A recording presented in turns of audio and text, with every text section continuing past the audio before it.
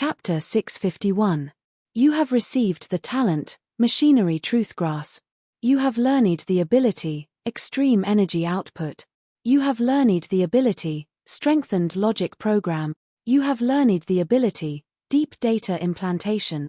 Your talent, virtual technology expertise, has been strengthened. Your talent, strengthened smart defense, has been strengthened. Your talent, strengthened intrusion calculation, has been strengthened. Your talent, quantum network matrix, has been strengthened. That's right, these are the abilities. Han Xiao nodded to himself. After choosing the virtual technology specialization, every subsequent class advancement would strengthen the virtual technology specialization. The important abilities of a few virtual mechanics were strengthened, and they were also given 2 new virtual technology skills. Strengthened logic program gave him multiple upgrades to his artificial intelligence, increasing the efficiency of his calculations. Artificial intelligences were important helpers in virtual attacks and defenses. The higher the artificial intelligence level, the higher the success rate. This ability could be used to strengthen Philip. After all, Rizda was an independent life form, and Philip was the most loyal and cute. Deep data implantation, on the other hand, strengthened the ability of infiltration. Instead of attacking the firewall, it would spend time to find flaws and gaps and quietly send disguised data packets into the target's artificial intelligence program without alarming the alarm. In a head-on battle, this ability was not very useful because it took a long time. However, it was extremely suitable for infiltration, detection, and espionage missions. It allowed the data packets to be hidden deep within the enemy, like a probe that went deep into the sea. It could detect the movements of the ocean current and filter out useful information. It could also be used as a ticking time bomb. At the same time, it could even infiltrate the data and implant new logic at the bottom of the artificial intelligence program of the target. Other than the increase in his expertise, this class advancement also gave him 2 important abilities. The truth mechanic was known for its powerful attack power, and its specialty was the elite mechanical soldiers. The attributes of the mechanical creations were strengthened. Machinery truth grasp was the core talent of the truth mechanic. It touched upon the truth of machinery and integrated into the creation process. Its effect was to comprehensively strengthen the armor value, defense, energy core, weapon power, range, and so on. The increase in each attribute ranged from 40 to 15%. In conclusion, the increase in the strength of a single mechanical creation was very significant, and the creation ability of a mechanic increased exponentially. Extreme energy output increased the output efficiency of the energy core, which meant that the opening of the container would be enlarged so that the water would flow faster. The effect was to increase the power of the weapon according to the energy level. The higher the level of the energy used, the higher the attack power. According to Han Xiao's experience, using a cold nuclear reactor could increase the attack power of the weapon by 11%, and using psionic energy would increase the attack power by 25% to 30%. Psionic energy itself could bring about a higher level of power, and with the addition of these 2 abilities, it was enough to increase his destructive power by several levels. The improvement of this class advancement is much greater than the previous one. The basic attributes of mechanical creations are extremely important. Even if it's just a tiny bit, my mechanical force bonus will be able to magnify it. The truth mechanic class is a watershed. With so many mechanical attributes increased, coupled with my mechanical force enhancement, it means that the combat strength of a mech legion after the class advancement will be many times greater than before. Han Xiao had a satisfied look on his face. After the class advancement, the threat of the mech legion to calamity-grade supers had undoubtedly increased by leaps and bounds, and his combat strength had also increased. At the higher levels of the main class, the benefits of the class advancement would become greater and greater. The current level limit of the class was 25, which was 5 levels higher than the level limit of the class advancement. This meant that the class advancement would be even more difficult than the class advancement. He threw the free attribute points into intelligence as usual. The leveling up of his character and skills had given Han Xiao a total of 13 potential points. He had leveled up a few blueprints to get a few more points. Together with his original savings, Han Xiao leveled up his cutting-edge knowledge, abnormal state energy, to level 4. Every level consumed 12 potential points, and his potential points were instantly depleted. The higher the level of the core knowledge, the better. It was related to rebuilding the attributes of the Mech Legion. This was a potential point that would have to be spent sooner or later. Han Xiao did not hesitate. After all, he had a lot of experience now. As long as he could upgrade the blueprints, he would be able to obtain potential points. Although it was painful to pay 3 times the cost, he could still bear it. Now that he had reached level 180, he was at the critical juncture of his promotion. The promotion quest came as scheduled. Level 180 promotion mission, Trial of the Strong, push yourself to your limits in battle and comprehend the sublimation of life. Mission requirements, obtain 50 trial points. Current rating, 050. Trial points are obtained by defeating an opponent. The opponent must be a super of the same grade. After victory, you will obtain 2 trial points. The maximum number of trial points you can obtain from a single person is 4 trial points. If the opponent is 5 levels lower than you, you will not obtain any trial points. If the opponent is 20 levels higher than you will obtain 6 trial points. Han Xiao was overjoyed. When he had been at level 60, he had triggered a trial-type promotion mission. This type of mission was not difficult, and it would not hinder his leveling speed. The mission requirement was to fight against a super of the same grade, which was a calamity grade. After victory, he would obtain trial points. This meant that he could spar with them, but there was no need to kill them. To the players, this mission was a little troublesome because they had to find calamity-grade NPCs all over the world. Even if they wanted to spar with them, they had to see if the other party was willing to fight with them. If they directly attacked, they would anger the other party's faction. The players spent most of their time looking for opponents, and sometimes, they might not even be able to win. However, to Han Xiao, this was not a problem at all. With his connections in the Shattered Star Ring, it was too easy to find someone to spar with. Just the Black Star Corps alone had 2 grade A combatants. With Lagi's personality, he would most likely go easy on him. 6 points should be a sure thing. It was a pity that Reynolds' level was much lower than his, or he would have been able to get 4 points. I'm now at level 180, which is not too high in grade A, so it should be easy to find an opponent, Han Xiao pondered. Level 180 was the moment of his 4th race evolution.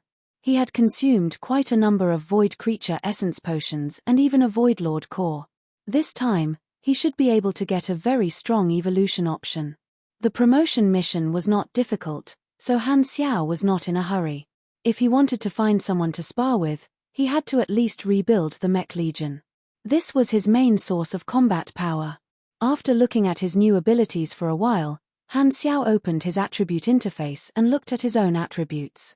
Level, 180 main class, Mechanic Race, Chaos Observer, Human Form, Attributes, 306 SDR, 674 DEX, 670 END, 2126 INT, 263 MAS, 105 CHA, 1 LUK free attribute points, 0 potential points, 0 health, 125390 stamina, 101620 energy, 19680, LV11 energy bonus, plus 111 SDR, plus 158 DEX, plus 174 END, plus 204 INT, plus 129 MYS, plus 21220 stamina limit, plus 262% machinery affinity, super electromagnetic induction, energy rank, 17810 grade.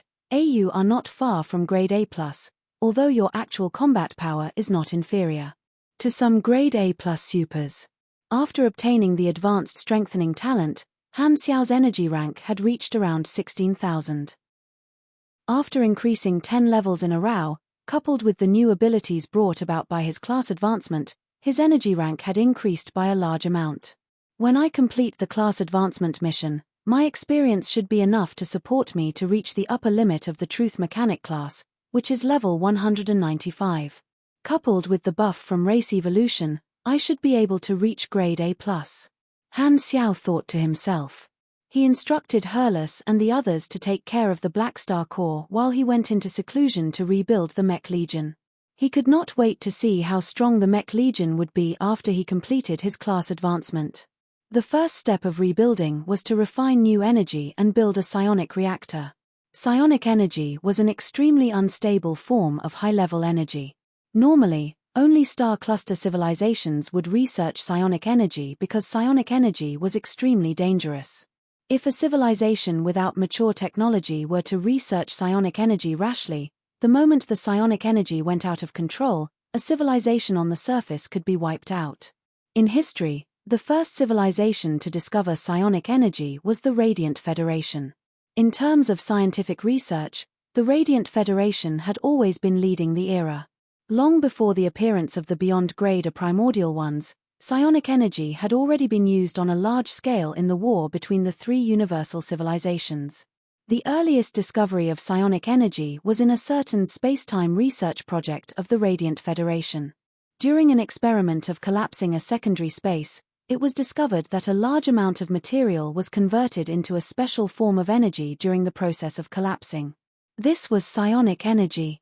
After a long period of research, the three universal civilizations gradually gained a clearer understanding of psionic energy.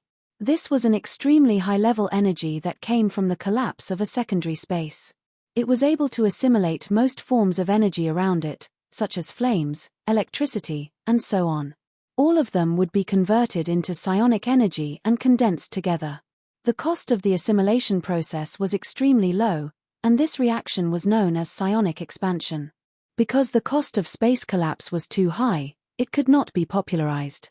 Therefore, based on this characteristic, the three universal civilizations extracted primordial psionic particles from the space collapse experiment and developed a storage technology to make the primordial psionic particles sleep, suppressing the natural expansion of psionic energy. They then began to try to use it on a large scale. During the experiment, there were failures. Once psionic energy went out of control and was exposed to the outside world, it would become an existence similar to an energy black hole, continuously absorbing all forms of energy around it. The converted energy would all be converted into psionic energy, causing the expansion of psionic energy to increase exponentially. A radiation reaction called psionic pollution would begin. When the primordial psionic particles decayed to a critical point, a big explosion would occur. A single primordial psionic particle could almost flatten half a planet and destroy the surface civilization. After a long period of research on psionic energy, the three universal civilizations finally developed a highly efficient and controllable psionic reactor. Its efficiency far exceeded nuclear fusion, but because they were afraid of the power of psionic energy going out of control, they did not use it on a large scale in the early stages. However, after in-depth research, the three universal civilizations discovered another characteristic of psionic energy. Not only could it be assimilated, but it could also be decomposed into many forms of energy. Because psionic energy was born from the collapse of space, some people believed that psionic energy was the initial or final form of energy, a type of universal energy. The research on psionic energy had continued to this day, and there were thousands of schools and hypotheses. The three universal civilizations had improved the collection method and extraction formula many times. Today, psionic energy had become a highly efficient and controllable high-level energy source, a must-learn technology for mechanics. As a calamity-grade mechanic, Han Xiao already had the ability to safely extract primordial psionic particles after learning abnormal state energy. Chapter 652. Four long and thin mechanical pillars formed an X shape and suspended the miniature spherical reactor in the center. The spherical reactor was about the size of a fist, and it was silver-gray in color. Its surface was as smooth as a mirror, and it reflected Han Xiao's handsome face. Miniature psionic reactor, light purple quality. As the energy core, its efficiency is many times higher than the miniature cold nuclear fusion reactor. Han Xiao stared at the psionic reactor and heaved a sigh of relief. He had used abnormal state energy to gamble blueprints and obtained a large number of psionic machinery blueprints. First, he had built a set of simple psionic extraction equipment, and after repeated tests, he had carefully extracted the original psionic particles. Then, he had assimilated the first batch of psionic particles and used a few days to test out a stable manufacturing process before building the first psionic reactor. Because psionic energy was risky, Han Xiao only dared to speed up the manufacturing process after confirming a proper manufacturing process. Let's see how it works. Han Xiao calmed himself down, took off a compressed orb from his necklace, and threw it to the side. A bolt of mechanical force connected to the compressed orb and activated it. In the blink of an eye, the compressed orb expanded and turned into the Berserk Ape mechanical suit. This was the backup mechanical suit in the warehouse. The original one had already been destroyed by the 8 Vanguard officials. Philip, stay on standby. Eject the energy core. Order confirmed, hum. Philip said in a crisp voice.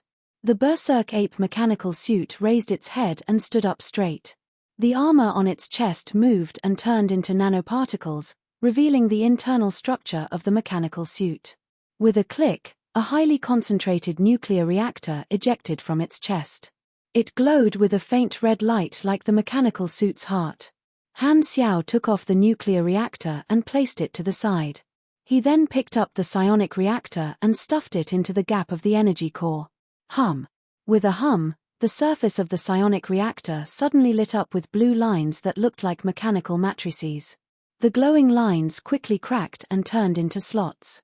The nanoparticles of the mechanical suit automatically transformed and embedded into the slots, automatically adapting to the new energy core. The reaction furnace began to work, providing an endless supply of psionic energy. With the energy core as the center, blue lines that resembled a mechanical matrix spread out on the surface of the Berserk Ape, covering its entire body. The lines constantly changed between dazzling and dim, again and again like ripples. This process repeated for dozens of seconds before stopping. Energy core update complete. Mech self-adaptation successful. Nano-energy transmission pipe has been changed to psionic mode. Self-check in progress, hum. Self-check complete.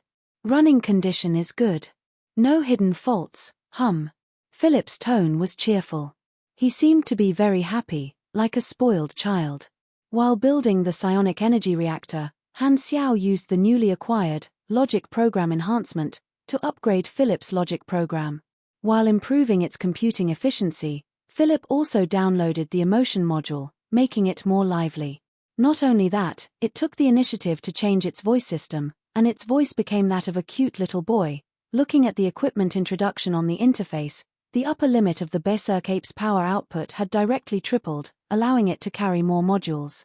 The mecha's energy value of over 20,000 had instantly increased to 57,000, doubling it. With such a huge improvement, the importance of cutting-edge knowledge was fully demonstrated. Han Xiao released mechanical force from his palm and connected it to the Berserk Ape mechanical suit. The next moment, the Berserk Ape quickly attached itself to his body, and he was fully equipped. With a thought, the arm of the mechanical suit transformed into a precise cannon barrel and aimed at the alloy wall in the distance. After the energy core turned into the psionic energy reactor, the nano-weapon module of the Berserk Ape also automatically upgraded into a psionic weapon. He adjusted it to burst mode and fired without hesitation. Boom! The sound of the psionic cannon was very crisp, and a blue light beam shot out. The moment it left the barrel, it rapidly expanded, and its size changed from the size of a soccer ball to about half a person's size. The moment it hit the target, it exploded, turning into a spherical blue energy shockwave. A dazzling light flashed. Boom! Han Xiao narrowed his eyes and looked again. The entire alloy wall was shattered into pieces, and the powder was blown away by the wind. Not bad. Han Xiaoshan was overjoyed. Psionic energy was indeed a signature ability. Just by changing to a psionic energy reactor, its power increased by several levels, and it even had the bonus of extreme energy output. Because primordial psionic energy was not stable, conventional psionic weapons used the dormant psionic energy converted from the reactor. Its power was controllable, and before it was activated, it would not expand. Only strategic weapons between civilizations would pursue the lethality of primordial psionic energy without limit. Super powerful psionic weapons were controlled, and if they were used without authorization, the star cluster civilizations and even the 3 universal civilizations would definitely investigate. After all, no one wanted to see a planet under their jurisdiction suddenly flattened by a psionic star destroyer cannon. The various civilizations were extremely vigilant toward mechanics who controlled psionic energy. It was fine if they threw trash everywhere, but not psionic energy. Han Xiao was still unable to create something like a star destroyer cannon. His level and intelligence were not high enough, and his knowledge was not complete. Only when he reached the level of Mecha Empire, Man-Ison would he be able to create such a weapon. This was also one of the characteristics of a beyond grade A super. Han Xiao tested the psionic cannons for a while before testing the Berserk Ape shield module. Due to the change of the energy core, the shield had also become a psionic shield. Its appearance had also changed. The original energy shield had a uniform color, like a translucent mirror emitting yellow or blue light. As for the psionic shield, its appearance was like a bubble. 2/3 of the area in the middle was colorless and transparent, with energy ripples like water. Outside the colorless area, it was dark blue, and the color gradually changed toward the edge, becoming darker and rounder. It was not as angular as before, but the strength of the shield had greatly increased. At the same time, due to the assimilation characteristic of psionic energy, when the psionic shield was hit, it would absorb a small amount of damage to replenish the shield value, increasing its durability. The psionic shield also had a close-range impact. Han Xiao activated the psionic shield and slammed it into the new alloy wall. The alloy wall caved in like soft mud, leaving behind a semicircular dent. At the moment of impact, the value of the shield decreased slightly, turning into the force of impact, increasing his close-range attack power. Even if it was an ordinary person with a psionic shield on their fist, a punch with normal strength would be able to bend steel.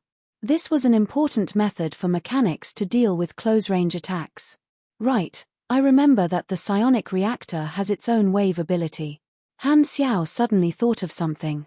He raised his hand and controlled the reactor to provide energy to his palm.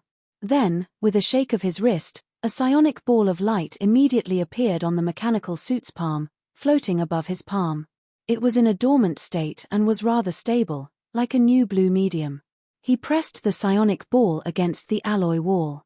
The next moment, a psionic shockwave swept out, and the alloy wall shook violently, with fine cracks appearing on its surface. As expected, the psionic mechanical suit can directly release psionic energy and has its own psionic wave ability. Han Xiao was very satisfied with the test results. Directly releasing energy was a very useful ability. Not only could it increase the power of close-range attacks, but it could also be used in various complicated applications. With the test of the energy technology completed, Han Xiao started to build machines. The first one he improved was the Berserk Ape mechanical suit. The Berserk Ape was a mechanical suit that he had built when he was over level 140. Now that the technology had changed, it was time to improve it. Han Xiao planned to upgrade the Berserk Ape to keep up with his current level and make it his core weapon. The reconstruction of the mech army was also ongoing. Han Xiao refined a large amount of psionic particles as the core material and directly poured in a large amount of experience to fuse the mini psionic reactor assembly line, allowing the military factory to mass produce it. Other than that, as Han Xiao's level increased, more high-level blueprints were unlocked. Han Xiao gambled on some new models of mechanical soldiers and weapons, building their own assembly lines. Batch after batch of new high-level machines were produced one after another. Now, the functions of the Black Star Core military factory were clearer, and it was divided into 2 parts. The logistics factory that Reynolds was in charge of was mainly used to supply the entire army. On the other hand, Han Xiao's military factory was for private use. The equipment there was top-notch.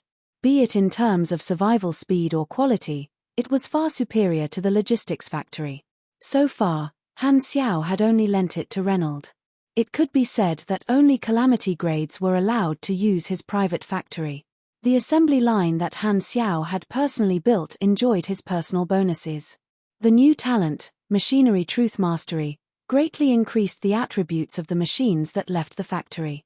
The current cannon fodder mechanical soldiers had attributes no lower than the elite soldiers of the 0x regular army before the class advancement. At his level, the production capacity was already off the charts, and the reconstruction speed was very fast. As long as he was willing to spend money, he would be able to build a new mechanical army in a very short period of time. Han Xiao's ability to spend money was getting stronger and stronger. He spent 4 to 5 million aners and completed the reconstruction of the mech army in just a month. The scale was even larger than before the class advancement, and the number of soldiers had reached more than 1 million. The regular army was already numbered 016, and there were 6 elite armies numbered 101 to 106. There were a total of 22 army boxes. With money, one could really do whatever they wanted. In the past month, the bloodshed land had steadily advanced. The other 2 vanguard armies had also appeared and invaded the other 2 border star systems from the desolate universe. At this point, the goal of the bloodshed land was clear. They wanted to invade the 3 border star systems of West Wind, Kaya, and Cheda. The bloodshed land had set up a battlefront, splitting the war into multiple battlefields. All the members of Section 0 had entered the battlefield and launched a counterattack on the battlefields of the 3 star systems. However, under the ferocious advance of the bloodshed land, Section 0 lost more than they won. The situation of Kaya and Cheda was slightly better.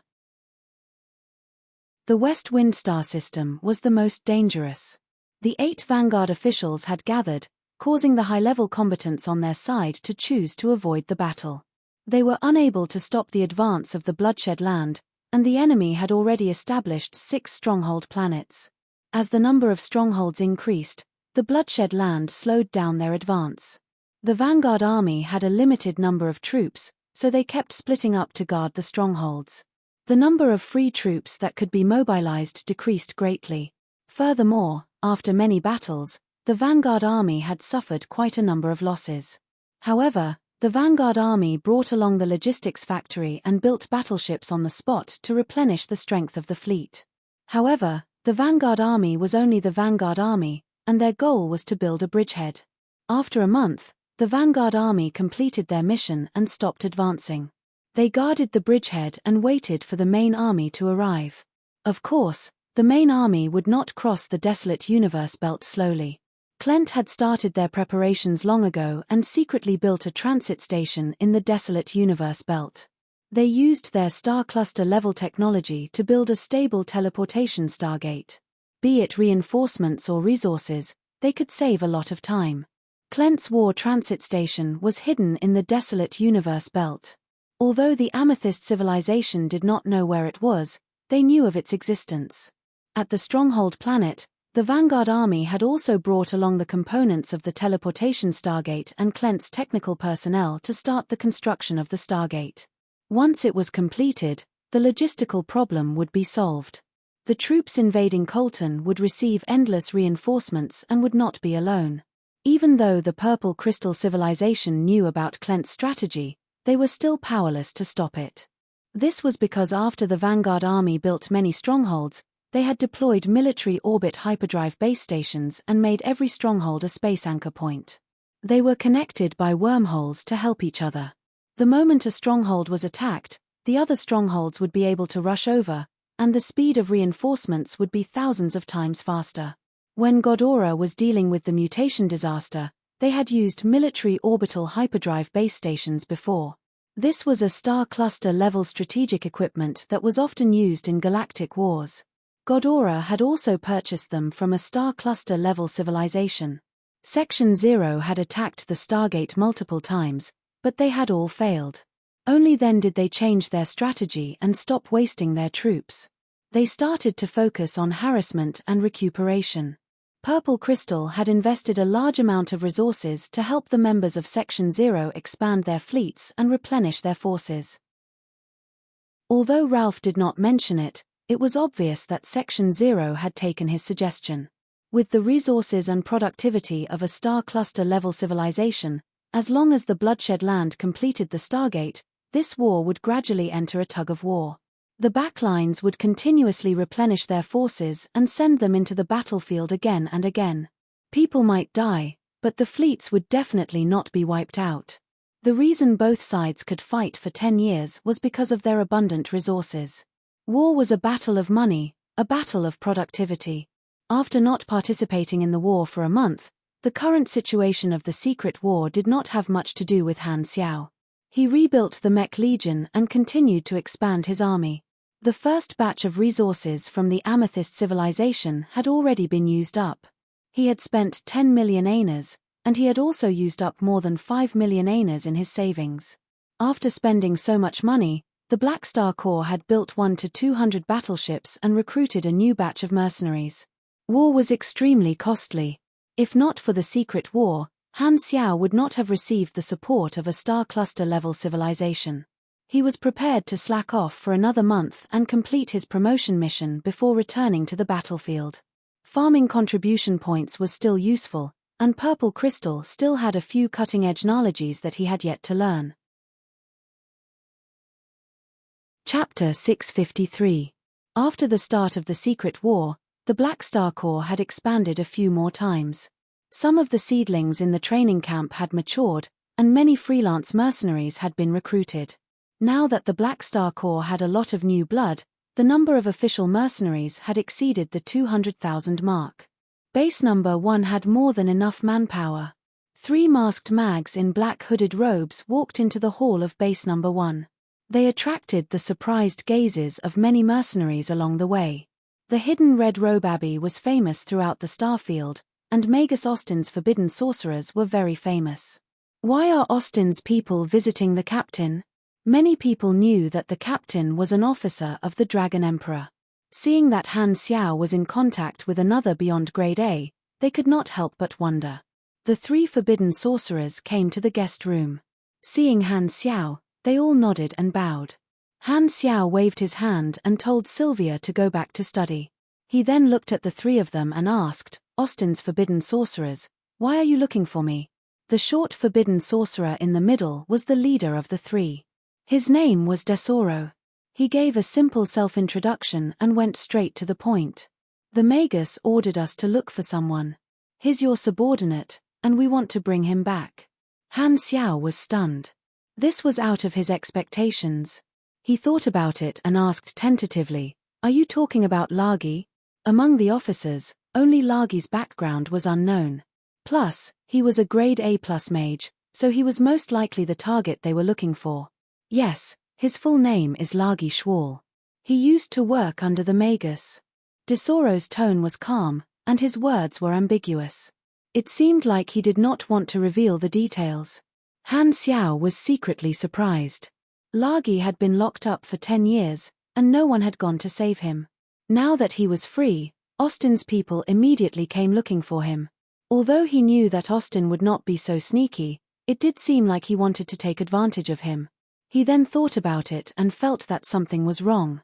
If Lagi was Austin's subordinate, how could he have been captured so easily? Lagi seemed to have been a lone ranger before he was captured. If this was true, it meant that he had already left Austin's organization. Then, why would Austin send people to retrieve Lagi? "Why are you bringing him back?" Han Xiao asked. Desoro shook his head and refused to answer. He said, "This is the order of the Magus. We are just following orders. What if I refuse?" Han Xiao narrowed his eyes and asked tentatively. Desoro's tone was calm and emotionless. "The Magus said that you owe him a favor and will give him face." Han Xiao's mouth twitched. He was amenable to coaxing, but not coercion. During the Tyrant's gathering, Austin had gifted him a Void Lord's core for no reason, so he did owe him a favor. There was no such thing as a free lunch in this world. At this critical juncture, Han Xiao would be crazy to fall out with Austin, whom he had a good relationship with. Moreover, he had once received a gift from him, so he really couldn't refuse it. After all, connections were mutual. He had helped Austin, so Austin had to help him to the best of his ability in the future. Otherwise, it would be easy to ruin the relationship that he had worked so hard to establish. However, Han Xiao was still a little reluctant. Lagi was the second strongest person in the Black Star Corps, second only to himself. If he left, the high-level combatants of the army would drop by a level. After frowning and thinking for a while, Han Xiao thought of an excuse and said, "It's actually meaningless for us to discuss his whereabouts here. I feel that we should ask for his opinion. If he's willing to go back with you, I naturally can't force him to stay. If he's not willing to go, then there's nothing we can do." "Okay." Tesoro nodded and lowered his eyes. He did not have any objections. In fact, on the way, Tesoro had imagined all kinds of situations. If Black Star found all kinds of excuses to obstruct him and did not even give face to Austin, he would not reject taking Lagi away by force. However, he did not expect that Black Star would suddenly become popular during this period of time and become a beyond grade A seed. The news of him fighting against 8 Black Star sorcerers alone gave him a shock. Tesoro knew that he would not be able to do such a thing and could not help but be afraid. Black Star had shown the potential of a beyond grade A, and although he had Austin as his backer, it would not be good for him to become enemies with Black Star. Thus, he gave up on the idea of using force. That was why he was so easy to talk to now. Han Xiao sent a message to Lagi. After a while, Lagi pushed the door open and entered. His complaining voice could be heard at the same time. "What dangerous mission is it now? I'm telling you, you're just exploiting me. I'll die in front of you sooner or later." Lagi entered the door and saw the 3 forbidden sorcerers at a glance. His grumbling stopped abruptly, and his expression fell. "No wonder I kept getting distracted during my meditation yesterday. Something bad really happened today. Sigh. Long time no see, Lagi." Tesoro's eyes flashed coldly, and his tone was indifferent. "Can you pretend that you didn't see me?" Lagi had a bitter expression. "What do you think?" Tesoro snorted. Lagi looked at Han Xiao helplessly. His eyes were as sad as they could be. It was as though he had gone to a banquet happily, but someone had smashed his cup to signal him that he had met 300 executioners. Han Xiao's eyes twitched. "Don't look at me like that. They came up themselves and said that they wanted to take you back. So, you used to be Austin's subordinate. Why didn't you tell me? I'm quite familiar with him." Lagi looked upset. "How would I know? You actually knew Austin. Being Austin's subordinate in the past was an amazing resume. In most organizations, he would be superior." Lagi did not tell Han Xiao because he wanted to keep a low profile. Furthermore, he felt that Black Star and Austin should not have any interactions.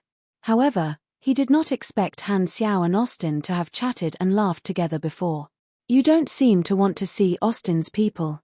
What's your background? You don't have to hide it anymore, do you?" Han Xiao frowned slightly. Tesoro glanced at Han Xiao but did not say anything to stop him. Lagi sighed with a melancholy expression. He had an expression that said, "I don't want to talk about the past anymore." This made Han Xiao's OCD act up. He wanted to stuff a cigarette in Lagi's mouth so that he could smoke. "All right, I'll tell you. A few decades ago, I was the forbidden sorcerer commander of the Hidden Red Robe Abbey, the 4th disciple of Magus Austin." Han Xiao's eyes widened when he heard this. "Oh my, little guy, you're quite impressive." The position of a forbidden sorcerer commander was probably equivalent to the chief vanguard under the tyrant, and the 4th disciple of the Magus Master meant that he was one of Austin's direct disciples. With these 2 titles added together, Lagi's position was equivalent to Austin's right-hand man. Lagi waved his hand with an expression that said, "But later, I made a mistake. Austin chased me out of the Hidden Red Robe Abbey. I left Austin and became a Lone Ranger. Later, I was caught, and then you saved me. You know what happened after that." Han Xiao was surprised. With Lagi's position, what kind of terrible mistake did he make that caused Austin to personally chase away his right-hand man? At this time, Tesoro could not help but cough. "Your Excellency Black Star, it's better if you don't know." Han Xiao's eyes moved, and he became more and more curious. He turned around and saw that Lagi's face was full of vicissitudes, as if he had suddenly grown stubble. "Sigh, everyone has a time when they were young and frivolous. The Magus Master is a good person. It's a miracle that I can live until now." Lagi smacked his lips and said in a reminiscing tone. Han Xiao's mouth twitched. It was very difficult for him to imagine Lagi being young and frivolous. He felt that people with this name were born with the halo of a lazy salted fish. They could not be associated with the words young and frivolous. All right, back to the topic. Han Xiao had a helpless expression. I respect your opinion. If you want to go back with him, I won't stop you. If you want to stay, I'll help you reject them. Tesoro frowned and thought for a while, but he did not immediately speak. Lagi rubbed his face and sighed. I'll go back with you. Hearing this, Tesoro was relieved. Fortunately, Lagi was tactful, so he did not have to become enemies with Black Star. He turned to Han Xiao and said calmly, Your Excellency Black Star is willing to go with us. Please keep your promise. All right. Han Xiao pursed his lips. It was not easy for him to find a capable helper, but he was going to abandon him just like that. He felt like his neighbor had reached out and pulled out a high-quality chive that was like jade from his vegetable field. He did not feel good about it. At this time, Lagi suddenly spoke, and his tone became serious. Black Star, you saved me, so you're my benefactor. Don't doubt my belief in serving you. I'm going back to explain things to Austin. Otherwise, they won't let this go. I don't want to bring you trouble. Han Xiao raised his eyebrows. After hearing this, he suddenly felt that he had wronged Lagi. The unhappiness in his heart disappeared, and he even felt a little touched. This person is quite reliable. He's actually so considerate of me. I didn't save you for nothing. As soon as he said that, Lagi returned to his original state and became dispirited. He muttered, You can't beat Austin anyway, so it's useless for me to reject them. It's good for everyone if I go back with them. Sigh. Hey, what are you talking about? Han Xiao could not help but ask Tesoro, what's Austin thinking? Why did he make him the commander of the forbidden sorcerers? Isn't he afraid that all the forbidden sorcerers will become autistic under his leadership? He wasn't like this before. Tesoro's tone was awkward. They exchanged a few more pleasantries before Tesoro stood up and said seriously, My mission is complete. I'll take him away first. Han Xiao was about to nod when he suddenly thought of something. He hurriedly called out to the few people who were about to leave. Wait a minute, I need your help with something. Tesoro turned around and said in confusion, Please go ahead. I want to spar with you guys, Han Xiao said reluctantly.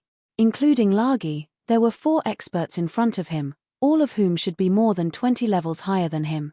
This was a good opportunity to do the promotion mission. If he could win all of them, he would get 24 trial points, which would complete half of the mission. This opportunity would not come again. Therefore, although it was abrupt, Han Xiao still spoke. Sure enough, Tesoro and the others were stunned, and they felt bewildered and puzzled. Strange, why did Black Star suddenly make this request? Tesoro was stunned for a few seconds before replying with a strange tone. Why is that? Actually, I'm a battle-hungry person. When I meet a strong opponent, I can't help but want to spar with them. The forbidden sorcerers are very famous. I want to experience your strength and test my new weapon. Han Xiao quickly made up an excuse. Tesoro was still hesitating. Seeing this, Han Xiao gritted his teeth and took out his trump card that had never failed before. Let's play.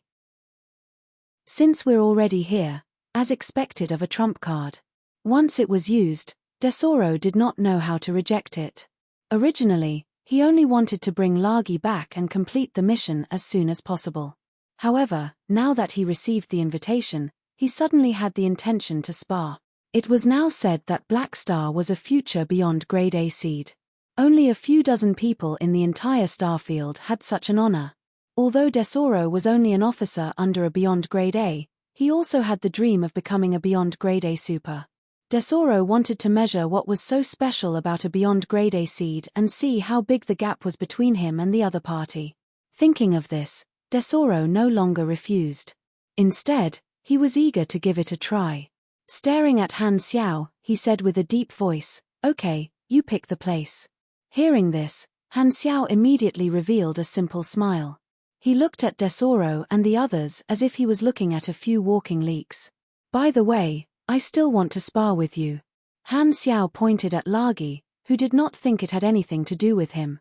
Lagi was stunned, and his face turned bitter. He murmured, "I understand.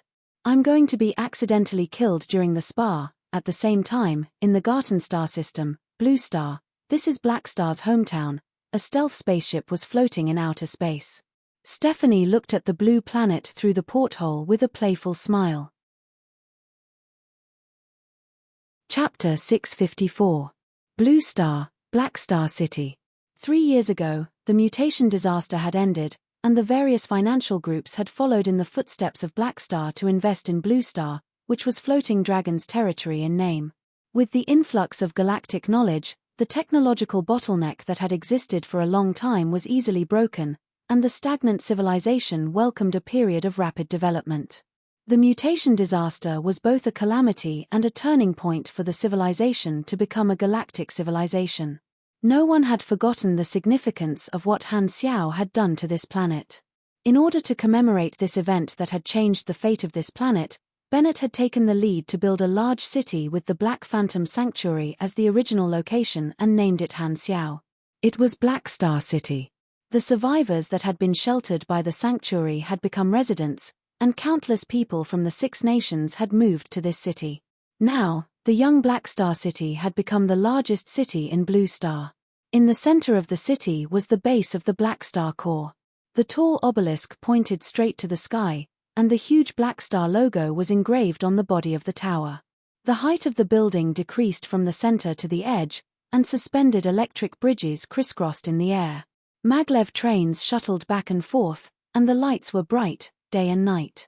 The financial groups had come because of the name of Black Star and Floating Dragon. Black Star City had received the most investment, and the technology in the city was the highest in Blue Star. Compared to Black Star City, the capitals of the 6 nations were like villages. Black Star City was undoubtedly the future city of Blue Star. Although the treaty set by the 3 universal civilizations included the rule that they could not interfere with the progress of low-level civilizations, it was mainly to protect the low-level civilizations from being harmed. If it was to support the development of low-level civilizations, as long as the civilizations in the area did not interfere, no one would pursue the matter. Ghidorah naturally would not stop Han Xiao from transforming his hometown. Under the protection of Han Xiao, the 6 nations rested, developed technology, supported the people, and restored the environment. Compared to 3 years ago, Blue Star had changed greatly. Under Han Xiao's instructions, Bennett had also changed the characteristics of the organization and formed a new government. With Black Star City as the capital, they had become the 7th country in the world and were gradually developing toward a galactic civilization. Stephanie and the others landed in the wilderness outside of Black Star City and looked at the city in the distance. This is Black Star's headquarters. According to the information we've gathered, he places a lot of importance on his mother planet. His investment, a member said. Stephanie heard this and slowly nodded. After coming to the shattered star ring, she was not in a hurry to take action. Instead, she collected information for a period of time, planned before taking action, and understood the mess that Albert had left behind. The experts that Albert had captured had all been rescued by Black Star, and they had established a connection with each other. If she acted rashly, as long as she captured one of them, she would alert the others and let them know that someone had started hunting them again. Albert's failure made it difficult for Stephanie's operation. Stephanie did not plan to build a base like Albert. She decided to hide in the dark and not stay for long. Although the efficiency was a little low, her whereabouts were unpredictable. The enemy was in the light while she was in the dark, so the risk was not high. She also did not plan to cooperate with Clint again. Clint had taken the blame for them, so the possibility of them betraying them was very high. Furthermore, if she did not build a base, the intelligence channel was not that important to her. Under such circumstances, Black Star, who was not to be messed with, was the best first target. He had killed 6 of Albert's people and saved everyone else, making Albert's years of accumulation go up in smoke. Recently, he had even earned the title of a Beyond Grade A seed. He had a lot of potential and was the best prey. His Excellency Thousand Shadows would definitely like him. Black Star is participating in the war, so we don't have a good chance to do anything. However, As long as an enemy that he can't deal with appears on his mother planet, he'll definitely come back to deal with it. I'm not as reckless as Albert. I won't take advantage of the situation. Stephanie did not want to attack Blackstar's territory, nor did she want to take the risk of entering the secret war. She chose to set a trap and lure Blackstar into an ambush. Choosing the Blue Star as the battlefield seemed to give Blackstar an advantage, but in reality, it would make him cautious. Including herself, 10 Calamity-grade shadows might not be able to kill Blackstar, who was nicknamed Indestructible Body, but subduing him would not be a problem. Even if he has the potential to become a Beyond Grade A, he's still not a Beyond Grade A yet. Stephanie had a calm expression. Looking at the blue sky, Stephanie took a deep breath of air and felt the coolness in her lungs. She closed her eyes in enjoyment and said with a half-smile, "Hey, I didn't expect to miss the entire war era after sleeping. This place is like my hometown, a thriving planet. I really want to smash it." The other 9 looked at each other and did not say anything. They were not familiar with Stephanie. They only knew that this captain was a shadow from a different era. Whoosh! The blacklight stealth slowly landed on an uninhabited planet. Han Xiao, Desoro, and the other 3 walked out of the hatch. "Let's do it here. The place is big enough, so there's no need to worry about damage." Han Xiao smiled. He did not choose the base as the location for the spa. If they were calamity grades, the base would be destroyed if they accidentally released any shockwaves. The walls of the training room might not be able to withstand the shockwaves, so he did not want to suffer any unnecessary losses. Desoro did not say anything but expressed his attitude with his actions. He opened his arms, and golden magic circuits appeared on his black robe. His magic power surged out, and his robe fluttered in the wind as if a typhoon had appeared out of nowhere. His eyes under the shadow of the hood flashed with lightning and thunder, and his battle intent spread rapidly in the air. Lagi and the other 2 forbidden sorcerers retreated far away and cleared the battlefield.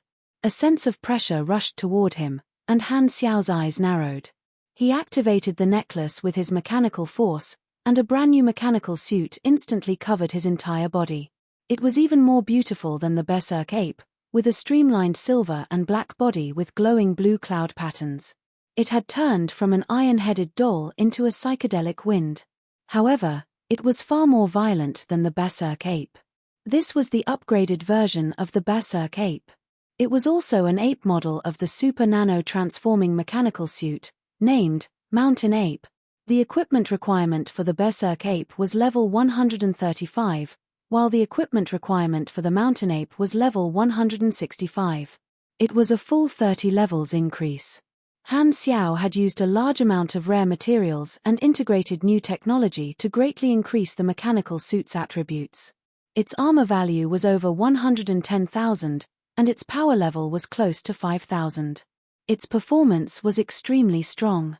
The specialty of the Berserk ape was its strength, while the specialty of the Mountain Ape was its energy, which was the advantage of the psionic reactor. The Berserk ape was more for close-range combat, while the Mountain Ape fought with psionic energy. It was more versatile. "Come." Desoro raised his voice. A gem that was fixed with an instant cast spell on his collar shone brightly. The next moment, a dazzling spell array extended from under his feet, turning into a huge black whirlpool of stars that seemed to be connected to another dimension. An enormous 12-fingered palm reached out from the vortex. Its texture was like obsidian, and it was covered in glowing golden cracks. Just the palm alone was more than 100 meters long, and it slammed onto the ground. Bang! The ground cracked, and the mountains shook. Summoner. Super Magic Colossus. Han Xiao raised his eyebrows, intrigued. The summoner class was as famous as the army style. The forbidden sorcerers were all secret spell masters and knew spells from many different classes. It seemed like Desoro's major was the summoner class. "You want to use a large-scale summoning spell in front of me? Do you think I'm invisible? I won't sit by and watch you summon a pig trotter." Han Xiao curled his lips and crossed his palms, forming an oval area. He aimed at Desoro, who was not far away. A blue light particle was born in his palm and suddenly expanded, releasing a dazzling light. A majestic blue light beam shot out. Desoro maintained the summoning circle. The patterns on his robe lit up, and a high-energy magic shield appeared in front of him. The blue light beam crashed into it. At this moment, Desoro was alarmed. His eyes narrowed, and he immediately deactivated the summoning circle, retreating a few hundred meters with a blink spell. Boom! The blue light beam instantly swallowed the magic shield and shot into the ground. The ground cracked rapidly, and blue energy spewed out of the cracks. Rumble! A dark blue pillar of light that had expanded dozens of times erupted from the ground and soared into the sky like a fountain. The momentum was like an earth dragon turning over, and the earth was completely devoured by the energy. Psionic impact, whale wave. One of the mountain ape's abilities. The energy beam disappeared into the sky, and the ground had turned into a circular crater with a diameter of more than 100 meters. Because the summoning circle had ended prematurely, only one arm of the magic colossus was summoned, and it was almost shattered by this attack. You know how to use psionic energy? Desoro's tone became extremely solemn. A mechanic who could use psionic energy and a mechanic who could not were two completely different concepts. Isn't this? Han Xiao was only halfway through his sentence when his body suddenly blurred. The thruster filled with psionic energy turned him into a bolt of lightning with a blue afterimage. Han Xiao closed in on Desoro in the blink of an eye, and his fist, which was wrapped in a psionic shield, landed on Desoro's protective spiritual light along with the second half of his sentence. Sooner or later, bang! The two figures collided with each other. The psionic shield released a huge amount of kinetic energy, and the protective light shattered inch by inch. Desoro suffered a heavy blow. His chest felt suffocated, and he was sent flying like a meteor. Han Xiao caught up to his flying figure, grabbed Desoro's neck with both hands, and threw him into the sky. Mountain Ape Throw. Compared to Berserk Apes, Berserk Throw, the Mountain Ape version of Throw increased the strength attribute by 50 points, but it reduced the number of times it could deal damage. However, there was an additional 0.5-second stun time. Overall, it was more of a control type. Kill. Han Xiao's figure came to a stop. The two-handed mechanical suit turned into energy cannons, and dozens of cannons were aimed at Desoro in the sky. Tong tong tong. In the blink of an eye, psionic cannons rushed out of the cannons and caught up to Desoro. The light illuminated his shocked eyes. Rumble. Balls of blue light exploded in midair. The light from the explosions illuminated the mountain ape's mechanical suit helmet time and time again, and the scorching heat waves reverberated. Under the helmet, Han Xiao's lips curled up slightly. The weakness of a mage was also to attack. Swoosh. Light flashed in the sky, and Desoro flashed out of the attack range again.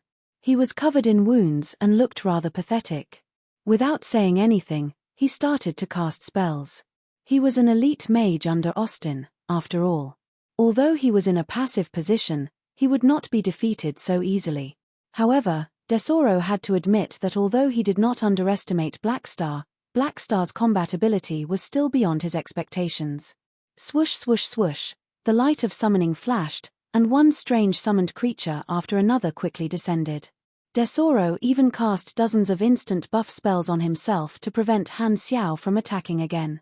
However, he found that Han Xiao had no intention of stopping his summoning. Han Xiao chuckled and clapped his hands. The space around him suddenly rippled, and a buzzing sound echoed. Shaking people? I can do it too. Hum. 22 army boxes appeared out of thin air with a flash of dimensional warp. In order to increase the efficiency of the army, Han Xiao did not care about the cost and equipped the army boxes with energy furnaces and warp engines. This way, the support range and speed of the Mech Legion greatly increased, and there was no need for the Blacklight stealth to be airdropped. Most importantly, the level of the army had suddenly increased. Finding these people to spar was not only for the promotion mission but also to test the combat ability of the new army. Naturally, he would use everything he had. Han Xiao pulled his fist, and mechanical force chain lightning grabbed onto every army box. Bang! Bang! Bang! The army boxes shook, and the doors opened one after another, spitting out countless compressed orbs and turning into a black mass of Mech Legion. In front of the huge Mech Legion, Desoro's summoned creatures were like lambs surrounded by wolves, weak and helpless. Get him. Han Xiao pointed at the helpless Tesoro. Boom. The mechanical army acted brazenly and swallowed Tesoro's summoned creature army like a flood that blotted out the sky. The battle instantly turned into a gang fight. The scene instantly became chaotic. Chapter 655. Both the army style and the summoning style were fighting in groups. The summoning style burned mana and did not cost much money. Even if the summoned creatures were defeated, they could still be summoned again. It could be said that learning the summoning style would be useful for the rest of one's life. The army style burned money. Building an army in advance would increase the combat power of the army, and all that was lost was money. However, the advantage was that the construction speed was extremely fast. As long as one had money, they would be the boss. The rebuilt Mech Legion used psionic energy as its main energy source. Most of the machines were modified by Han Xiao into psionic weapons. The original ion cannons and electromagnetic cannons were all abandoned and replaced with psionic cannons. Even the cannon fodder mechanical soldiers were equipped with psionic shields, small-caliber psionic lasers, and a series of other weapons. Cutting-edge knowledge was worth every penny. Psionic energy technology was extremely cost-effective. The cost of building machines did not increase by much, but their combat power skyrocketed. Under the control of Philip, the Mech Legion easily dealt with Tesoro's summoned creatures. Han Xiao paid attention to the actual combat effect of the army. With the bonus from Machinery Truth Grasp, the combat power of the mechanical soldiers was very satisfactory. He estimated that a single cannon fodder mechanical soldier could deal with 4 or 5 mechanical soldiers of the same model before the class advancement. Boom. Boom. Boom. Boom. Boom. Boom. The battle was one-sided. Tesoro's summoned creatures were all wiped out, and he was the only one left being surrounded by the Mech Legion. All kinds of spells were cast. Even without his summoned creatures, he was still a powerful forbidden sorcerer. The power of his spells was astonishing, and he was proficient in casting them. The battlefield was an uninhabited, desolate planet. Neither side was restrained, and they unleashed their destructive power without restraint. Tesoro flashed continuously, and the Mech Legion chased after him. The battlefield kept shifting, spanning thousands of miles. Powerful forbidden spells and psionic cannons bombarded the surface of the planet. The Earth was a mess, and there were deep craters everywhere. If this was a civilized planet, the buildings on the surface would have been leveled long ago. Surrounded, Tesoro felt extremely exhausted. It was as if he had fallen into a swamp, and it was difficult for him to move. If it was the Mech Legion before the class advancement, even if a Calamity Grade Super was surrounded, they would not feel much of a threat. Stronger Calamity Grades, such as the 8 Vanguard officials of the Tyrant, could still enter and exit the army. Basically, they could only slowly grind away at the enemy's health and energy, like boiling a frog in warm water. As for the Mech Legion, their lethality and containment abilities had skyrocketed. The psionic cannons and psionic shields had increased the overall offensive and defensive capabilities of the Mech Legion by several levels. Now, they were more like fried chicken. Even a senior Calamity grade like Tesoro felt nervous. The psionic cannons were more powerful, so the firepower did not need to be too concentrated. Thus, the attacks became more concentrated, and the psionic cannons seemed to have weaved a blue spider web. Danger was everywhere, and the margin for error dropped drastically. In terms of defense, the Special Defense Team connected the psionic shields to form a barrier that was several hundred meters in size. It was like a giant bubble that could not be shaken by Tier 6 or Tier 7 offensive spells. Tesoro could only use powerful forbidden spells to barely cause any damage, which consumed a lot of mana. He's completely passive. He's definitely going to lose. At the edge of the battlefield, the tone of the other 2 forbidden sorcerers changed slightly. Before the battle, the 2 of them also had the intention of observing Blackstar's strength. However, the scene in front of them surprised them. They were clear about Tesoro's strength, and they thought that even if Blackstar could defeat Tesoro, it would still be a tough battle. However, the battle was completely one-sided. He's gotten stronger. Lagi had mixed feelings. He had only known Han Xiao for a short time, and this was the first time he had seen Han Xiao's growth speed. When they first met, although Lagi had habitually underestimated his strength, he still felt that his chances of winning against Black Star were 50%. A month ago, when Han Xiao announced that he had the indestructible body, he felt that his chances of winning had become 70 to 30%. Now, he felt that he was trash. Such an unbelievable growth speed. This is the true potential of a beyond grade A, right? Lagi had mixed feelings. His negative energy level was off the charts. He suddenly felt that there was no need for him to learn magic. He might as well go home and raise pigs. Disregarding the thoughts of the three of them, on the battlefield, Desoro fought for a while longer. He was almost disgusted by the Chewy Mech Legion and no longer had the mood to fight. He could not help but yell, "I'm not fighting anymore. I admit defeat." Han Xiao raised his finger and signaled for the Mech Legion to stop fighting and retreat to the side. With the pressure gone, Desoro immediately felt his body lighten. He took a deep breath and slowly floated to Han Xiao. After hesitating for a while, he said with reluctance and helplessness, "You won this battle. I'm no match for you." If he continued fighting, he could actually last for a long time, but he felt that it would be futile. Black Star's Mech Legion was extremely strong and did not give him any chance. Black Star was idling by the side, and he was still having a hard time. If he continued fighting, he would most likely not win. "You're very strong too." Han Xiao smiled. "You should try to break through. You might be able to take me down in one fell swoop." Desoro's face darkened. He wanted to say, "Do you have any shame?" but after thinking about it, he decided not to say it. Black Star's indestructible body was famous throughout the star field. Who did not know that the physical body was Black Star's strength? He was not a native who had lost his internet connection. Only a fool would try to break through Black Star's face. This was also one of the reasons why Desoro admitted defeat. He could not see any chance of turning the situation around. "Luckily, I didn't clash with him." Desoro could not help but feel lucky that he was rational enough to give up on the idea of using force.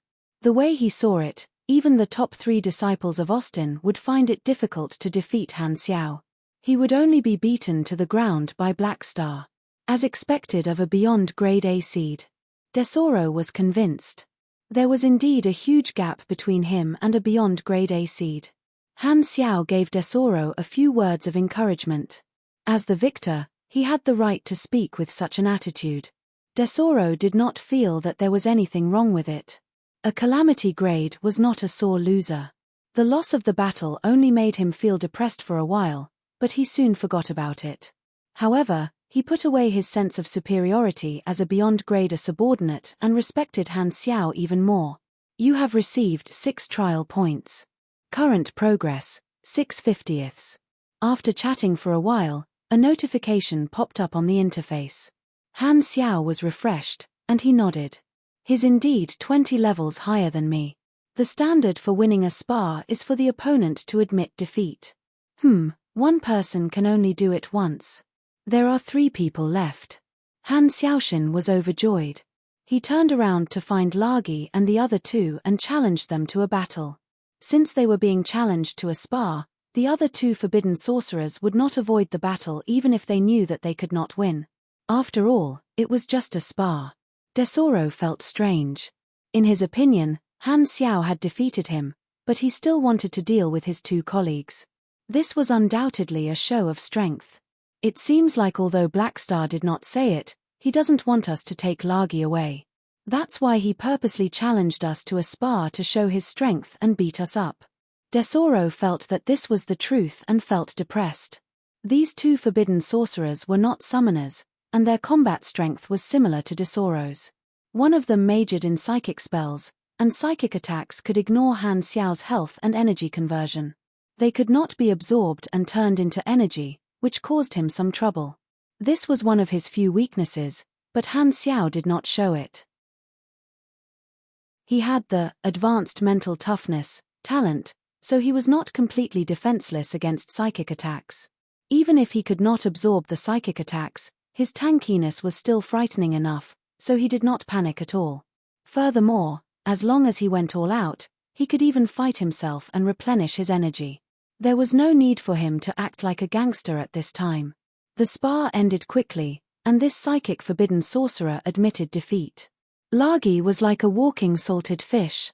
He had only fought for a minute before he admitted defeat. After sparring with all four of them, Han Xiao had a rough comparison of his combat strength. I have 2 trump cards now. One is my tankiness, and the other is the army style.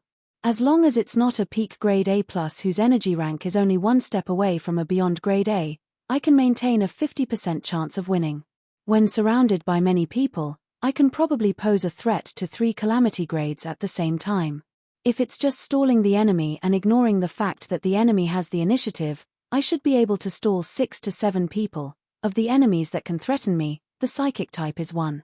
The second is the virtual mechanic, and the third is the army-style mechanic who also has psionic energy. The same strategy will turn into a war of attrition, but my tankiness is a huge advantage. The fourth is those espers with strange abilities. After summarizing in his mind, Han Xiao did not stay in a daze and continued chatting with Desoro and the others. The spar was over, and Desoro expressed his intention to leave. This time, Han Xiao did not stop him. Austin is a good person. Although I was chased away by him, I still have feelings for him. He won't make things difficult for me. Blackstar, I'll definitely come back when the time comes. Before leaving, Lagi was serious for once and made a promise. Okay. Han Xiao smiled. When you come back, you'll be my vice captain. Lagi had only joined the Blackstar Corps not long ago and was still in the probation period. He was only a high-level fighter and had not taken on a position yet. With his ability, he was undoubtedly qualified to take on the position of vice captain. No one would have an opinion about a grade A+ super becoming the vice captain. Furthermore, he had an amazing resume. Although he was a little lazy, he was indeed a talent. Since the Blackstar Corps had developed to this point, they indeed needed a second expert who could hold the fort. Lagi was stunned and hesitated. Does that mean I have more work to do? I'll give you a nominal position. Is that enough? Only then did Lagi smile again. He was like a lazy fish that was grinning, making Han Xiao feel very annoyed. Your Excellency Blackstar, we'll be leaving then. Desoro and the other 2 nodded and walked toward the spaceship with Lagi. Han Xiao thought about it and threw an observer's mark on Lagi. His promotion was imminent, and his racial talents would change. Currently, the observer's mark was used less and less. Although Austin could see through the observer's mark, that was not a problem. He was not really doing it to peek at Austin. How could old AO, who looked like a kid, be better looking than Ames? He did not stop Lagi from going back and put an observer's mark on him to show his attitude to Austin. Austin was different from the tyrant. He did not have any conflicts with Austin, and their relationship was not bad. He seemed to think highly of Austin. The spaceship took off and left. After watching Desoro and the others leave, Han Xiao looked at the interface. At this time, the progress of the promotion mission was almost half completed. Nice, very efficient. 26 points left. If I challenge someone 20 levels above me, it'll only take 5 people. If I'm at the same level, I'll need at least 7 people. You have triggered the 3rd round of the Prey mission.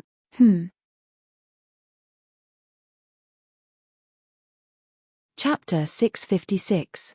Round 3, New Hunter, Mission Introduction. You have defeated the first batch of hunters and uncovered the tip of the iceberg. Now, a new group of hunters has arrived. They are even stronger and more dangerous.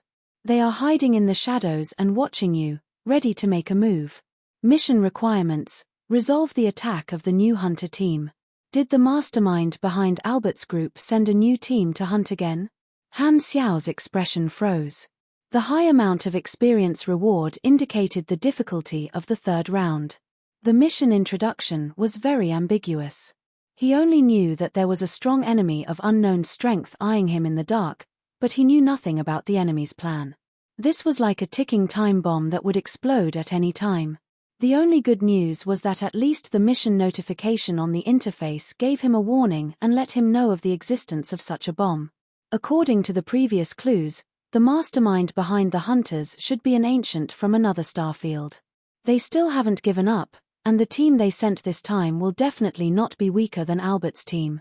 TSK, this is going to be difficult. Han Xiao felt that it was quite troublesome. Another strong enemy appearing at the crucial moment of the secret war was not a good thing. Thinking about it, he felt that the most important thing now was to take the initiative to find traces of the enemy. Once the enemy appeared, it meant that they had enough confidence to deal with him. It would have been fine if he did not know who the enemy was, but the mission notification gave him a warning. Han Xiao was used to planning ahead. Since the third round has appeared, it means that the new hunter squad has already taken me as their target. There are only a few possibilities to deal with me. The first is a surprise attack, the second is a trap, the third is a reckless attack, and the fourth is to take advantage of the situation. Han Xiao frowned. He had almost no clues and could not make a judgment. Who knew where the enemy would suddenly appear? Looks like I can only rely on some metaphysics. After boarding the spaceship and setting the destination, the blacklight stealth took off and disappeared in a stream of light. Only the devastated land was left, proving that someone had been to this planet. A few days later, on floating Dragon Island. The spaceship landed at the dock. Han Xiao ignored the fear in the eyes of the space pirates and went straight to old man Aesop's house. In the past, Aesop did not rely on the oars but on the waves. Perhaps because he was old, his fatherly love exploded, and the prodigal son turned over a new leaf. He actually stayed on floating Dragon Island peacefully, and it was very easy to find him. You're saying that a new group of hunters has appeared, and they're preparing to deal with you? In the room, Aesop was wearing gaudy pajamas and a crooked nightcap. He yawned and rubbed his eyes, expressing his doubts about the information that Han Xiao had told him. He was sleeping for his old age, but he was woken up by Han Xiao's series of calls. That's right. Han Xiao nodded. So you came to me because you want me to predict what the enemy will do? Aesop stroked his beard and narrowed his eyes. Yes, the enemy is hiding in the dark. I need your help. Aesop suddenly sized up Han Xiao and changed the topic. I heard that you recently became a Beyond Grade A seed. Han Xiao was stunned. He did not know why Aesop suddenly brought this up, but he could only nod. This is something I did not expect. Aesop smacked his lips. But don't believe in this too much. It's not that easy to become a Beyond Grade A. This is not just an increase in strength but also a sublimation of life form. Every Beyond Grade A is actually a new species. Aesop had interacted with many Beyond Grade as before, so he did not mind sharing some of his experiences with Han Xiao. Han Xiao listened patiently. Although he had the interface, listening to the experience would only bring him benefits. As the saying went, having an old person at home was like having a treasure. After saying a few words, Aesop suddenly shook his head. If you really bet on a 1 in 10,000 chance of becoming a Beyond Grade A, the ancient ones behind the hunters will immediately stop hunting you down. The secret war that has been causing a commotion recently will also end because of you alone. With a new Beyond Grade A in the Shattered Star Ring, you will immediately be able to sit at the table of the highest level. Those star cluster civilizations will take the initiative to share the cake with you. As long as you express your intention, you will easily obtain a huge foundation, and all the problems that have been troubling you will be solved. Aesop paused and sighed. If such a day really comes, you will definitely leave Floating Dragon. A Beyond Grade A will never be the subordinate of another Beyond Grade A. Han Xiao thought about it but did not reply. Indeed, if he really became a Beyond Grade A, he would definitely establish his own organization. From the very beginning, Floating Dragon had been his short-term backer and springboard. He had helped Floating Dragon a lot, and it could be said that he had worked hard. Even if he left Floating Dragon, he would not become enemies with Ames. Ames might not be happy, but Jenny would definitely want him to leave as soon as possible so that he could go and cause trouble for others. Aesop rubbed his forehead and helplessly said, "Old people like to nag. Let's get back to the topic. Your clues are insufficient, and I can't guarantee the accuracy of the prophecy. It can only be used as a reference. Think about it yourself." As he said that, Aesop closed his eyes and began to predict. Not long after, the old man opened his eyes. Seeing that Han Xiao was still patiently waiting, Aesop said, "I only saw a blurry image. A huge shadow covered you. You ran left and right, but no matter what, you couldn't escape from the shadow. In the end, the darkness swallowed you completely." Han Xiao frowned. "What does this mean? What I saw might not be the actual reality. It might just be a symbol." Aesop started to interpret the dream without hesitation. "I feel that the meaning of this prophecy should be that the mastermind behind this will always chase after you, and you won't be able to escape from him. In short, it means that it's very dangerous." "That's it." Han Xiao's mouth twitched. "You're just messing with me, right? As I said, there are too few clues. The prophecy is very vague, and it might not be right." Aesop shrugged. "If I was omniscient and omnipotent, would you still be able to catch me back then?" Han Xiao was speechless. "You didn't say anything. Why do I feel that the Destiny's Child character summon card is more useful than you? If it wasn't for the fact that I only have one use left, I would have used it long ago." "Old Aesop, you're unreliable." Aesop dropped the ball here, so Han Xiao turned to look for Ames. Since he was already here, he naturally had to meet her. Ames was the only one in the palace, and she was very happy to see Han Xiao. After chatting for a while, Han Xiao did not see Hela and Aurora, so he could not help but ask about them. He learned that Hela had somehow been stimulated and had been training with Aurora during this period of time. Han Xiao did not inform anyone of his return this time, and he did not intend to disturb Hela and Aurora. He chatted with Ames for a while and asked for her help. His intuition told him that the third round of the mission would be very dangerous. If he could ask Ames for help, he would be at ease. Unexpectedly, Ames smiled faintly. With an elegant and noble temperament, she gently opened her red lips and rejected him. "Blackstar, I can't do it this time. I have other things to do. Furthermore, you can't always ask for my help. This might be a crisis, but you have the potential to become a Beyond Grade A Super. If you really want to become a Beyond Grade A Super, you have to rely on yourself to overcome the difficulties." Through the recent rumors, Ames saw the possibility of Han Xiao becoming a Beyond Grade A Super. She decided to help Han Xiao less. In her opinion, crises were nutrients. Only by experiencing crises would the seed sprout and finally break through the soil. When Aesop had trained her, he had used a hawkish education to let her grow up and become independent. Ames had followed this method and had the same requirements for Hela and Aurora. However, the two sisters had not reached the standard to go out on adventures. As for Han Xiao, Ames had a lot of trust in his strength. She felt that overprotecting Blackstar was not a good thing. It would reduce Blackstar's chances to train himself. She really wanted to see Blackstar become stronger, and she would be happy for him. Han Xiao was helpless. Ames was the leader of the faction after all, and she would not be willing to help him every time. Furthermore, the enemy had not even appeared this time. Asking for Ames' help was just to save trouble. If the Dragon Emperor did not help, he would have to think of a way himself. Over the years, he had encountered countless dangers. It was impossible for him to back down, not in this lifetime. After bidding farewell to Ames, Han Xiao left Floating Dragon on a ship. He came and left in a hurry. This time, he did not obtain enough rewards on his return to Floating Dragon, so he was a little disappointed. He was still the most reliable after all. However, as his strength and organization improved, the level of the battle became higher and higher. Floating Dragon was no longer of as much help to him as before. In the cockpit, Han Xiao drove the spaceship while thinking of a plan. Ames won't help, and Aesop is also a trap. I have to complete my promotion as soon as possible. Every bit of strength counts. After thinking for a while, Han Xiao took out his communicator and was about to contact his friends to spar with. Beep beep. His communicator suddenly vibrated. Bennett had suddenly sent him a message. Han Xiao was shocked. He browsed through it, and his face immediately darkened. It was not good news. Ever since Bennett had built Blackstar City, they had not contacted each other for quite some time. If there was nothing urgent, Bennett would not disturb him. Han Xiao had always placed great importance on this novice planet.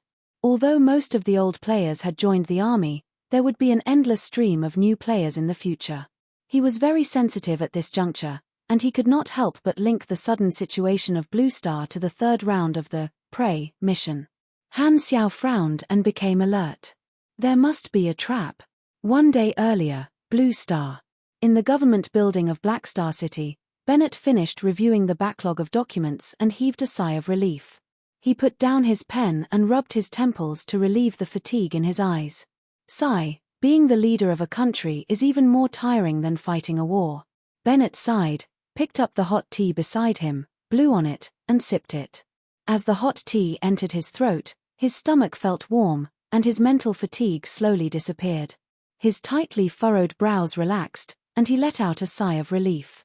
He turned his chair around and faced the floor-to-ceiling windows, looking down at the city scenery outside. Trains were moving along the tracks, and pedestrians were weaving together on the streets, chatting and laughing. A harmonious and lively scene was reflected in Bennett's eyes, and he couldn't help but reveal a gratified smile. Seeing the people living a stable life, Bennett felt that everything was worth it. Ring, ring, ring. Suddenly, the internal line phone on the table rang urgently as if urging someone to hurry him up. There really isn't any time to rest at all. Bennett had no choice but to pick up the phone. Your Excellency, it's not good. The person on the other side of the phone was a high-ranking official under Bennett. His tone was stuttering, and his voice was sharp. Bennett could hear the panic in the other party's voice even through the phone. He only felt his eardrums hurt, and he moved the phone away from his ear. Why are you shouting? What happened? Bennett was confused. Six nations declared war on us at the same time. Bennett suddenly froze, and his eyes widened. With a look of disbelief, he suddenly stood up. Have they all gone crazy? Clang. Chapter 657. The Six Nations had declared war without any warning, as though they wanted to eliminate the seventh nation that Bennett had built. Bennett had spent an entire day trying to verify this, using his private line to contact the leaders of the Six Nations dozens of times, but all of them had been rejected.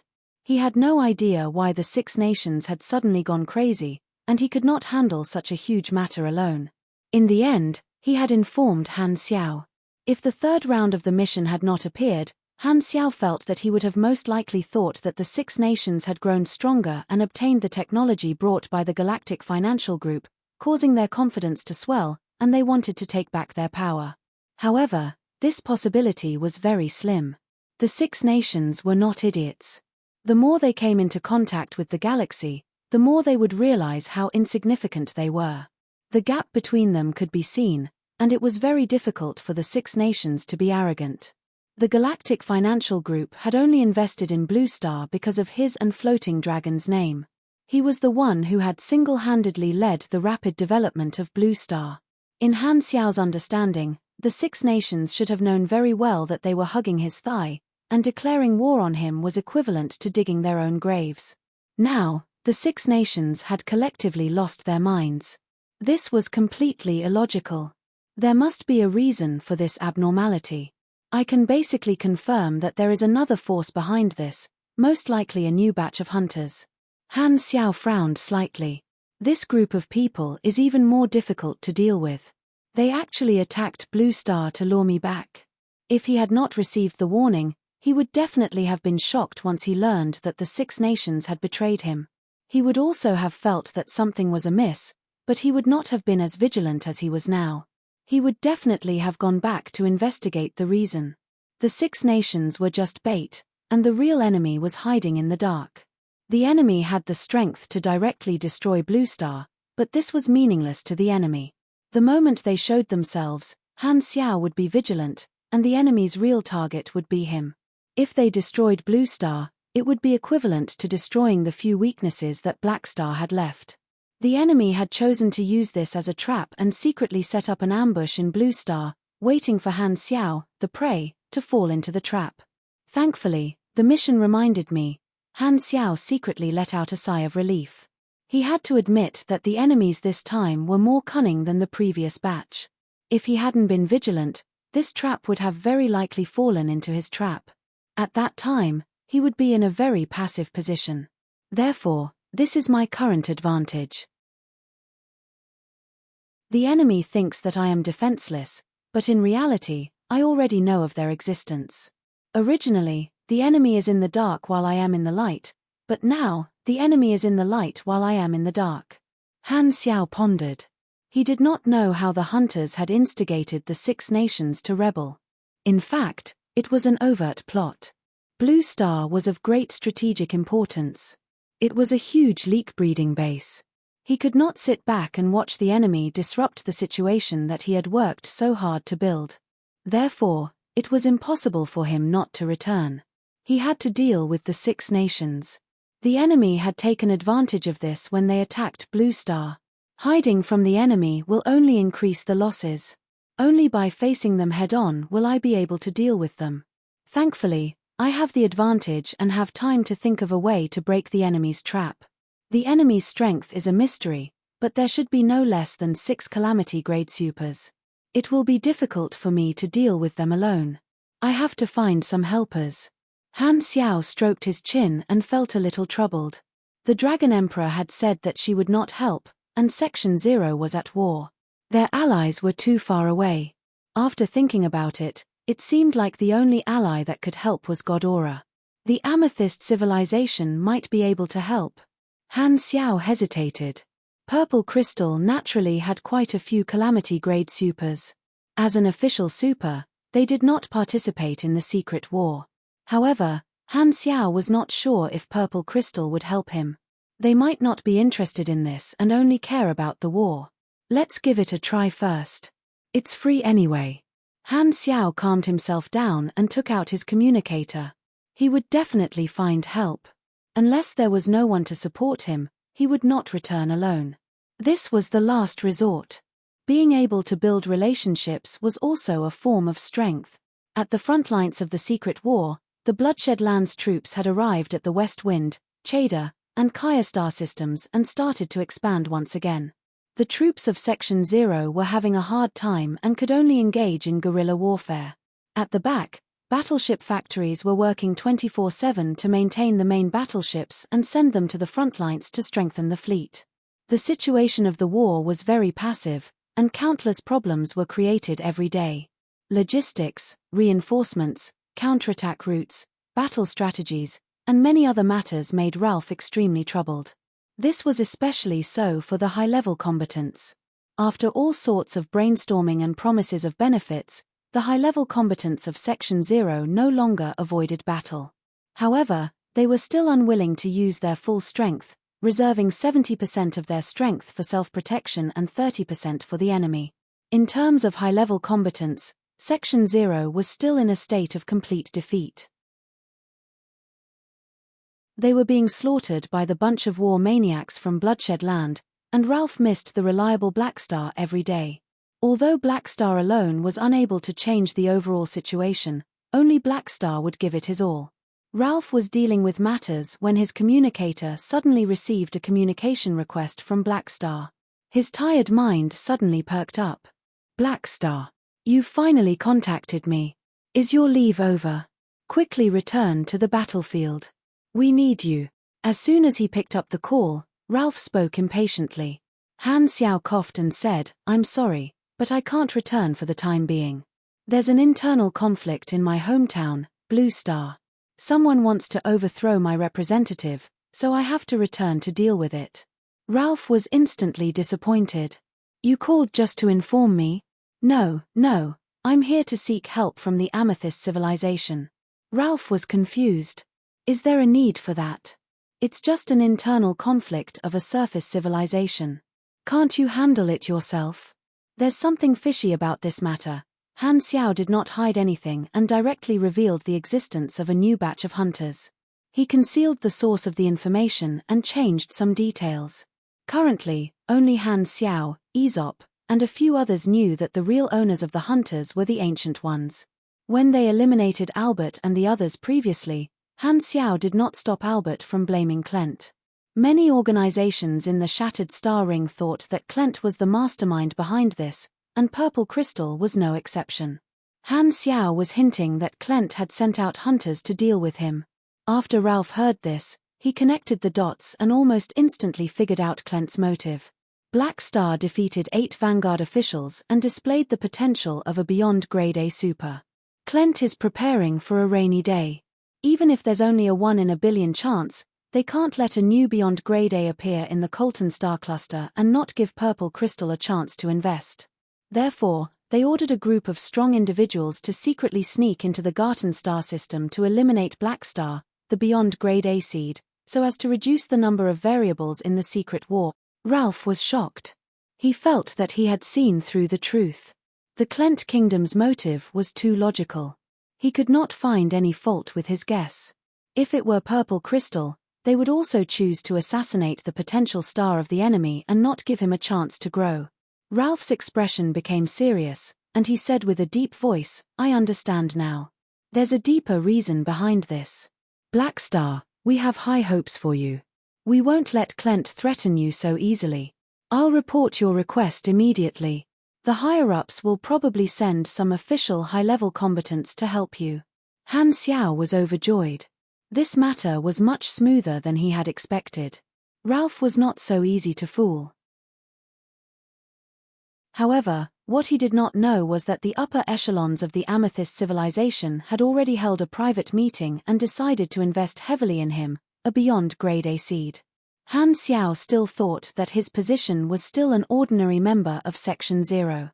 In fact, as long as his request was not too much, the Amethyst civilization would be willing to help him. In fact, the more they helped, the better. This was their attitude of roping him in. "By the way, to be safe, I'm going to ask Ghodora's people to help me," Han Xiao added. "Ghodora is the ruler of the Garten star system, right? I remember that they're your ally. All right, they're also a civilization under our jurisdiction. Do you need me to inform them?" "That's great." Han Xiaoshan was surprised. Why are the people of Purple Crystal so easy to talk to? After hanging up, Han Xiao contacted Ghodora again.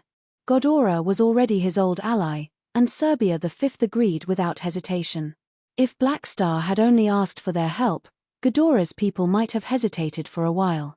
However, since Purple Crystal had already confirmed their involvement in this matter, Ghodora's people had nothing to be afraid of. In fact, they could not wait to agree. In the eyes of Ghodora's people, Black Star was giving them a chance to build a relationship with a star cluster civilization, connecting the two parties and deepening their relationship. The specific strategy would have to be discussed at length. Han Xiao chose an uninhabited asteroid near Blue Star as the rendezvous point. He then activated his spaceship and rushed toward the rendezvous point.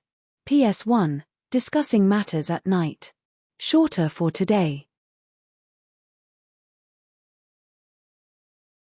Chapter 658. In a gloomy cell, a man with his hands and feet bound by electromagnetic cuffs sat cross-legged on the floor. The faint light that leaked in through the bars illuminated his furious face. The outside world must be in chaos. "I can't stay here." The man's voice was hoarse and filled with deep worry. If Han Xiao was here, he would be able to recognize that this was an old friend. This imprisoned man was his boss from 7 to 8 years ago, the former director of Stardragon's Strategic Homeland Defense Bureau, Jiyu Hui. He had survived the mutation disaster, and in the 3 years that Blue Star had been developing rapidly, he had already stepped down from his position as the director of Division 13 and been promoted to a high-ranking official in the government. However, just a few days ago, he had been stripped of his position and locked in a cell. Jiyu Hui took a deep breath, and the scene from a few days ago seemed to replay before his eyes. He had been invited to a high-level meeting, and in the meeting, the country's leader had proposed a decision that shocked everyone. He actually wanted to ally with the other 6 countries and declare war on Black Star City. No matter how strongly the majority of the officials present objected, the proposal was not rescinded. The leader's attitude was extremely firm, and a few deputy leaders actually did not object. Because both sides were in a deadlock, the meeting ended without a conclusion. However, before Jiyu Hui could react, an hour after the meeting ended, he was secretly arrested and thrown into prison. "I'm definitely not the only one who was arrested. All the officials who objected must have been locked up. The upper echelons are determined to declare war. This is simply a dictatorship. Gu Hui still could not understand the reason. He could be considered to be familiar with the country's leader, and this kind of arbitrary and extreme method was simply like a completely different person. Now that Black Star was the protector of Blue Star, they actually wanted to go against their own protector. Wasn't this crazy? Gu Hui had been locked up for a few days, and he was very worried about the changes in the outside world. Since all the people who objected had been arrested, the leader had no more resistance. He did not dare to imagine what the consequences of declaring war would be. He could only pray that the military would have a mind of their own and not foolishly carry out the order. Even if they rebelled, they would not carry out such a stupid decision that would implicate the entire country. This is an act of ingratitude. It will definitely incur Black Star's revenge. Gu Hui did not dare to imagine Black Star's reaction. That person was no longer the weak Black Phantom from back then. He alone could suppress the entire Blue Star. Those 6 countries have already declared war on Black Star's forces. This planet is his backyard. He must have received news of the civil strife. In a certain city of the 6 nations, Stephanie and the others walked on the crowded street, coldly observing the chaos on the street. Just a few days ago, this city was still a scene of harmony and stability. At this time, a huge crowd was demonstrating, angry and agitated, strongly protesting against the government's declaration of war against Black Star. The military forces cooperated with the police to maintain law and order. Angry roars, shouts, and cries of pain were endless. The chaotic sound of footsteps was like beans being fried, causing the ground to tremble. There were also people holding Molotov cocktails and throwing them at various buildings. Flames blazed and heat waves rolled as they wrestled with the police. There was chaos everywhere. This scene was happening in various cities of the 6 nations at the same time. Stephanie looked at the chaos in front of her and smiled with satisfaction. Very good. Black Star will definitely come back to investigate, but he won't know that we're the ones behind this civil strife. He won't know that we're watching him, so he won't be too cautious. We'll hide in the dark and wait for the right opportunity. Then, we can give him a surprise. As they spoke, the group turned and left. With a flash of light, the 9 of them disappeared without a trace. There were a total of 10 members in this team, but only 9 of them had shown up. 10 days later, a stream of light approached the uninhabited planet. This was the gathering point that Han Xiao had set, not far from Blue Star. The black light stealth flew a small circle around the planet and received a signal from the ground. He came to the location of the signal. Purple Crystal and Ghidorah's helpers had arrived before him and had been waiting for Han Xiao's arrival. The spaceship landed, and Han Xiao walked out of the hatch. A few helpers came forward to welcome him. There were a total of 6 of them. Hello, Black Star. I'm the helper who will be assisting you this time. You can call me Wilton, a Calamity-grade Purple Crystal combatant. These are my 2 teammates. Wilton seemed to be the leader of the group. Han Xiao nodded and shook hands with the 6 of them. All 6 of them were Calamity-grade supers. Purple Crystal and Ghidorah had sent 3 each, and the leader of Ghidorah's team was someone he was familiar with, Nagojin. Even in star cluster civilizations, Calamity-grade supers were rare high-level combatants. For Purple Crystal to send 3 of them to assist him, it could be said that they were very sincere. The upper echelons have given orders. You're the commander this time and have full authority to command us. Speak, what do you want us to do? Wilton was expressionless. Han Xiao sharply noticed Wilton's impatient attitude. He thought for a moment and had a guess. Wilton was a high-level combatant of a star cluster civilization, so he should have a sense of superiority and was rather prideful. At this time, he had no choice but to listen to the orders of an unofficial super of the same level. Although he would not go against the orders of the upper echelons, he was probably not too willing. Han Xiao did not mind. He did not need others to listen to him wholeheartedly. As long as they obeyed his orders, it would be enough. I suspect that the internal strife in Blue Star is a conspiracy, and there's a mastermind behind it. Their goal might be to assassinate me. Han Xiao repeated what he had said to Ralph. What do you want us to do? Wilton asked. Han Xiao thought for a moment and said, since the enemy used internal strife to attract my attention, there's an 80% chance that they're hiding in the dark and waiting for me to appear. Let's not alert them. Let me go back alone first and act as bait. You guys wait for orders near Blue Star. When the enemy appears, you guys can come and support me. Okay. Wilton did not have any objections. Although he did not like Black Star, this did not include Han Xiao's physical body. This was a strong body that could withstand the attacks of the 8 Vanguard officials. He would definitely be able to last until they came to support him. After discussing for a while, Han Xiao decided on a plan. The enemy had set a trap for him, and he could also use the same method to lure the enemy out. This was a battle between waiting for the enemy to appear and waiting for the enemy to appear. After deciding on the strategy, Han Xiao looked at the few of them. Suddenly, he had an idea and said, I have a small request. I hope to spar with all of you one by one to test your combat strength. Only then will I have an idea of the overall strength of our team. There were 6 Calamity Grade Supers gathered there, and it was a good opportunity to earn trial points. At this time, the progress of the promotion mission was that if these 6 teammates were strong enough, they might be able to complete the promotion there. Wilton frowned. There was nothing wrong with Han Xiao's request, but it was too direct. It was as if he was doubting their strength, which made him feel like he was being looked down on. Wilton was expressionless, but he could not help but feel a little angry. However, he did not have the childish idea of competing with Han Xiao in a spar. To him, the mission was the priority. He suppressed his anger and sparred with Han Xiao. This time, it was much simpler than the few battles with the forbidden sorcerers. The two of them did not go all out and did not go overboard. Han Xiao took turns to spar with the 6 teammates. The process was very smooth and did not waste much time. Everyone listened to him for the time being and did not have any objections.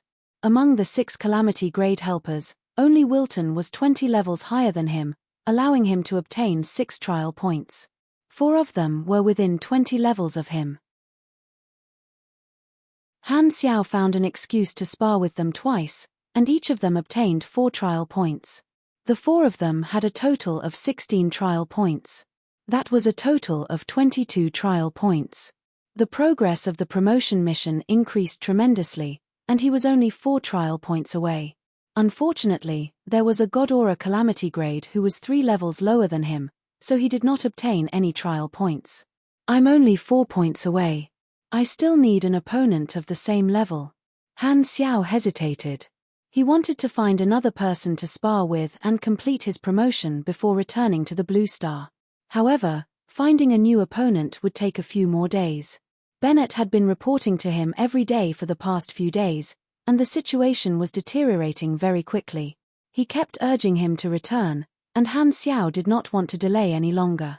Furthermore, once he completed his promotion, he would undergo race evolution, and the observer's mark talent would very likely disappear. This was a very useful special skill that could be used to deal with this group of elusive hunters. After thinking about it, Han Xiao made a decision. The enemy is ambushing me and will fight me sooner or later.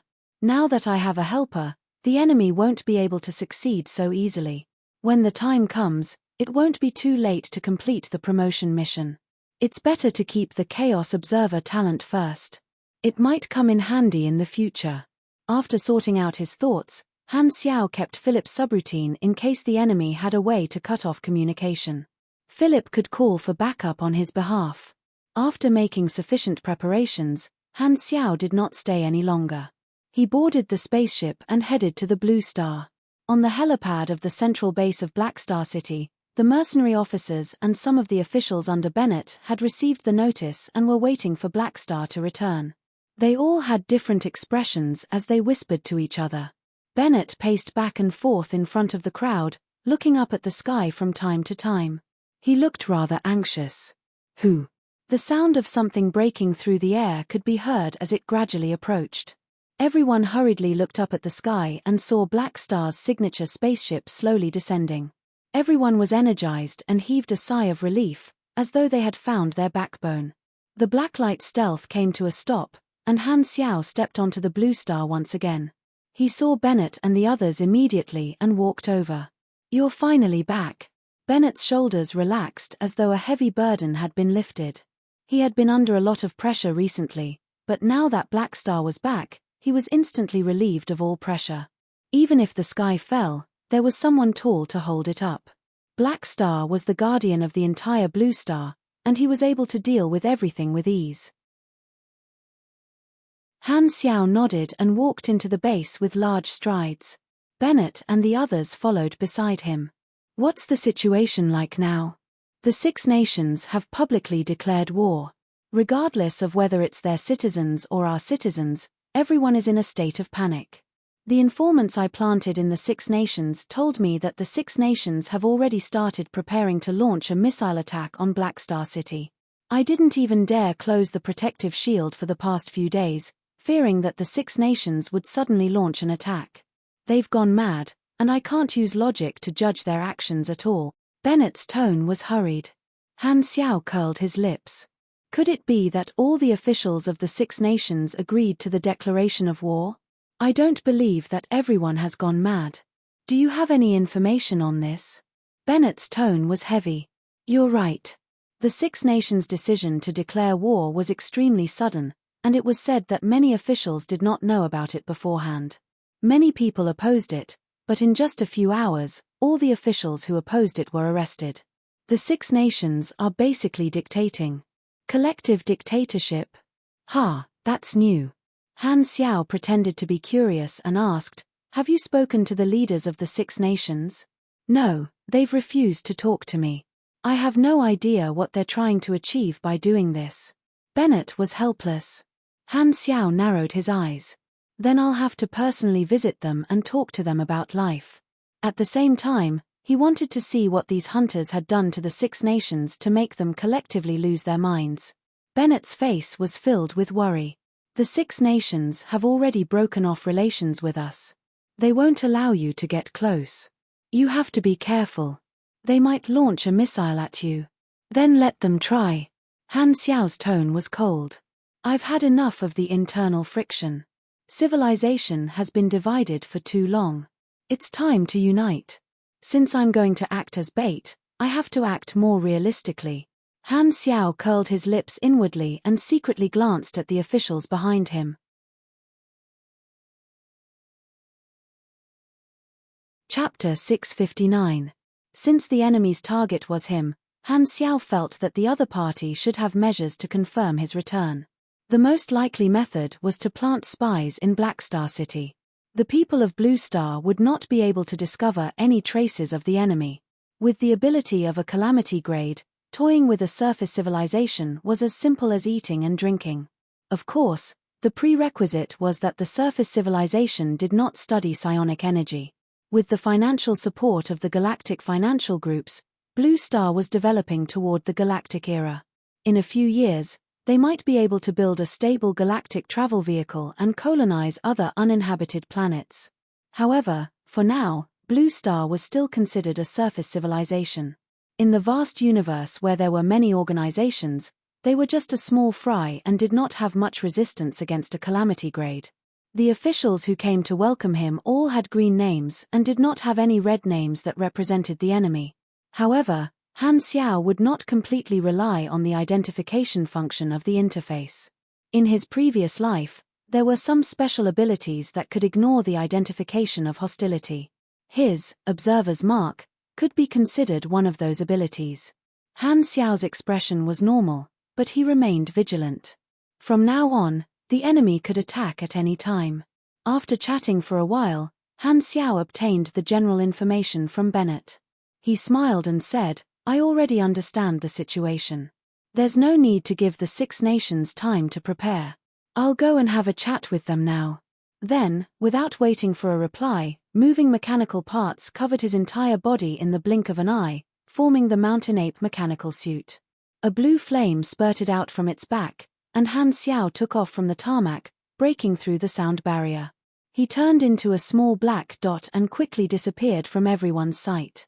Bennett's expression relaxed. With Black Star as his pillar of support, he felt much more at ease. Traveling within the planet's atmosphere with the efficiency of the galactic engine, the wilderness, mountains, and other sceneries receded rapidly below him. Han Xiao left behind a dark blue trajectory across the sky, with the planet as the axis. Even in broad daylight, it was very eye-catching. Wherever he passed, many residents on the surface looked up and saw this blue trajectory that did not disappear for a long time. Not long after, Han Xiao passed through the clouds and stopped in the sky above the capital of Stardragon. Looking at the familiar layout of the city, Han Xiao was slightly absent-minded. Scenes flashed through his mind as if it was just yesterday. Unknowingly, almost 10 years had passed. This was the city where he had made his fortune. After thinking about it, Han Xiao did not hide his whereabouts and swaggered into the city streets.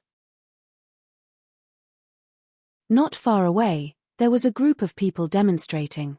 When they saw Black Star, their faces were filled with fanaticism. Not only were they not afraid, they even cheered for Han Xiao. "Wife, look. It's Black Star. Great, please stop our government. Black Star, those officials don't represent us. We all support you. No one wants to be your enemy." The crowd was in an uproar as they squeezed over. Everyone was talking at once, and it was extremely chaotic. However, Han Xiao still understood what these commoners meant. Because he had resolved the mutation disaster, Han Xiao's reputation in Blue Star far exceeded that of the Six Nations. He was an existence akin to a great man, and every Blue Star citizen worshipped him. "I guess I can be considered to have won the hearts of the people." Han Xiao felt weird. It was not uncomfortable, but he did not enjoy the feeling of being loved by the people. After all, his goal this time was not only to resolve the trap set by the hunters but also to destroy the Six Nations government and unify the Blue Star civilization. However, with my reputation being so high, things will be much easier. Han Xiao nodded to himself. Without greeting him, he left in a flash. After flying over half of the city, Han Xiao landed in an alley. It would have been fine if he had not returned, but since he was back, Han Xiao went to take a look at the machinery repair shop that he had once worked in. During the mutation disaster, the city was in chaos. For safety, many people had chosen to leave the city and wander around. Lu Qian had also disappeared without a trace and could not be contacted. This shop had long been closed, and there were traces of destruction everywhere. Now that 3 years had passed, this repair shop had become even more dilapidated, and no one had returned. Han Xiao shook his head. With Old Man Lu's protection, Lu Qian should not have died in the mutation disaster. She might have already settled down in another city and would not return. Since she did not come to find him, there was no need for him to disturb her. After taking a look at the old place, Han Xiao moved again and flew toward the Dragon Horn building where the Stardragon government was located. He wanted to meet the leader of Stardragon personally. The Dragon Horn building was extremely eye-catching, and Han Xiao quickly arrived at his destination. He hovered in midair and looked down with a playful expression. The ground around the building cracked open, revealing tunnels that led deep into the ground. An armored army appeared from within, and all sorts of guns and cannons were aimed at Han Xiao. The underground of the Dragon Horn building was a military base. When Han Xiao first appeared in the crowd, the Stardragon military had already received the news. Because Han Xiao had appeared too suddenly, Stardragon did not have the time to fire any missiles and could only respond hastily. Han Xiao's strength had long entered the galactic level, and the armored army on the ground was not even enough to scratch his itch. These high-quality firearms were already crude equipment in his eyes. Han Xiao shook his head, reached out, and grabbed. Forked mechanical force bolts of lightning shot out. Crack! The tanks and cannons on the ground were instantly pulled up by the magnetic force and disintegrated into parts. This army was instantly wiped out by him, and only the helpless soldiers were left on the ground. The welcome ceremony was not warm enough. Han Xiao had a helpless expression. He felt like he was bullying a little kid, but the feeling of bullying noobs was indeed not bad. With his current strength, sweeping through the Six Nations would be a piece of cake for him. He felt no pressure at all. Below the Dragon Horn building, the Stardragon leader had already hidden in the safe house with the help of the army. He only dared to breathe a sigh of relief after closing the thick alloy door. The specially made safe house was like a super safe. It was extremely thick and could not be destroyed by missiles at all. "How's the armored army?" the Star Dragon leader hurriedly asked the military member beside him. "They're all wiped out." Black Star only raised his hand. "How can he be so strong?" The Star Dragon leader took a deep breath. Before he finished, a loud bang came from the door of the safe house. Boom! With a flash of psionic energy, a hole was blown out in the safe house that was said to be able to withstand missiles. Han Xiao walked straight in. Through the hole, the people in the safe house could see countless soldiers lying on the ground behind Han Xiao, screaming in pain. Han Xiao was not in the mood to engage in a massacre. He casually knocked down the soldiers who came to stop him. He controlled his strength and barely managed to injure them but not kill them. This was like a normal person trying to kill a mosquito but asking not to kill it. "We meet again." Han Xiao looked at the Star Dragon leader. How did you get in?" The Star Dragon leader was shocked. Han Xiao heard this and frowned. He felt that something was wrong. Logically speaking, the leaders of the 6 nations should have known his strength very well. How could they suspect that he could not break into the safe house? However, the shock on the Star Dragon leader's face did not seem fake. Han Xiao narrowed his eyes and punched the wall of the safe house beside him. Rumble. The entire safe house shook. Everyone in the safe house lost their balance and fell to the ground. They were slightly injured. The interface instantly received a large amount of combat information. Han Xiao immediately opened the interface to take a look. Everyone's level was far lower than his. Their attributes were clearly visible. Memory tampered. This person's memory has been tampered with. His understanding of the world is distorted. Remaining time, 2 days 13 hours. So that's what happened. Han Xiao finally understood. This was the reason why the 6 nations had betrayed him. This was undoubtedly the work of those hunters. He did not know what kind of memories the enemy had instilled in the leaders of the 6 nations. They seemed to have forgotten his strength. It was no wonder they would resist so childishly and even try to take back power from him and overthrow Bennett's organization. A person's personality was determined by their past experiences. Once their memory was changed, their personality would also be distorted. Some psychics or espers with special techniques could do something similar. There was definitely someone like that among the enemy. This method was ineffective against the strong. The stronger the super, the more resilient their mind would be. However, Blue Star had only been in contact with the super system for a few decades. The strongest super was only grade C. In front of a calamity grade, he was still a weakling that could be easily crushed. The change in memory was rather subtle. Other than supers with psychic abilities, it would be very difficult for the other classes to discover what had been done to these officials. However, this did not include Han Xiao. The enemy probably thought that I was a mechanic and would not be able to discover their methods. Han Xiao chuckled in his mind. Since the enemy had the ability to change memories, there was no point in dealing with these officials. After all, the enemy could change their memories. Han Xiao suddenly had an idea. This ability has to be used at close range, not too far away. These officials only have 2.5 days left.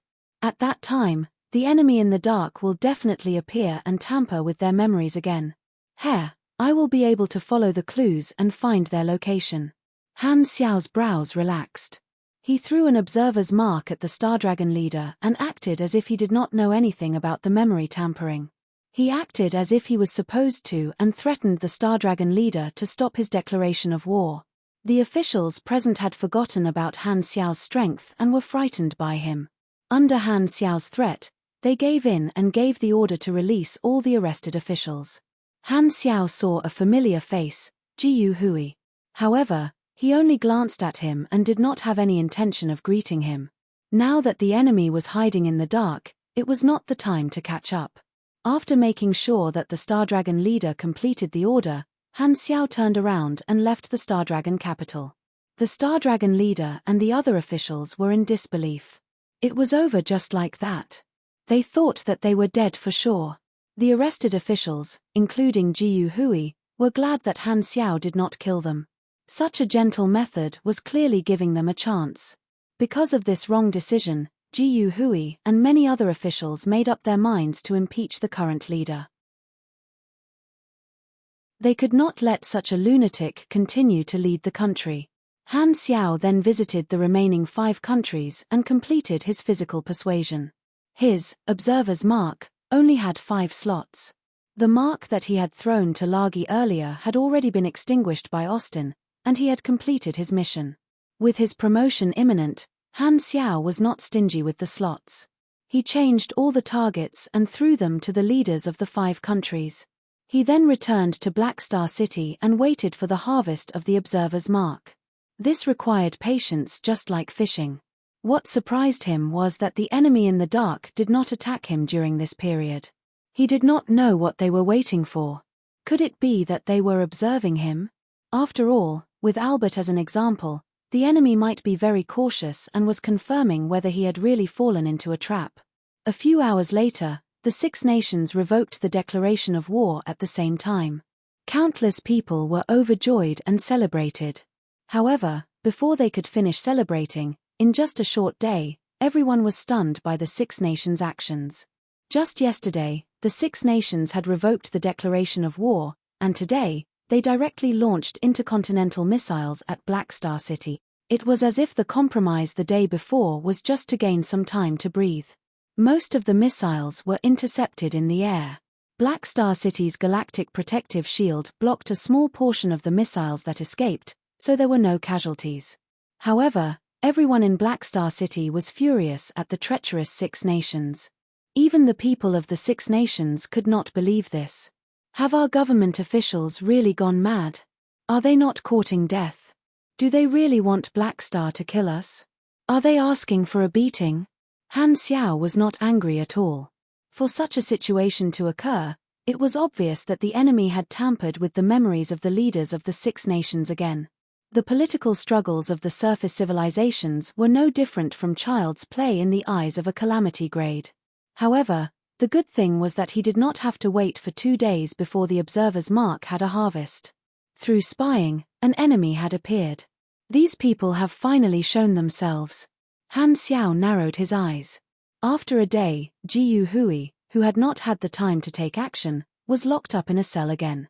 The second time he was locked up, he was not angry but did not know whether to laugh or cry. What was this? Did the leaders think that national affairs were child's play and that they could do whatever they wanted? Jiu Hui naturally did not know that the memories of those upper echelons had been tampered with. He was completely speechless toward these former colleagues of his.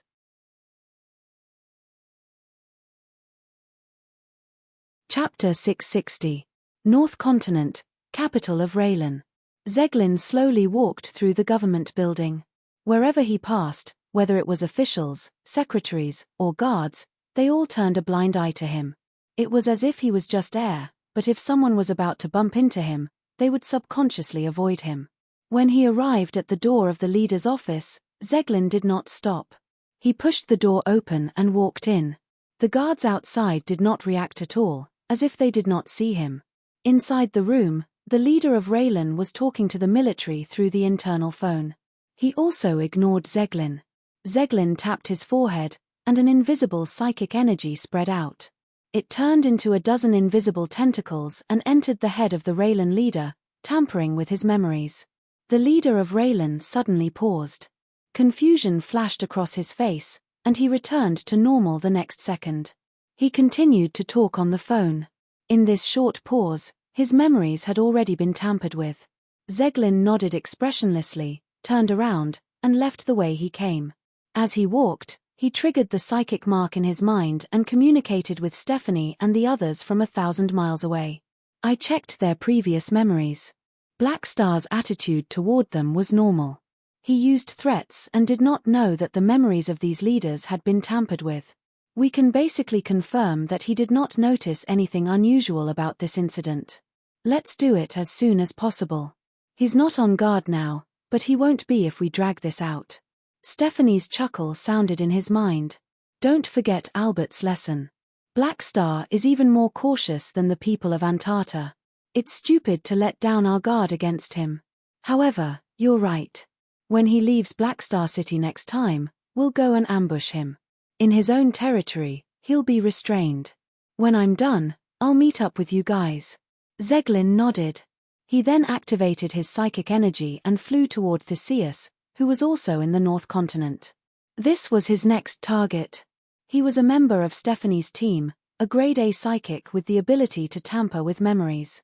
He left the team and acted on his own, planting fake memories in the leaders of the 6 nations one by one, distorting most of their understanding of Black Star and making them think that they were fighters fighting against power.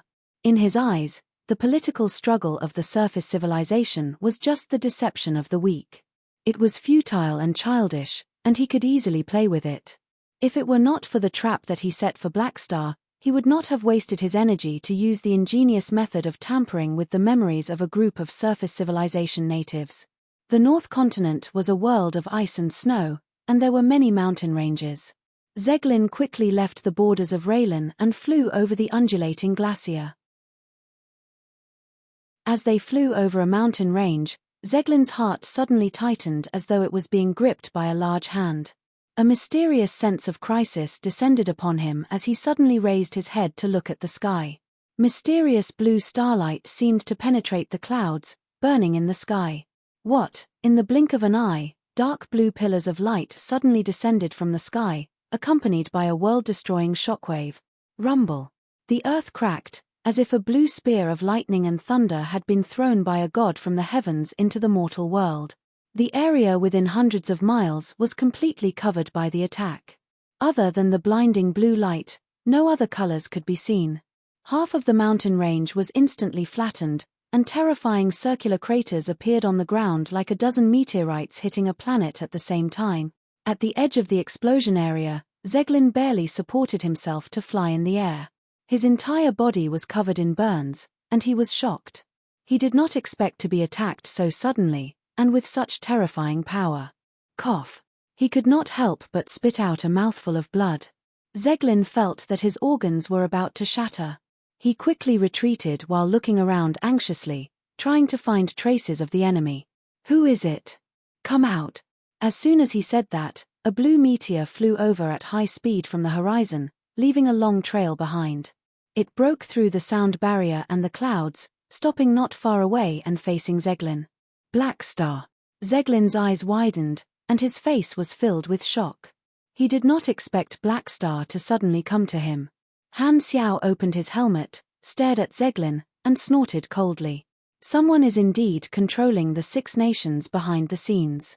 Otherwise, they wouldn't be acting so abnormally. Speak, why are you targeting Blue Star?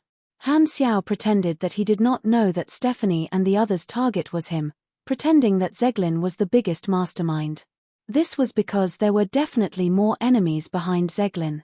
If he took the initiative to attack and disrupt the enemy's deployment, he would be able to take control of the situation. If he did not have the observer's mark, he could only wait for the enemy to attack him. It was too passive, and there might be unrelated casualties.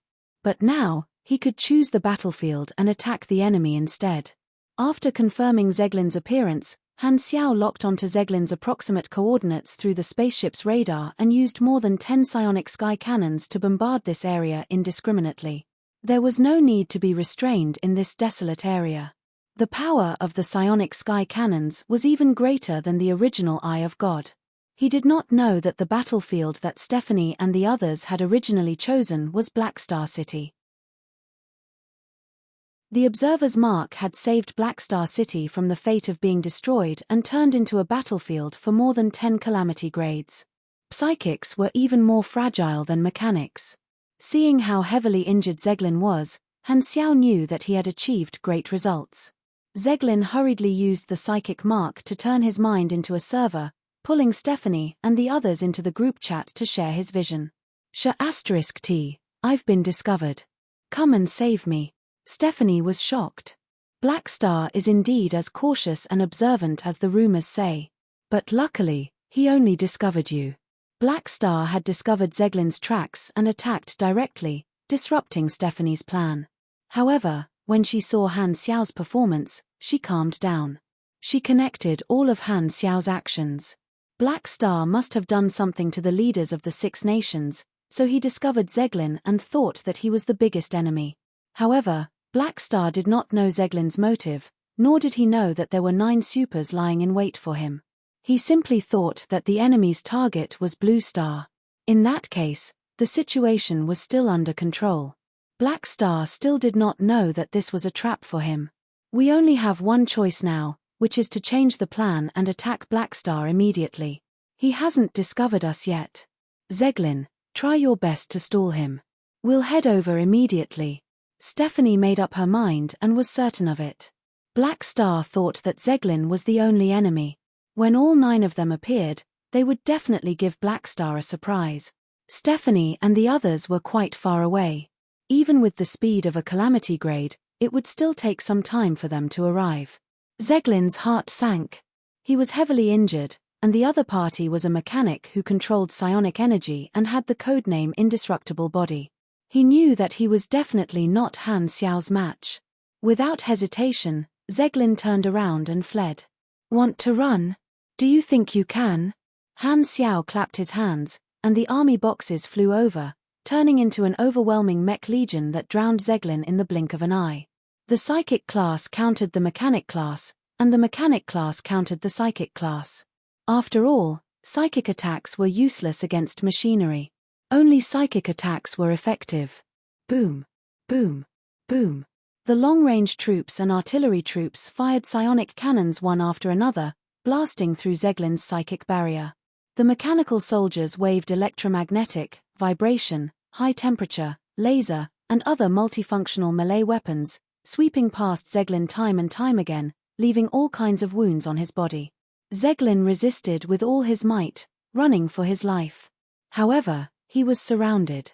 The new generation of Mech Legion, together with the bonuses of the Truth Mechanic, was much stronger. Without needing Han Xiao to do anything, Zeglin was already in danger, and his health was dropping steadily. Han Xiao released his mechanical force bonuses on the side and paid attention to his surroundings. He took the initiative to attack to lure the enemy out. He still did not know how many people there were in this group of mysterious hunters, so he remained vigilant. After fighting for a while, Zeglin was covered in wounds and blood. His eyes were bloodshot. Ah! Zeglin suddenly roared, and his psychic energy turned into a huge drill, sweeping him into the Mech Legion's encirclement. He was already at the end of his rope, and this attack contained all his strength. The psychic drill broke through layer after layer of encirclement and was about to kill its way out of the army. At this time, the shield troops suddenly gathered and blocked in front of Zeglin. At the same time, they released their psionic shields, which condensed together and turned into a psionic barrier hundreds of meters wide. The invisible psychic drill collided with the thick psionic barrier. Whoosh! Countless energy sparks exploded at the point of impact, like sparks flying when metal was being cut. The impact of the drill lasted for quite a while before it quickly weakened. Zeglin's eyes widened unwillingly. He did not manage to break through this psionic barrier. Fatigue surged into his mind like a tide. He felt drowsy, which was the side effect of overusing his psychokinesis. If it was any other time, he would be able to recover after a short rest with his psychic energy. However, he was surrounded at this time. The moment Zeglin froze, countless psionic cannons hit his body. Boom! Boom! Blue explosions appeared one after another. His flesh and blood were burned to ashes the moment they left his body. Mechanical soldiers dragged their high-temperature cutting weapons and slashed Zeglin's body, sending him flying in midair. Catcher! An arm flew into the air and was cut off. Catcher! This time, it was a calf. Boom! The next second, dozens of mechanical soldiers attacked together, and Zeglin was instantly turned into a pile of minced meat. His limbs and organs exploded like fireworks, and blood rained down. He died on the spot. The Mech Legion stopped moving, and only the sound of the wind could be heard on the battlefield. Han Xiao was stunned. The battle had ended faster than he had expected. If he remembered correctly, this was the first calamity grade to die in the hands of the Mech Legion. Oh my God, My kind mech legion has killed someone. This guy is a little fragile. Han Xiao scratched the stubble on his chin. If he did not have the tank talent, with his endurance, his health would only be slightly more than 70,000. Psychics were strong in offense and weak in defense. This was the consensus of all supers. If Zeglin had not focused on breaking through the encirclement and had attacked him with psychic attacks instead, Han Xiao would have probably suffered some light injuries. Unfortunately, Zeglin seemed to be afraid of his indestructible body and did not have the courage to fight him to the death. Killing Zeglin in a one-on-one duel was a good thing that Han Xiao did not expect. Not only did he weaken the enemy's overall strength, the promotion mission on his interface also showed a completed status. This meant that as long as Han Xiao was willing, he could complete his race evolution at any time and place. That's settled. Han Xiao felt relaxed. He was even more confident that he could complete his promotion at any time. The accumulated experience was enough for him to reach level 195 directly after his promotion, reaching the upper limit of a truth mechanic. At his level, being able to maintain such a leveling speed was all thanks to the huge accumulation from version 2.0. At this time, the sound of something breaking through the air could be heard. Who? Figures flew over from the horizon and stopped in midair. It was Stephanie and the others. They all looked at Zeglin's corpse, and their expressions changed. Black Star had already killed Zeglin in the short time they had spent on the road. Stephanie narrowed her eyes. She did not have any feelings for her teammates, so she was not angry. She only stared at Han Xiao with sparkles in her eyes. He's indeed a powerful guy. His Excellency Thousand Shadows will definitely like him. As this thought flashed through her mind, Stephanie did not intend to explain to Han Xiao. She made a hand gesture, and the others spread out and surrounded Han Xiao from afar. They blocked all escape routes and stared at him with ill intentions. Stephanie looked at Han Xiao's face, expecting him to show a shocked expression after falling into her trap. Seeing this, Han Xiao closed his helmet and covered his face, not showing it to her. He had already succeeded in luring the snake out of its hole, so he could not be bothered to show off his Oscar spirit. Stephanie could not help but be disappointed. Although she knew that Black Star was definitely extremely shocked and was just controlling his expression and not showing it, she still wanted to see the expression of her prey, but she did not get what she wanted. 9 calamity grades. This is probably all the enemies. How generous. Han Xiao secretly heaved a sigh of relief. If he was alone, it would definitely be a tough battle. Luckily, he had prepared ahead of time and invited all the heroes to help him. Philip had already called Wilton, Nagojin, and the others to come over and help. He only needed to hold on for a while. He was not as fragile as Zeglin. Furthermore, he did not expect to gain such a huge reward from this trip. Under the mechanical suit's helmet, Han Xiao stared at Stephanie, who was in the lead, and sized her up. He then smiled meaningfully.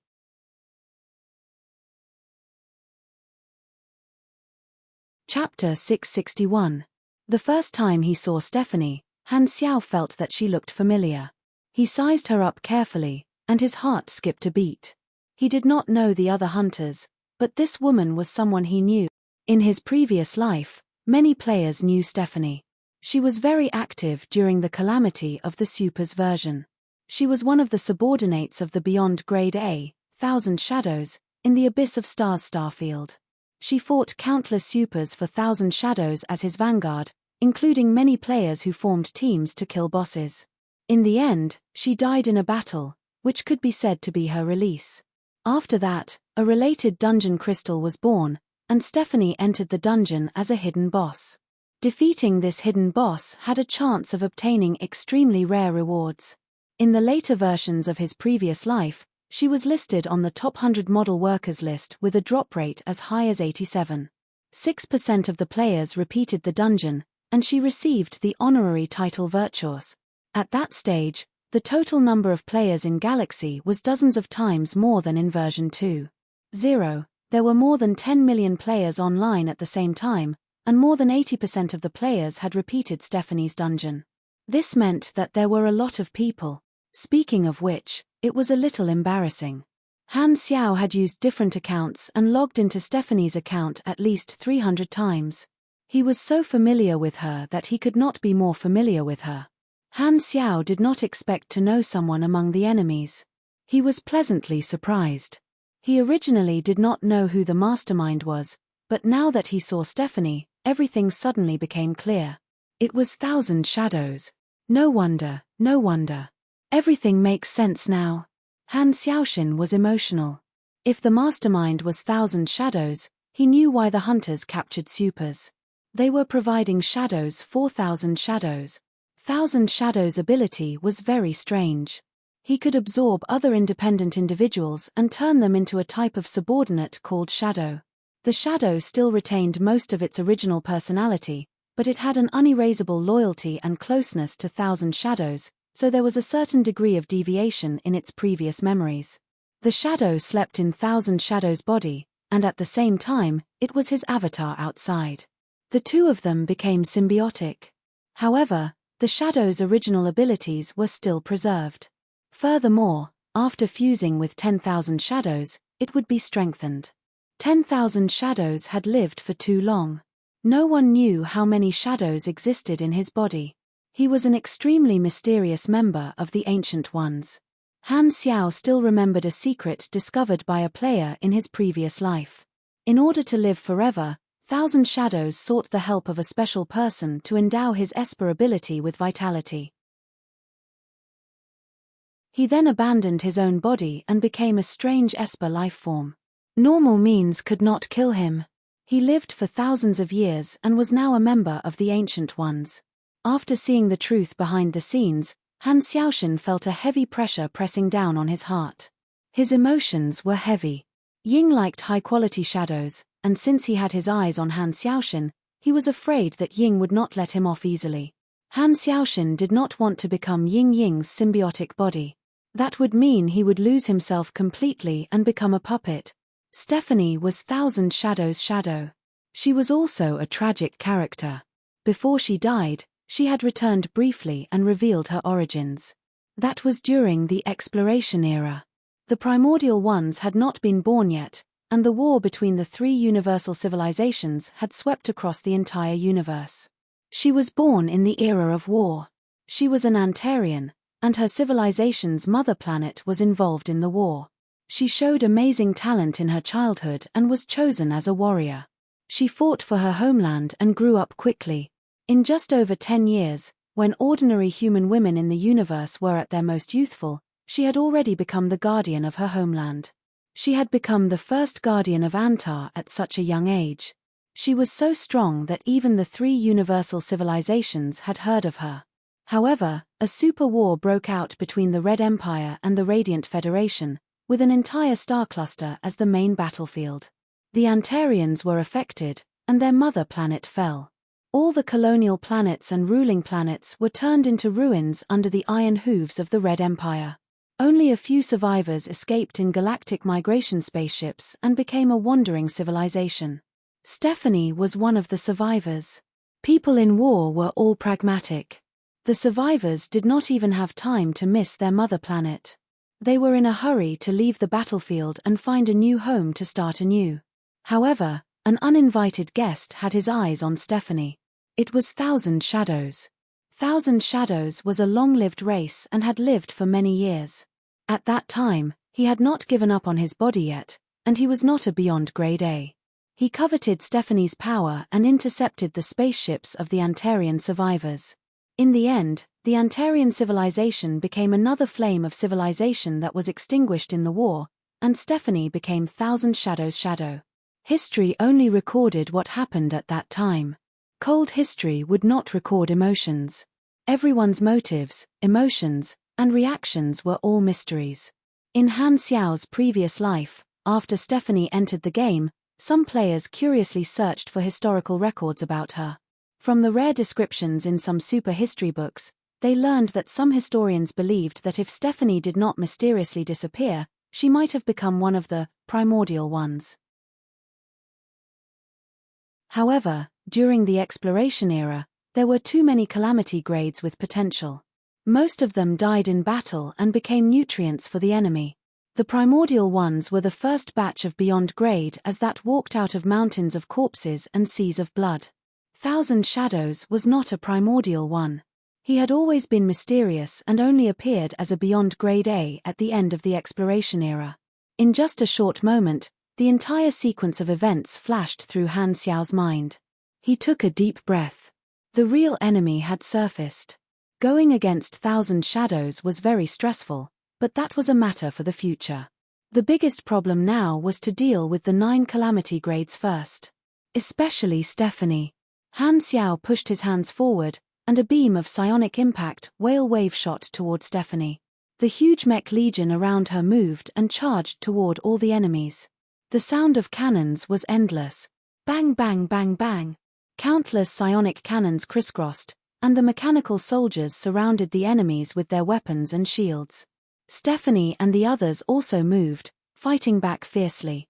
The battle started, and the scene instantly became chaotic. Han Xiaoshan was never short of BS. The mech legion was much stronger than before, but facing 9 experienced calamity grades at the same time was still beyond the capabilities of the mech legion. Among the 9 enemies, 2 were mechanics. One was a cannon master, and his extremely thick cannon shot out destructive beams of light, destroying mechanical soldiers one after another. The other was also a mechanic who walked the galactic fortress style. He raised his hand and opened a huge war fortress that was hundreds of meters tall. It had powerful firepower and was even equipped with guards. It clashed with the mech legion like 2 groups of beasts. Clang clang clang. Metal clashed non-stop, and sparks replaced the blood that splattered everywhere. Messy parts and wires fell like rain, as if they were pieces of flesh that were torn from the enemy's body. The other 7 enemies were 2 pugilists, 1 mage, and 4 espers. Stephanie was one of them. Stephanie's ability was the most mysterious. She was like a diving eagle, heading straight for Han Xiao, who was in the middle of the army. Wherever she passed, the mechanical soldiers around her all disintegrated. The air around her was distorted due to the high temperature. From far away, she aimed her palm at Han Xiao. You have entered the light slow state. DEX decreased by 12%. Lasts for 8 seconds. You have entered the light weak state. All attributes decreased by 6%. Lasts for 8 seconds. You have entered the light confused state. There is a 10% chance that skills will be interrupted when using them. Lasts for 8 seconds. You have entered the abnormal excitement state. Your attack is between 80% to 110%. Lasts for 8 seconds. You have entered the light hallucination state. Accuracy and perception decreased by 10%. Lasts for 8 seconds. You have entered the light tired state. Energy and stamina decreased by 8%. Lasts for 10 seconds. Your talent, Steel Body, is in effect. You are immune to true damage.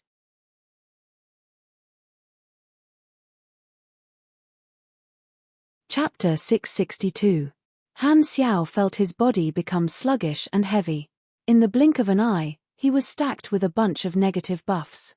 She really hasn't changed. Han Xiao's mouth twitched. He was not surprised at all. He had cleared Stephanie's dungeon hundreds of times and had long memorized her moves. Even though the Stephanie in the dungeon had been weakened, her abilities had not changed. Han Xiao knew her battle style like the back of his hand. Stacking buffs on the enemy at the start was exactly the same. Without hesitation, Han Xiao used void travel to increase the distance between them. Stephanie was better at close combat, and she dealt extra damage to metal. He did not want his mechanical suit to be destroyed early. Luckily, I killed that psychic called Zeglin first. Otherwise, it would be even more troublesome. Han Xiao did not stop moving. He controlled the mech legion to use the entanglement tactic in Philip's data to delay Stephanie and the others from charging toward him. He himself used the mountain ape mechanical suit and used the army as a barrier to move around. From time to time, he would approach the mage and the 2 mechanic enemies, attempting to engage in close combat. With 9 senior calamity grades, the mech legion was under immense pressure. Very soon, they fell into a tough battle. Broken machines fell to the ground one after another, and Han Xiao used waste modification to pick them up and return to the battlefield. In his sight was a chaotic battlefield. The built-in tactical screen displayed all kinds of parameters. Han Xiao calmly analyzed the situation. Stephanie used her ability to interfere with the electromagnetic waves in a large area around her. Han Xiao could not communicate with Wilton and the others. The Philip subprogram that he had left for Wilton out of caution immediately came into effect. Although he could not receive the location of the reinforcements, he could confirm that they were on their way.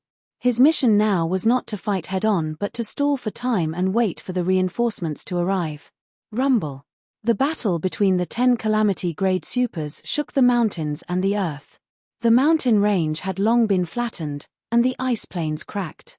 Many rifts that stretched for hundreds of miles extended out, like the opening of the earth. The wind and clouds also changed color. The originally clear sky was filled with white clouds, but now lightning flashed and thunder rumbled, and dark clouds pressed down. Han Xiao kept shifting the battlefield away from the populated areas of the northern continent. He kept running towards the uninhabited glacier. Wherever they passed, the frozen earth that had been frozen for thousands of years cracked, mountains shook, avalanches rolled, and the earth was in a mess. The aftermath of the battle between the Calamity-grade supers was causing natural disasters on this planet. With the battlefield as the center, seismic waves spread throughout the entire northern continent.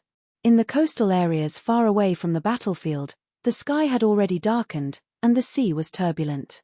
Tsunamis and hurricanes hit the coastal cities. A tsunami is coming. Run. What is going on? The commoners in the coastal cities in the North Continent were shocked by the sudden natural disaster, and their expressions changed as they fled. Han Xiao naturally could not see the reactions of these people, but he did not need to think to know that the aftermath of the battle between these calamity grades had already caused a disaster in Blue Star. You purposely chose this place as the battlefield for this purpose, didn't you? Han Xiao's expression was unfriendly. He dodged another invisible tornado-like shockwave from Stephanie, and the mechanical soldiers behind him were scattered. The two sides had already shifted the battlefield several times, and the battle had already reached its climax. Mushrooms had already been planted several times. The blue starlight in the sky burned again. It was another round of psionic sky cannon attacks controlled by Philip. Rumble. The Mech Legion quickly avoided the bombardment area, and so did Stephanie and the others. Only the enemy mechanics battle fortress moved slowly and did not escape the attack range. Its shield shattered, and the battered fortress exploded into pieces. This was already the second battle fortress of the enemy that had been destroyed. Making use of this opportunity, Han Xiao retreated with the Mech Legion. They were already at the border of the northern continent, and he started to move toward the sea. Troublesome sky cannon. Stephanie frowned. She looked up and pointed at a pugilist. You, go and destroy Black Star's sky cannon. This pugilist nodded. Flames spurted out from his feet, and he shot into the sky like a rocket. In the blink of an eye, he turned into a star in the sky and headed toward outer space. Don't waste time. Black Star is good at prolonged battles. Hurry up and subdue him. Stephanie's tone was impatient, and she chased after him with the other members. She knew that Black Star was very difficult to kill, and the purpose of this trip was not to kill Han Xiao but to capture him. However, Han Xiao was too slippery, running even faster than a war reporter. She had not been able to get close to Han Xiao. Only in close combat could the power of her Esper ability be maximized. After chasing for a while, the two sides clashed again in the sky above the sea. The aftermath created huge waves, and waves of energy blasted into the sea, forming huge whirlpools on the surface of the sea. The sky darkened. As the casualties of the Mech Legion continued to rise, Han Xiao started to show signs of weakness and revealed an opening. Stephanie's eyes sparkled. She grabbed the opportunity and turned into a black shadow. She suddenly appeared behind Han Xiao and pressed her palm toward Han Xiao's back. This was the first time she had used this ability since the start of the battle. She was prepared to catch Black Star off guard. As long as she hit him, Black Star's strength would be temporarily weakened by at least 10%. However, the next moment, there was nothing under her palm. Han Xiao seemed to have expected this. He dodged her palm with a strange posture, flicked out a cluster of psionic energy from his hands, and slapped her chest with a backhand. Bang! The light blue psionic impact ring exploded, and Stephanie flew thousands of meters away. She rubbed her aching chest and frowned. She was secretly surprised by Han Xiao's reaction speed. One had to know that this ambush came without any warning, leaving Black Star with only microseconds to react. On the other side, Han Xiao secretly sighed in relief. Stephanie was also a boss-level character. Just like him, she had many skills other than her Esper abilities. If he did not know, he would be easily tricked. However, he knew Stephanie's abilities too well. There was no way he would be tricked. He had not done hundreds of dungeons for nothing. She's stronger than the rumors say. Stephanie narrowed her eyes. Just as she was about to attack again, she suddenly noticed a few high-energy individuals rapidly approaching. Her expression changed, and she stopped where she was, not acting rashly. Han Xiao's eyes sparkled. He immediately looked up and saw 6 meteors falling from the sky, hovering above them. The flames dimmed, revealing Wilton and the others. Looking at the shocked gazes of Stephanie and the others, Wilton snorted coldly and raised his hand. Only then did everyone realize that he was holding someone in his hand. Stephanie took a closer look, and her expression changed drastically. The person in Wilton's hand was the pugilist she had ordered to destroy the sky cannons. At this time, there was no sign of life. He had clearly been beaten to death. These 6 are enemies.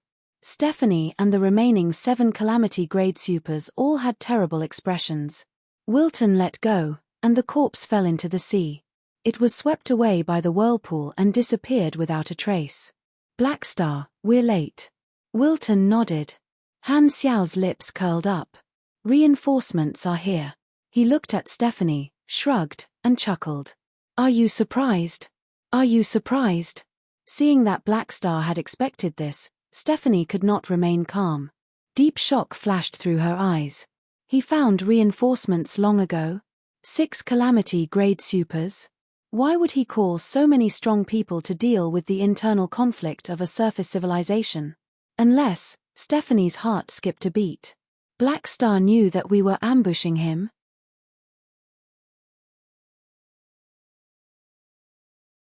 Chapter 663.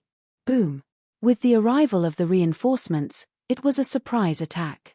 Han Xiao did not give Stephanie and the others any time to catch their breath. He called for Wilton and the others to join the battle.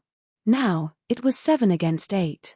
Stephanie and the others had higher average levels than Wilton, but they were almost equal in numbers. For a short period of time, Wilton and the others were able to hold back 1 person each. Han Xiao's pressure was greatly reduced, and he could focus on dealing with Stephanie and the enemy mechanic. Hualala, the 15 calamity grades were like bolts of lightning, shuttling across the sea, causing the waves to surge. Stephanie dealt with the attacks of the Mech Legion while suppressing the shock in her heart. As a calamity-grade super who had gone through hundreds of battles, she could quickly adapt to sudden situations. She did not know how Black Star had seen through the ambush, but it had already become a fact. The only thing she could do was to deal with it. Stephanie's brain worked quickly as she analyzed the situation. The enemy has 6 grade A supers. Even with me here, I won't be able to finish off Black Star's helpers in a short period of time. It'll take a lot of time to subdue Black Star, Stephanie frowned. On the other side, the 2 Mech Legion clashed in midair. The colorful energy waves kept lighting up the dark sky. Han Xiao used the cover of the Legion to charge forward. He used Mountain Ape Throw and Psionic Impact to break a few bones of the enemy mechanic. The enemy retreated in pain. Then, Han Xiao activated his psionic shield and blocked an invisible shockwave that Stephanie sent from afar. It was like a thunderclap exploding in midair. Bang! Bang! Bang! The 2 sides fought back and forth. Han Xiao fought while observing Stephanie. Now that his reinforcements had arrived, the enemy would definitely react. There were only 2 paths in front of Stephanie. The first was to retreat and find another chance in the future. The second was to fight head-on and bet that he did not have more reinforcements to take down Wilton and the others. Just as Han Xiao was guessing, Stephanie clasped her hands together. Her body suddenly started to vibrate at a high frequency that was hard to be seen with the naked eye. The space around her started to change. Boom, boom, dong. Wilton's group of 6 suddenly felt their hearts skip a beat. All sorts of negative statuses appeared. They felt their bodies becoming sluggish, and their control over their bodies decreased significantly. Whoosh. Stephanie used an ability similar to Flash again. She turned into a shadow and suddenly appeared behind Wilton. This move failed on Han Xiao, but Wilton was not him. Clearly, he did not react in time, and Stephanie's hand was already on his back. This attack did not seem to have any force behind it, but Wilton's body trembled violently. He felt a strange vibration enter his body, and all his muscles and bones started vibrating at the same frequency. Just as this thought surfaced in his mind, a sharp pain suddenly erupted. Inside Wilton's body, the terrifying high-frequency vibrations caused his muscle fibers to break, his bones to crack, his organs to bleed, and his blood vessels to explode. Being hit by Stephanie's light attack, Wilton instantly turned into a bloody man. Shocked, he spat out a mouthful of blood. Captain. The other 2 purple crystal grade A supers noticed the change. Their expressions changed, and they hurriedly abandoned their opponents, wanting to rush over to help. Stephanie was expressionless. Her hand on Wilton's back suddenly tightened. Her fingers dug into his flesh, and she suddenly twisted 180 degrees. Wilton's eyes were bloodshot. Under the intense pain, he punched his back with all his might. Stephanie had already succeeded. She did not want to fight the pugilist head-on and retreated. The back of Wilton's armor shattered, revealing the skin on his back. A large area of his muscles and bones were crushed and mixed together, forming a spiral mark. There were bone spikes protruding from under the skin. It looked terrifying. The battle had only lasted for an instant, but Stephanie had easily injured a calamity-grade pugilist. The expressions of Wilton and the rest of the 6 changed. Stephanie's lethality was beyond their expectations. Han Xiao's expression froze. He understood Stephanie's plan. This woman did not plan to retreat. She had chosen the second option, which was to fight head-on. With his understanding of Stephanie, this did not surprise him. Stephanie had once been active during the exploration era. She was capable of planning before taking action, and she also dared to fight head-on. She would not give up on missions easily. In other words, this is going to be a tough battle. Unless they destroy the other side, they won't retreat. Han Xiao clenched his teeth. This kind of opponent was obviously more difficult to deal with than Albert's tactful style. Stephanie was very strong. Her ability was called resonance coordination.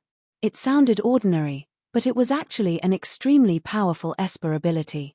There were many ways to use it, and its lethality made the players suffer even more. Because the vibration frequency could penetrate many defensive measures and cause structural damage due to stress, Stephanie's every move had high true damage and armor penetration damage. She had extremely high armor penetration ability and could greatly weaken the opponent's defense. Han Xiao was not afraid of true damage. The Germinal organization leader was still protecting him. However, his reinforcements did not have the steel body talent. Stephanie's lethality was enough to make them extremely wary. Wilton and the others were elites at most. The quantity and quality of their talents and skills could not be compared to Stephanie, who was a hidden boss. Stephanie's resonance coordination not only had terrifying single-target damage, but its AoE was also just as strong. Through the vibration frequency, she could stack a lot of negative statuses on the enemies in her domain. At the same time, when facing weaker supers, she could even use the vibration to cause ultrasonic waves and infrasonic waves to shatter the organs of the weaker supers. This meant that whether it was one-on-one or group fights, bullying noobs, or fighting people of the same level, they were all Stephanie's strengths. She was even more difficult to deal with than Ashes in the past. Han Xiao had once fought alongside Jane, a grade A super with the nickname Seaquake. Stephanie's Esper ability was similar to Jane's, and their Esper abilities were related to vibration. However, the strength, range, and application of Stephanie's Esper ability were far above Jane's. This was a superior vibration-type Esper ability. She's a killing machine. I can't let her deal with the others. Only I can stop her. As this thought flashed through his mind, Han Xiao turned the Mech Legion's cannons and fired at Stephanie, forming a dense net. At the same time, Han Xiao personally charged over and fought with Stephanie. Stephanie's expression did not look good.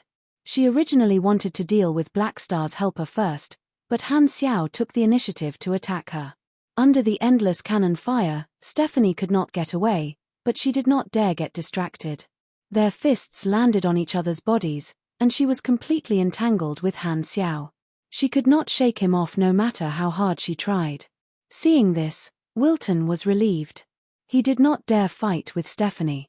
Black Star had taken the initiative to fight with the most dangerous enemy. This made him feel relieved. He stared at Han Xiao, clenched his teeth, and started fighting with his opponent. In the mechanical army, they clashed again and again.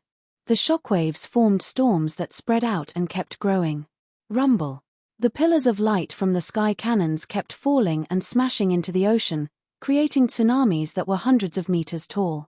Lightning flashed and thunder rumbled, and a heavy rain finally fell from the dark clouds. More than 10 calamity-grade supers fought fiercely.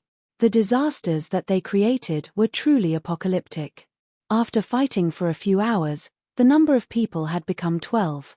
After using the psionic sky cannons many times, they finally destroyed the opponent's mechanic. A god or a calamity grade was killed by the opponent, and his opponent was also heavily injured by Han Xiao's Mech Legion. In the end, Wilton took the head. 3 calamity grade supers died. The battle was extremely intense. Now, the number of people was even. It was 6 against 6. The mountain ape mechanical suit was tattered. It had already been repaired 3 times with waste modification. Han Xiao panted heavily, dragged his tired body, and rammed into Stephanie again and again. Stephanie's condition was not good either. Her forehead was bleeding, and she was covered in wounds. Her clothes were barely covering her body, and her eyes were fierce. The Mech Legion formation around them became much thinner. The 2 of them did not hold back and fought like wild beasts.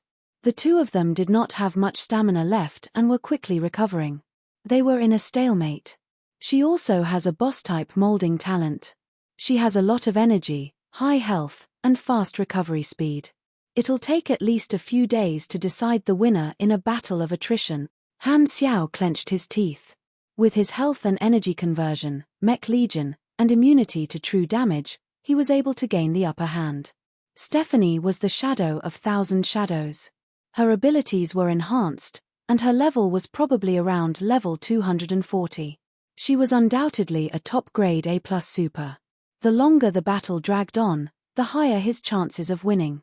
In a battle of attrition, Han Xiao was still slightly better. However, he could not drag it on any longer. A single calamity-grade super had the ability to destroy the surface of a planet. At this time, the disasters created by the battle of so many calamity-grade supers had already started to engulf the entire Blue Star. The natural disasters caused by the aftermath of the battle were irreversible. Even if they stopped immediately, the disasters from before would still continue to brew. If the battle continued for a few more days, all the creatures on the surface of Blue Star would probably die. I have to break the stalemate now. Both sides are evenly matched. As long as I'm a little stronger, I'll be able to break the fragile balance and cause a chain reaction. Han Xiao's eyes narrowed. Without another word, he dove down and charged into the roaring sea. He could advance at any time. He just needed time. Under the control of Philip, part of the Mech Legion in the sky stayed on the sea to hold back the enemy, and the rest followed Han Xiao into the sea to provide necessary protection. Stephanie frowned. She glanced at Wilton and the others. After hesitating for a moment, she made a decision. She did not take the opportunity to deal with the others. Instead, she pushed the Mech Legion away and dove into the sea as well. Her rich experience told her that something was definitely wrong. No matter what Black Star's goal was, it was best to stop him. As the strongest people from both sides dove into the sea one after another, everyone's expression changed. They did not know why Black Star suddenly split up the battlefield. Could it be that he did not want to be disturbed by others and wanted to fight Stephanie in the sea? "Captain, should we go down and provide support?" Hearing this, Wilton's eyes changed. Clenching his teeth, he said, "No, let's do what we're supposed to do. Don't let the enemy follow us. Let Black Star play with that woman." He felt that Black Star did not need support. In fact, subconsciously, he did not want to face Stephanie. That woman was too dangerous. If he handed her to Black Star, he would not have to bear the additional pressure. Although he was ordered to provide support to Han Xiao, Wilton did not want to risk his life. At the same time, in Black Star City, reports of natural disasters kept being sent to Bennett's desk. The satellite observed that the source of the disaster was the battlefield where Han Xiao and the others were fighting. Many officials and experts were crowded in the office, anxiously reporting to Bennett. A few hours ago, earthquakes occurred in many areas of the northern continent. Many rifts and faults appeared, and the earthquakes caused tsunamis. 13 coastal cities were destroyed, and the casualties are uncountable. According to the satellite reports, His Excellency Black Star is fighting with the enemy in the ocean. The storms and tsunamis caused are approaching the other continents, and the intensity is still increasing. They will hit the continents in about 3 hours. The countries have already started emergency evacuations. An hour ago, 11 new earthquake sources appeared in various locations around the world. The severity and range of the earthquakes are still increasing. According to calculations, in 10 days, 24.7% of the land in the world will be affected by earthquakes. Also, Bennett listened to the reports one after another and paced around anxiously. This was completely different from the mutation disaster. This was a natural disaster that could not be solved. Send out rescue teams and try to support the affected areas. At this time, don't worry about the 6 nations. Bennett gave the order decisively. After a pause, he could not help but ask, how long until the disaster affects Black Star City? Black Star City was located inland, so the disaster would not reach it anytime soon. An official swallowed and said with fear, according to the mathematical model calculated by the Research Institute, if His Excellency Black Star continues to fight, the severity of the disaster will increase exponentially. In another 4 hours and 35 minutes, the chain of disasters they caused will exceed the critical point. What will happen if it exceeds the critical point? Bennett's heart skipped a beat. Unless we leave this planet, we can only wait for death.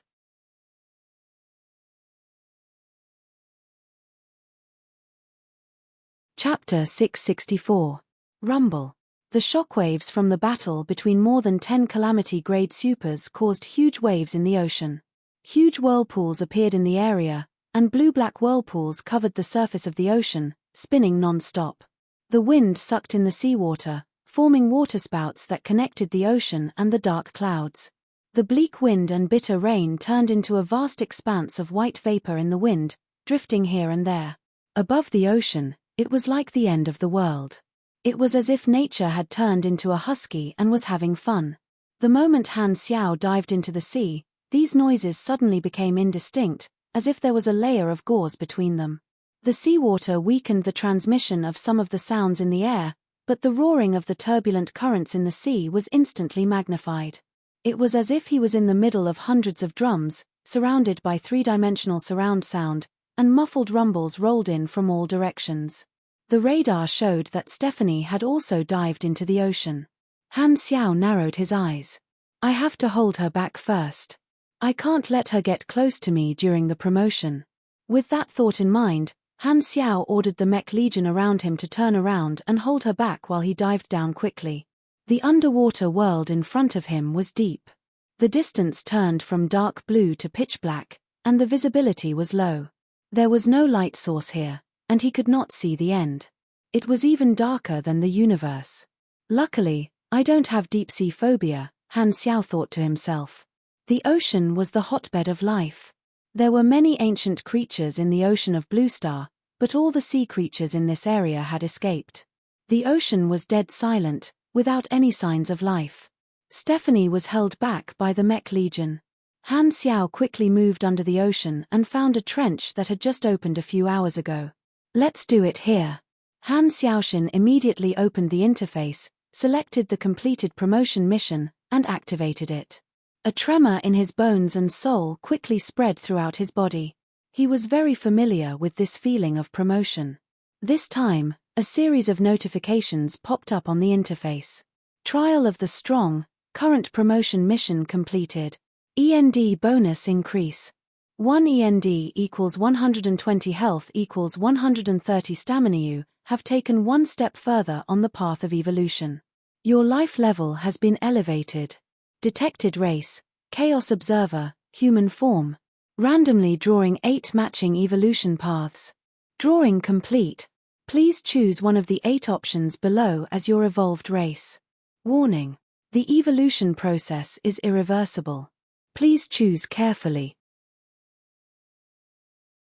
Appendix, Evolution Path Characteristics, X-Type Space Human, -67% compatibility, Void Walker, Human Form, -78% compatibility, Gloom Shadow, Human Form, -72% compatibility, Void Disciple, Human Form, -71% compatibility, Void Distorter, Human Form, -69% compatibility, Void Whisperer, Spirit Form, -84% compatibility, Void Sludge Monster, compatibility, 55%, Ochre Octopus, -31%. First of all, non-void races were excluded.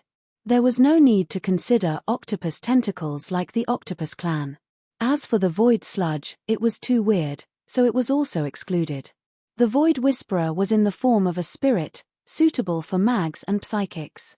Han Xiao had a strong physique and would not give up his physical body. The only reliable options were the 4 evolution options that retained his human form. Han Xiao quickly browsed through and immediately made a choice. The Void Lord's core had strengthened his void genes. Because Han Xiao had jumped from the human evolution system to the void evolution system, he was considered a halfway switch. Naturally, he could not compare to individuals who were void species from the beginning. However, the Void Lord's core and other void species genetic items had increased his evolution speed in the void system, allowing his evolution speed to catch up. Thanks to the Void Lord's core, there was an option for race evolution this time. This was a higher level species in the void evolution system. According to his data, this species was a whole level higher in the evolution chain compared to other normal options. It could make up for the part where he lagged behind. Regardless of whether it was the current attribute increase or the future evolution potential, this species was the best choice.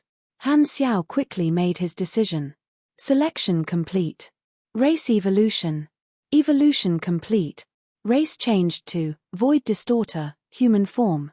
Molecular structure improved, organ structure strengthened, metabolism changed, adaptability increased, genes optimized. Your potential has increased. You have received attributes, plus 44 SDR, plus 83 DEX, plus 65 END, plus 120 INT, plus 92 MAS, plus 34 CHA, plus 1460 energy. Energy level bonus attribute change. Han Xiao's eyes suddenly widened, and a deep light appeared in the depths of his pupils. The cells and genes in his whole body changed, and his body and mind exploded with intense pain. His vision kept switching between reality and the void world, and his brain was trembling.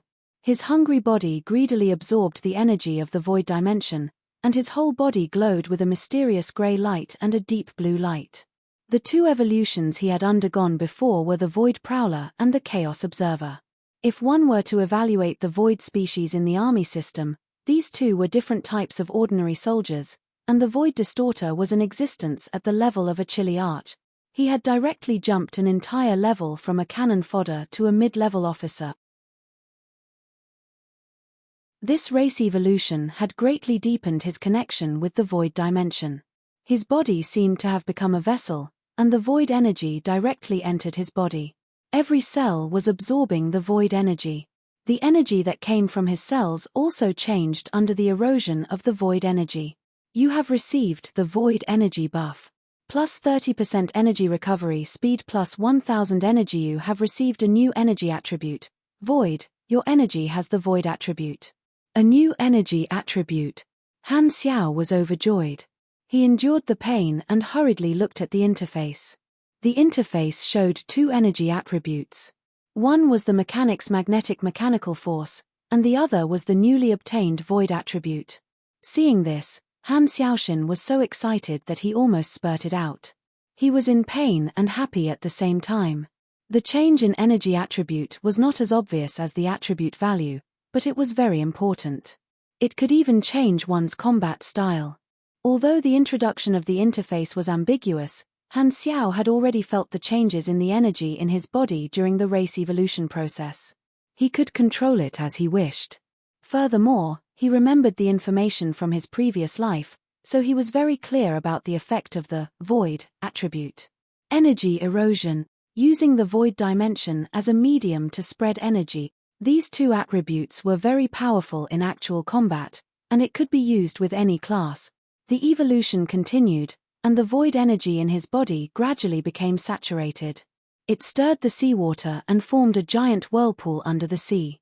Han Xiao's promotion attracted Stephanie's attention. I can't let him act as he pleases. Stephanie did not know what Han Xiao was doing, but that did not stop her from wanting to stop Han Xiao. She crazily shook the seawater, crushing mechanical soldiers one after another, and cleared a path. She charged straight toward the center of the whirlpool and waved her hand. Boom! The whirlpool was shattered into turbulence in the blink of an eye. At the last moment, Han Xiao avoided being hit head-on and was only pushed far away by the shockwave. Stephanie was a strong opponent. Han Xiao did not slowly experience the changes in his body. He glanced at the various new talents on the interface, then threw his experience into the interface and leveled up. His experience decreased tremendously. He leveled up 15 times in a row. Notifications popped up one after another. After his class reached the max level, Han Xiao's leveling momentum stopped. It was still the limit of all INT. His total level was LV 195. Han Xiao did not even have the time to look at the changes on his interface.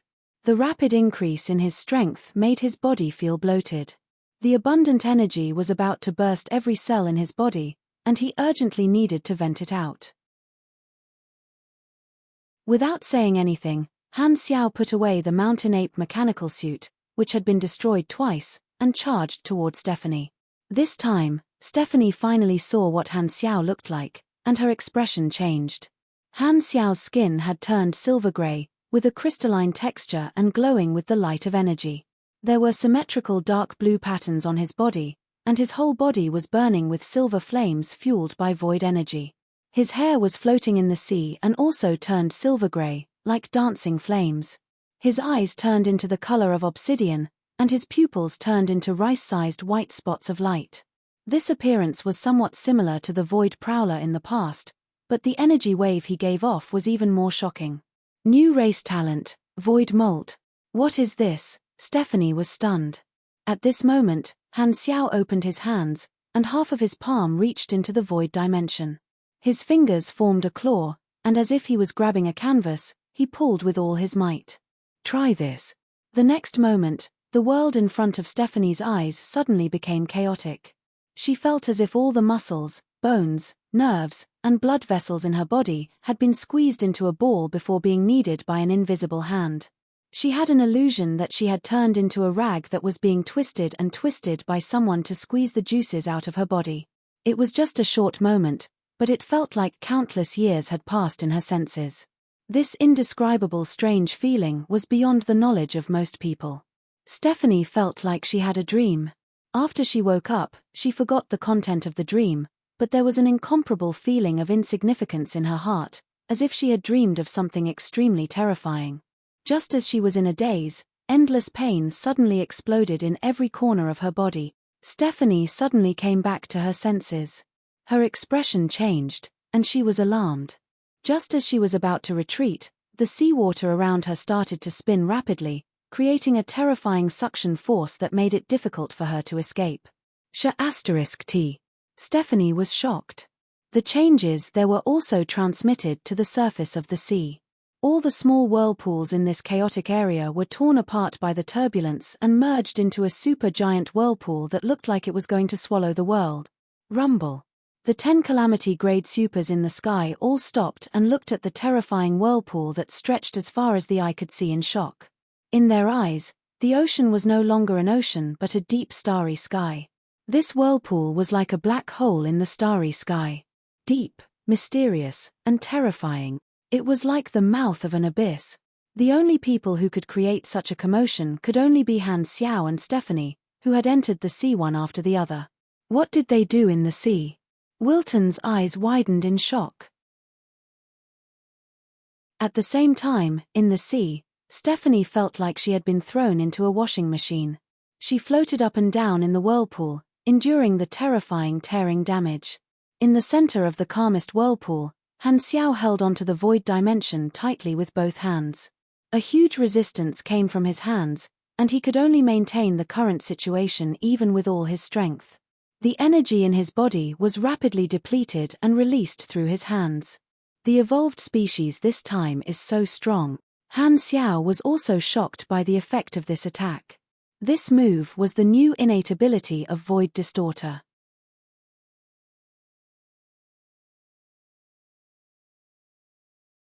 Chapter 665.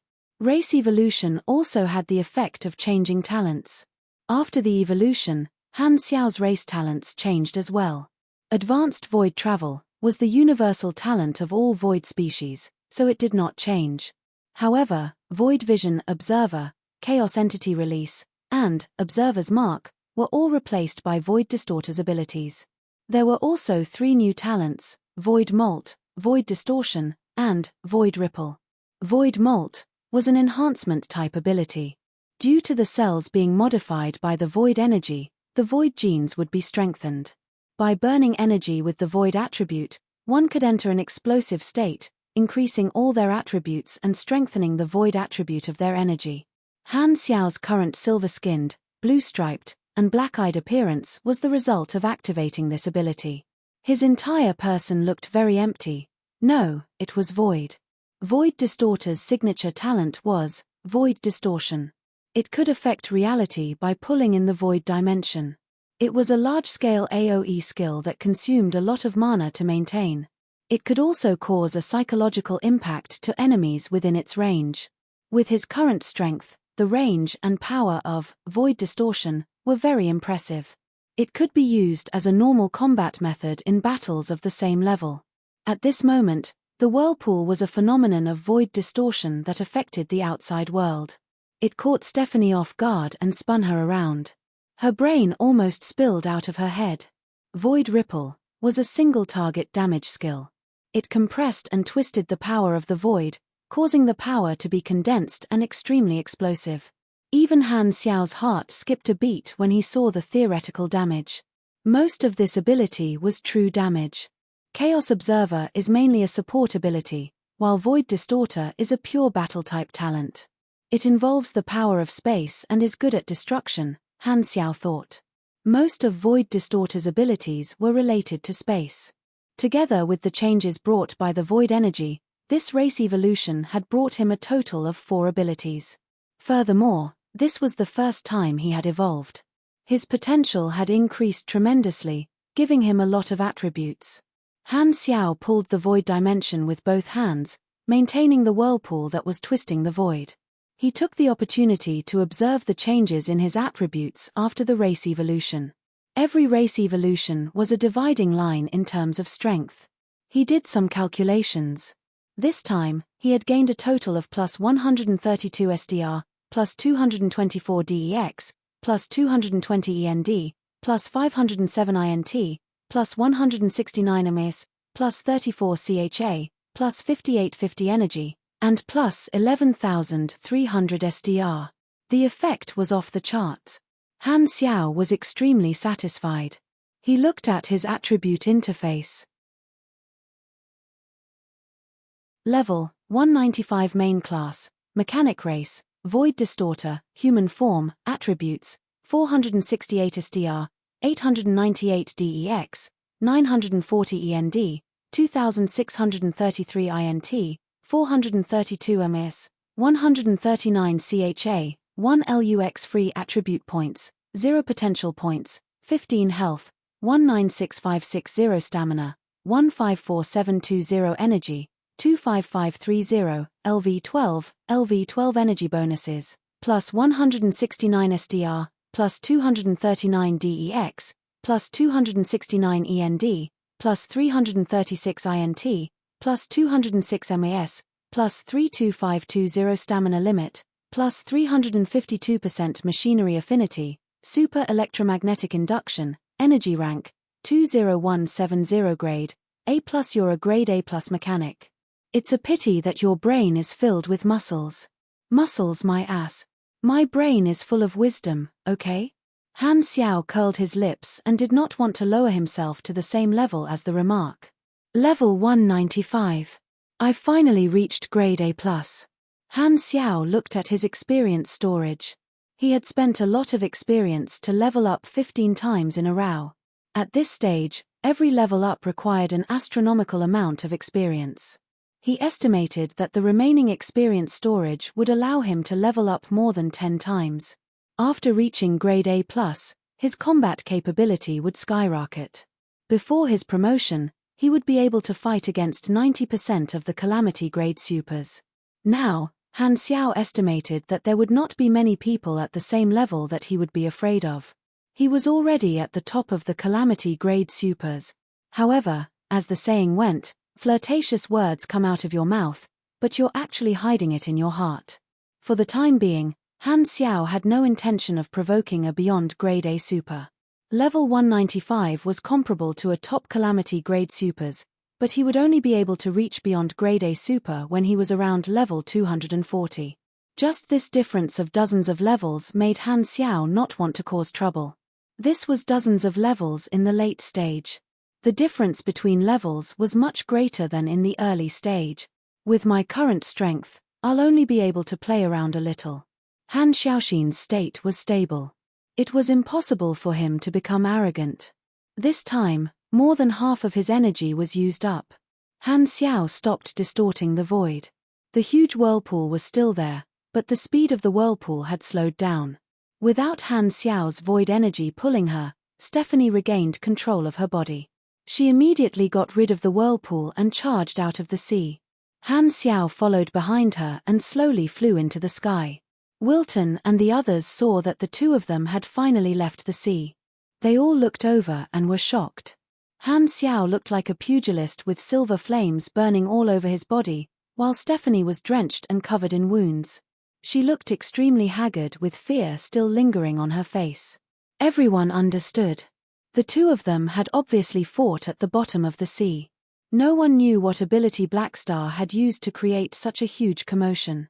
It looked like Stephanie had suffered a huge loss. Go. Han Xiao led the Mech Legion and charged forward, not giving Stephanie any time to catch her breath. His strength had increased tremendously, and he had recovered through his promotion. He immediately broke the fragile balance between the two of them and blew the horn to counterattack. The increase in intelligence increased the combat capability of the Mech Legion once again. Boom boom boom. The battle started again. Han Xiao entered the battle again and immediately overturned the stalemate. After his promotion, he immediately suppressed Stephanie and even had the strength to support his teammates. He controlled the rhythm of the battle by himself. The scales of victory slowly tilted. Stephanie felt the pressure increase drastically. She was completely on the defensive.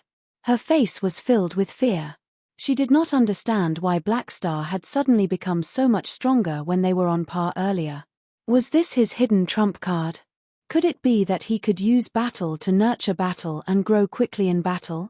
She remembered that there were similar battle races in the universe. What could not kill them would make them stronger. Was Blackstar also such a person? That made sense. No wonder Blackstar had risen so quickly. He was probably one of those battle races with extraordinary talent. Many guesses flashed through Stephanie's mind. She looked back at her teammates who were covered in wounds and hesitated. Including her, Everyone was already at the end of their rope. However, Black Star was still alive, and the helpers he called were also very difficult to deal with. After fighting for so long, Stephanie still could not see any hope of capturing Black Star. Retreat. Seeing that the situation was not good, Stephanie decided to retreat. She called her teammates and wanted to leave the battlefield. However, after fighting for a few hours, Stephanie and the others were exhausted. If they chose to fight head-on, they could have lasted for a long time. However, once they thought about retreating, they lost their drive and lost all their advantage. They were held back by Han Xiao, who was at his peak after his promotion. Han Xiao cooperated with Wilton and the others. They were a group of annoying little demons. Stephanie and the others retreated as they fought. They entered a vicious cycle where the more they wanted to retreat, the more passive they were. They felt like their bodies were hollowed out, and they could not escape. However, fighting head-on would only result in a slow death. Stephanie could only choose to retreat. Only then did she realize that she was in a dilemma. In the few hours of stalemate, they had exhausted too much energy because of Black Star. It was too late. If the enemy had retreated from the beginning, Han Xiao would not have been able to stop Stephanie and the others. However, it was too late to escape now. Han Xiao was well versed in boiling the frog in warm water. Now was the time to put the lid on the pot. He did not want these dangerous people to escape. Who knew what kind of trouble they would cause next time? When Stephanie realized what was going on, they had nowhere to run. The battlefield gradually shifted to land. Stephanie and the others finally reached the critical point. Han Xiao immediately activated his slaughter mode. Bang! He punched a heavily injured enemy mage. Void ripples surged into the target's body. This person's body shook violently. His body twisted like a fried dough twist, and blood spurted out. His health dropped to 0, and he fell into the rift. Swoosh! A psionic impact shot into the body of an enemy Esper. A dark blue ball of light expanded from his body. With a boom, this person exploded from the inside out, turning into blood. Dong! A heavy knee landed on the lower body of a pugilist. A large number of nanoparticles suddenly appeared on the knee, turning into a high-frequency particle vibration blade. As the knee pierced into the body of this pugilist, who had lost his energy defense, the nanoparticle blade quickly changed shape. The next moment, countless alloy spikes extended from the inside out, penetrating his muscles. It was as if his entire body had grown spikes. This only lasted for an instant. Han Xiao quickly retreated, and the nanoparticles retracted. The spikes on this person's body were all retracted. Blood spurted out from countless small holes, and he fell to the ground like a broken sack.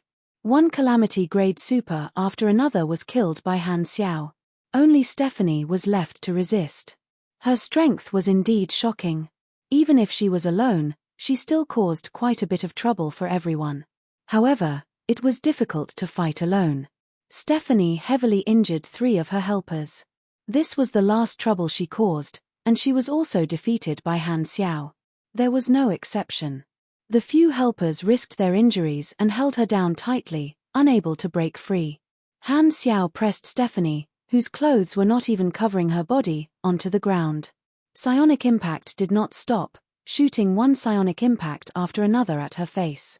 Stephanie was held down by Wilton and the others, unable to resist. She could only let Han Xiao ravage her body. Han Xiao was having a great time. He just had to shoot her to death. This was the charm of a group fight. In the end, Stephanie was heavily injured and on the verge of death. She could not move at all. Her chest heaved up and down, and she only had half a breath left. Han Xiao did not kill her. He felt that it was still useful to keep her alive. Furthermore, Stephanie was a boss-level character, so it would be very useful to bring her back to be squeezed. Stephanie felt that her eyelids were extremely heavy. Before she fainted, she gathered her last bit of energy and looked at Han Xiao with hatred. When she was setting up the ambush, she did not even consider the possibility that she would die here. Black Star, Stephanie stared at Han Xiao, carving Han Xiao's image into her heart. Then, her eyes rolled back, and she fainted. The whole place fell silent, leaving only dust floating in the air. We finally won. Han Xiao exhaled. Only then did he feel the tiredness in his body. He just wanted to lie down and have a good sleep. To be honest, Stephanie's trap was indeed very threatening. If he did not call for help in advance, he might have really been tricked. If he had advanced in advance and did not have the observer's mark to choose the battlefield, Black Star City would have been destroyed for sure. Unfortunately, the battle was already over. The result was set. Stephanie's team was wiped out. Thank you for your help. Han Xiao turned around and looked at Wilton and the others. He nodded at them. You're welcome. Wilton swallowed his saliva and did not dare be slow. He originally had some plans in mind, but now, he was only wary of Han Xiao. This time, it was not as shocking as fighting the 8 Vanguard officials head-on. However, in this battle, how many Calamity grades had Black Star killed? Black Star had proven his ability to take hits the last time, and today, Wilton witnessed Han Xiao's lethality for the first time. Just thinking about it made Wilton's heart turn cold. Thankfully, Black Star is our ally. Wilton secretly heaved a sigh of relief. On the other side, Ngojin's face was sad. One of his comrades had died, and Han Xiao could not comfort him. He patted his shoulder. God Aura had sent people to help him. One of their Calamity grade supers had died in battle, which was not a small loss for God Aura. Han Xiaoshin felt apologetic and remembered this favor. He secretly thought about how to compensate God Aura and deepen their bond. He was not someone who accepted help from others and took it for granted. Connections were something that could only be maintained if there was a reciprocal relationship. At this time, Han Xiao suddenly thought of something, and his expression changed. By the way, we can't rest yet. Philip, gather the disaster report and tell me the location. Han Xiao forced himself to stay alert, turned into a rainbow, and quickly left. He could not slack off now. He still had to deal with the disasters brought about by the battle. If he did not stop it in time, Blue Star would also be greatly damaged.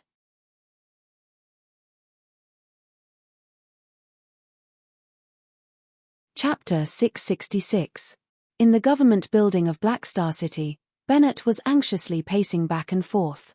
Most of the people around him had been sent out to deal with the disaster, and only a few officials were left in the room. They looked at Bennett anxiously, and everyone was nervous and hesitant. Other than the monotonous footsteps and heavy breathing, there was no other sound in the room. Bennett clenched his fists tightly, and his heart was filled with a deep sense of helplessness. Ever since Blue Star had connected to the galaxy, he had often felt this way. In a battle of this level, he realized that he was of no use and could only wait for Black Star's results. Although Bennett trusted Han Xiao, he was also prepared for the worst. He had already ordered his people to prepare for the evacuation. He could not let all the people gamble with him. This time, the officer in charge of the observation rushed in with an overjoyed tone. Your Excellency, the battle is over. Black Star won. Bennett's body trembled, and his tense body softened. His fists slowly relaxed. Everyone in the room was pleasantly surprised, and they could not help but cheer softly. I understand. Do your best to prepare for the disaster and reduce the losses as much as possible. Bennett suppressed his excitement and ordered in an orderly manner. This shocking battle had caused a disaster on the planet's surface, and they had to deal with the mess to reduce the subsequent losses. By the way, have you contacted Black Star? His Excellency Black Star just sent a message. He's leading people to deal with the disaster and needs our cooperation. Great, cooperate with him fully and carry out all his orders. Bennett was overjoyed. The aftermath of the battle between more than 10 people caused earthquakes, tsunamis, hurricanes, and other disasters to erupt all over the planet. Thankfully, Han Xiao ended the battle quickly, and the disasters did not exceed the critical point. Among them, the storms on the sea were the easiest to deal with. Calamity-grade supers could extinguish the eye of the storm and make it dissipate, but disasters like earthquakes were difficult to reverse. Their main goal was to save the affected cities and reduce the losses. After spending a day and a night, Han Xiao, Wilton, and the others dealt with hundreds of disasters of various sizes and alleviated the urgent situation. In the next few months, there would be more chain disasters, but they were all within a predictable range. Blue Star still had some problems that he needed to solve, such as the follow-up plan for the Six Nations. However, Han Xiao was exhausted. He planned to rest for a day and familiarize himself with the changes after his advancement. Han Xiao brought the captives back to Black Star City. Bennett was busy with disaster relief, but he took the time to thank Han Xiao. Although the enemy had come for Han Xiao and Blue Star had suffered an unexpected calamity this time, Bennett was not an insensible person. Blue Star had ascended to heaven under the protection of Black Star, and was tied to the same chariot as Han Xiao. Naturally, he would not blame this protector. If he wanted to be angry, he would be angry at the enemy's despicable methods.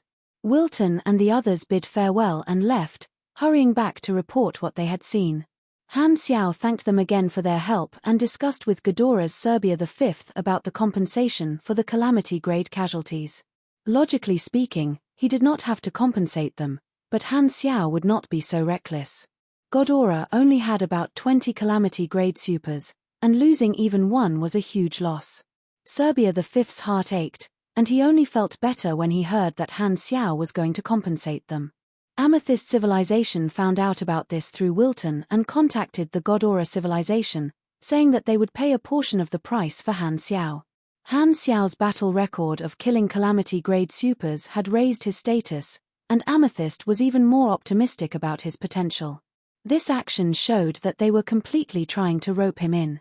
Back in the room, Stephanie was still unconscious. Han Xiao did not hold back and squeezed her juice until she was weak. Stephanie was very strong, and Han Xiao could only imprison her without worry if she did not have the strength to resist. The third round of Prey had been completed. Han Xiao did not give out the reward immediately. He could draw a random ability from one of the 10 people in Stephanie's team. Fu Ding was not around, so Han Technician was not confident in this kind of lucky draw. He planned to draw the prize after returning to the headquarters. During the battle, he had leveled up to level 195 like a rocket. Truth Mechanic had reached the upper limit and triggered the requirements for the next phase of his class advancement. This time, it was a common mechanic class advancement mission, which required him to build a machine that met the requirements. Han Xiao had triggered such a mission before, but this time, the class advancement mission's difficulty matched his level, and the requirements were extremely harsh. Most of the equipment and items could be ranked from low to high quality: poor gray, normal white, good green, excellent blue, excellent purple, rare pink, and legendary orange. Orange equipment was the best among them. However, other than these general grades, there were 2 special grades, silver and gold. Gold equipment was the most special grade and extremely rare. It represented a universal treasure level item, and there were not many of them in the entire universe. To give a good example, the Purple Potato's 6-star gold-plated gloves were a treasure of this level. As for silver equipment, it was an additional quality that represented the attribute of inheritance. If an item with a famous historical event or glory was passed down, it would become a silver equipment and obtain additional bonuses. The legacy attribute could coexist with the general grade. For example, an item could be both orange and silver. The class advancement mission this time required Han Xiao to build a piece of legacy orange equipment, which was commonly known as epic equipment.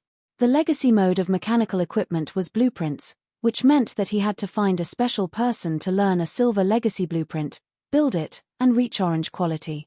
At the same time, the class advancement mission also had a requirement for the equipment level. The minimum level required was level 180. Therefore, I have to find a level 180 mechanical equipment heritage blueprint and build orange equipment. Han Xiao's mouth twitched. Even the mountain ape mechanical suits requirement had not reached level 180 yet. Damn it, I think you're making things difficult for me, Black Star. Han Xiao remembered many ways to obtain silver legacy blueprints, but there were very few level 180 legacy equipment, and the way to obtain them was very complicated. Moreover, the higher the level of the blueprint, the harder it was to create a high-quality product. Han Xiao calculated that with his current intelligence and machinery affinity, He would be able to create level 180 pink equipment at most. Han Xiao shook his head. Although this mission was difficult, it was not completely hopeless. Moreover, it was a crafting mission, so there was no risk. He did not need to rely on mission completion cards to try his luck. He felt that the lottery might be more difficult. Legacy blueprints are not a problem, but my attributes are not enough to create level 180 orange equipment. Do I have to learn a new subclass to support my attributes? Han Xiao thought for a while and rejected this idea. In the later stages, leveling up would become more and more difficult. The cost-effectiveness of a main class was much higher than a subclass. Moreover, there was a promotion mission at level 200, so the benefits of subclasses were very low. He did not want to waste his EXP, and the EXP on the interface was the most cost-effective for leveling up his main class. After all, it was still a long time before the players went online, so it was best to save as much as possible. There were not many subclasses that he needed at the moment. Furthermore, Han Xiao had better choices. If I don't want to increase my attributes, I'll have to find some mechanic class talents, Han Xiao pondered. Thinking about Reynolds' talent, he could not help but feel envious. If he could obtain perfect mechanical sense, he would be able to complete the requirement directly. Sadly, perhaps because his posture was not right, Reynolds did not trigger the mission. I'll find a chance to get some mechanic class talents. No matter what, I'm still a mechanic. Glancing at the unconscious Stephanie, Han Xiao's eyes narrowed, and he could not help but feel a sense of urgency. The unexpected reward this time was knowing the master behind these hunters. The Ancient One, Thousand Shadows, was the real enemy. The deterrence of a beyond grade A made Han Xiaoxin's head feel heavy. Thousand Shadows was even more frightening than the tyrant. Wiping out Stephanie's team was not the end. He had only won some time to catch his breath.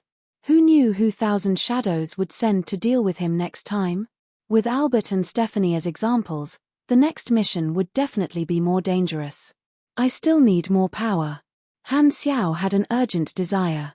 Over the past few days, Han Xiao had been staying in Blue Star to help, and the disaster was under control. Stephanie did not say a word after waking up. Han Xiao did not know what to do with her for the time being, so he just locked her up. With the entire team wiped out, no one maintained the fake memories of the leaders of the Six Nations. The leaders of the Six Nations recovered one after another as if they had just woken up from a dream. The upper echelons of the Six Nations learned about their actions after they lost their memories from the records.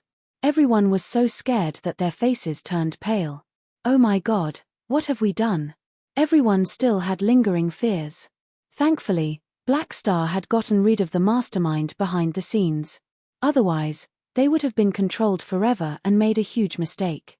The Six Nations were worried that Black Star would misunderstand them, so they immediately expressed their stance and stated that the declaration of war was a misunderstanding. At the same time, the leaders of the Six Nations hurriedly contacted Bennett to explain the reason and beg for forgiveness. Bennett did not reply and only invited the leaders of the Six Nations to a meeting, saying that this planet had just suffered a disaster and needed to discuss the future development plan. Bennett's attitude seemed to be that he did not intend to pursue their actions after their memories were tampered with. In the eyes of the Six Nations' upper echelons, this represented Han Xiao's intention. The upper echelons of the Six Nations heaved a sigh of relief and rushed to Black Star City excitedly for the meeting. They had already memorized a script in advance and planned to explain the situation clearly to get rid of the blame on them. However, the direction of the situation was completely different from what they had imagined. To Black Star, the Blue Star Army existed in name only, so the upper echelons of the Six Nations did not take any precautions. However, they did not expect that the moment they got off the plane, Bennett would capture all of them, causing the upper echelons of the Six Nations to turn pale with fright. All the upper echelons of the Six Nations were escorted to the meeting room and saw Han Xiao, who had been waiting for a long time. Your Excellency Black Star, what is the meaning of this? You must have misunderstood us. Please allow me to explain. Seeing Han Xiao's expressionless face, everyone's hearts skipped a beat, and they hurriedly tried to explain. Han Xiao waved his hand and gestured for everyone to shut up. If not for me, all of you would have been wiped out in the mutation disaster.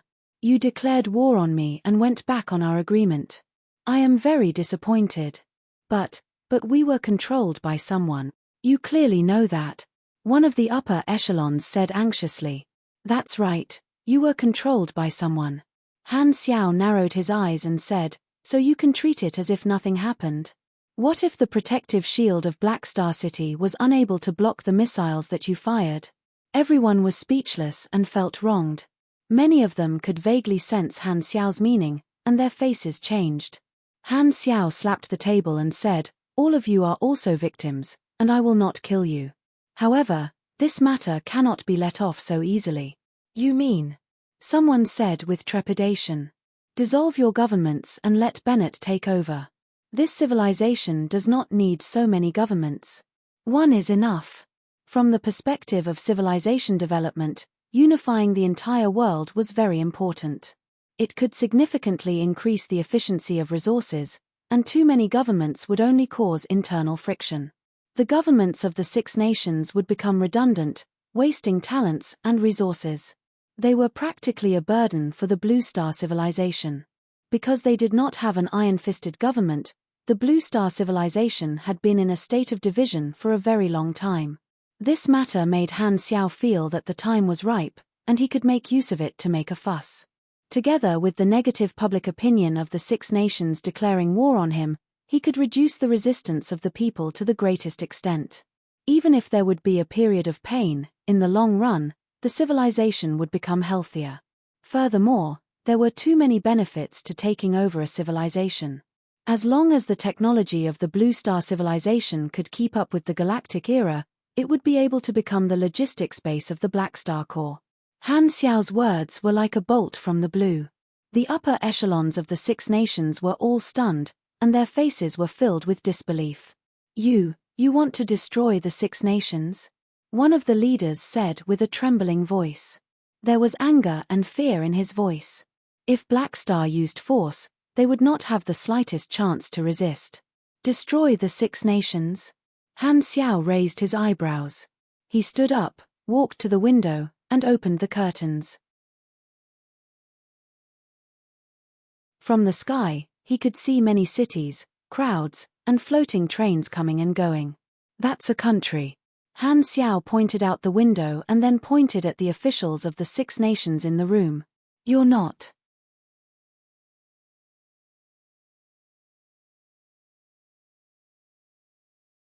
Chapter 667. The action of disbanding the Six Nations government was swift and decisive. Han Xiao's strength, influence, and reputation in Blue Star completely crushed the Six Nations. Even if the officials of the Six Nations were unwilling, they did not have the chance to retaliate. In front of such overwhelming power, they realized that if Black Star wanted to take over Blue Star, it would be a piece of cake. However, he did not do so until now. If it was in the past, Bennett would not have agreed to this plan, but after this battle, he was willing to take on more responsibility. In his eyes, the future of the entire civilization was more important. The Six Nations were simply too unreliable. The disbanding of the Six Nations was done peacefully. Both Han Xiao and Bennett did not want a war to break out in Blue Star. The bloody example of the old era was right in front of them, so Han Xiao's target was only the government of the Six Nations. From top to bottom, they would be replaced. The upper echelons of the Six Nations were arrested, and Bennett's men were stationed in the government. The other officials at all levels were greatly alarmed, but there was little resistance. The declaration of war by the Six Nations had not only caused them to lose the hearts of the people, but also the loyalty of many lower-level officials.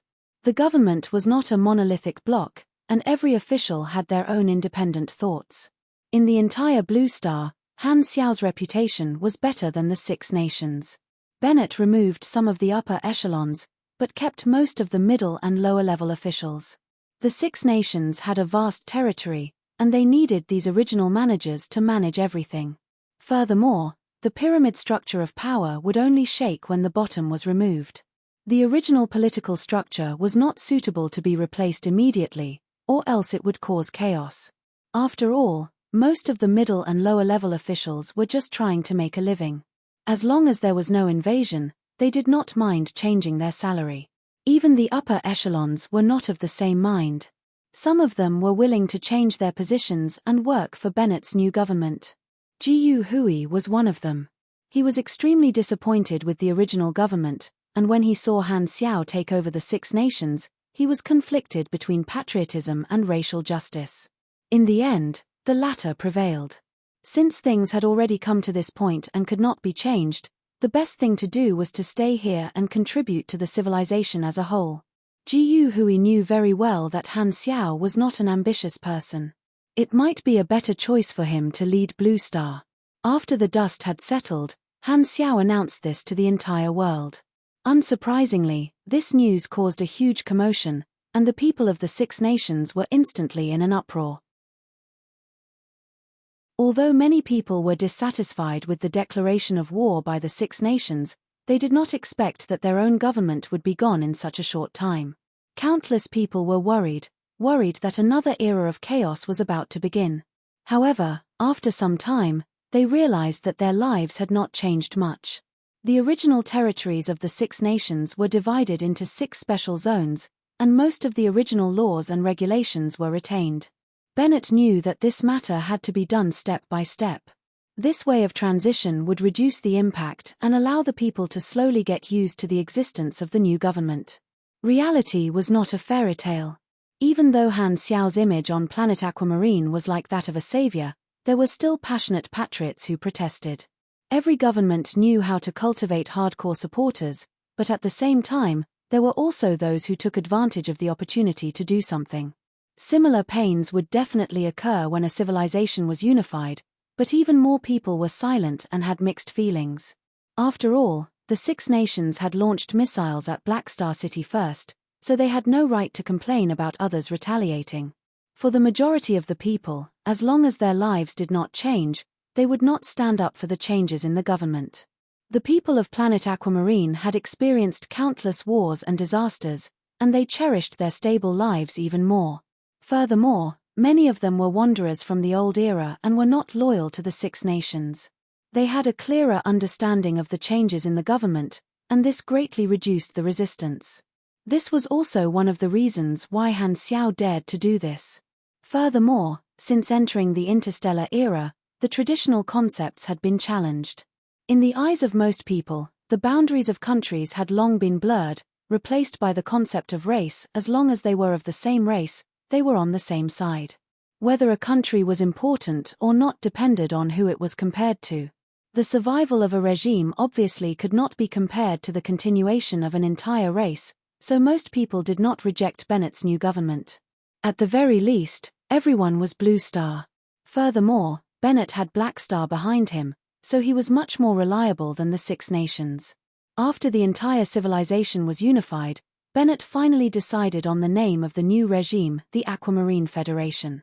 Naming a regime after a planet was easier for the people to accept. Although Han Xiao understood the meaning behind this name, he still felt that it was a pain in the ass. Aquamarine Federation? Why does it sound like a clothing store? However, no matter what the name of the Blue Star regime was, it would still be his logistics base. The situation was basically settled, and the problems left behind by the enemy were dealt with. The storm this time finally calmed down. Taking over the Six Nations brought about a lot of follow-up problems, and Bennett and the others were extremely busy. Han Xiao estimated that it would take a few years for him to digest everything, and Blue Star would also need some time to get over the pain. The benefits of a unified civilization would gradually become apparent over time. With the matter settled, Han Xiao did not stay any longer and brought Stephanie back to planet Golden Gate Base No. 1. The battle with the Vanguard official more than a month ago had caused Han Xiao's reputation to skyrocket. This time, Black Star's feat of killing multiple Calamity-grade supers shocked the entire starfield. The Amethyst civilization did not hide this matter. They believed Han Xiao's words and thought that Stephanie and the others were assassins sent by Clent. They spread the news of Clent's failure to assassinate Han Xiao in order to boost morale and reduce the negative impact of the loss at the front line. The people of the Klent civilization were dumbfounded when the blame fell from the sky. We do want to kill Black Star, but we haven't done anything yet. When did we send people? That's right, it must be some other star cluster civilization that sent people to assassinate Black Star. Regardless of whether they succeed or fail, they can push the blame to us. Klent was furious. F***ck, blame me again. Do these B***keys think I'm the king of blame? There will always be people who want to harm me. Although the two sides were at war, Klent was not willing to be blamed for their failure and publicly announced that it was all fabricated. Purple Crystal's answer was simple. I won't listen to you. I'll beat you to death. The two sides were at war, and the government was at war. Many organizations in the Shattered Star Ring were watching the show between Purple Crystal and Klent like spectators. Han Xiao, who had caused this incident, also received a lot of attention. Black Star had finally grasped psionic energy, and this made many organizations even more wary. This meant that Black Star's threat had greatly increased. Killing Calamity Grade Supers consecutively was worthy of his status as a Beyond Grade A seed. This kind of lethality was even more terrifying than just being able to take a beating. All of a sudden, Han Xiao's fame and status in the entire starfield rose again. While the other star cluster civilizations were shocked, they also secretly raised Han Xiao's position in the list of Beyond Grade A seeds. On the way to base number 1, Han Xiao deeply felt the impact of this matter. His face could be seen everywhere, and when he returned to the base, he realized that the respect and admiration in the eyes of many mercenaries was even stronger. This trip back to Blue Star took about 20 days, and there were only 10 days left of the holiday. After returning to the base, Han Xiao first checked the operations of the Black Star Corps during this period. More than 10,000 mercenaries in the various training camps had become permanent members, and they had added another 100 battleships. My mech legion has been greatly depleted. There are still 10 days left, and I can replenish them. After returning to the battlefield after the holiday, Han Xiao decided to make use of the remaining time to build an army. Before that, he had to settle the third round of prey rewards. Recently, Fu Ding did not go out. Han Xiao found Fu Ding, chatted with him for a while, and then touched Fu Ding a few times. Only then did he let go of Fu Ding, who had a weird expression on his face. It feels pretty good. Chen Xing, who finally came out to get some fresh air, blushed a little and quickly returned control of the body to Fu Ding. Fu Ding's ability was getting stronger and stronger, and he could already suppress Chen Xing alone. Plus, his relationship with Chen Xing had warmed up, so he would let her come out to get some fresh air from time to time, and Han Xiao happened to bump into her. However, although the soul was not the same person, the body was still the same. Third round completed. Please select the target to draw abilities from. There were a total of 10 enemies, and Han Xiao only took a fancy to the abilities of 2 of them. One was Stephanie, and the other was that mechanic. If he drew from the enemy mechanic, there was a high chance that he would get a mechanic talent. Both of them were mechanics, and their abilities were perfectly compatible. If he drew from Stephanie, she was different from Shana. Stephanie's Esper ability was completely incompatible with his, so the effect of her Esper ability would definitely be weakened. The best result would be to get a molding talent, but that could only depend on luck. After thinking for a few seconds, Han Xiao made a decision. Mechanic talents were great, but molding talents were hard to come by. What difference was there between a person and a salted fish without dreams? Bet on it. You have received, draw one of Stephanie's abilities, ability talent.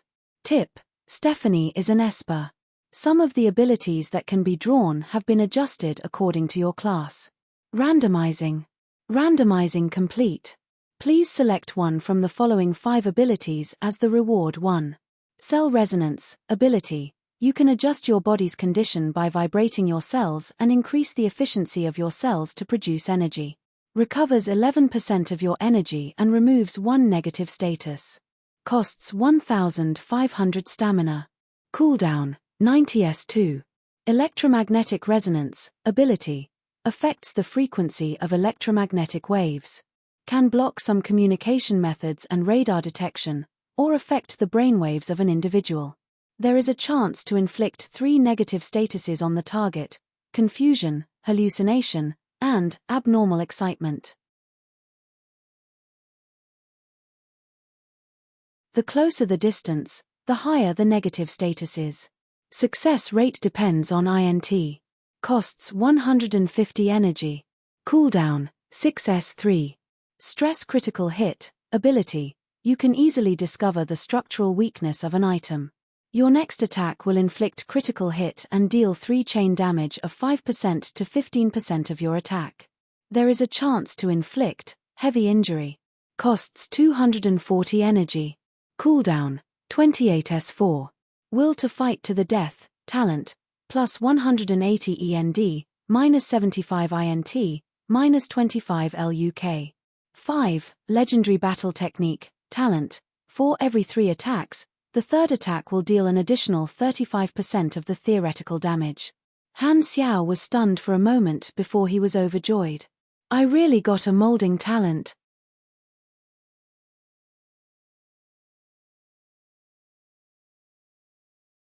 Chapter 668.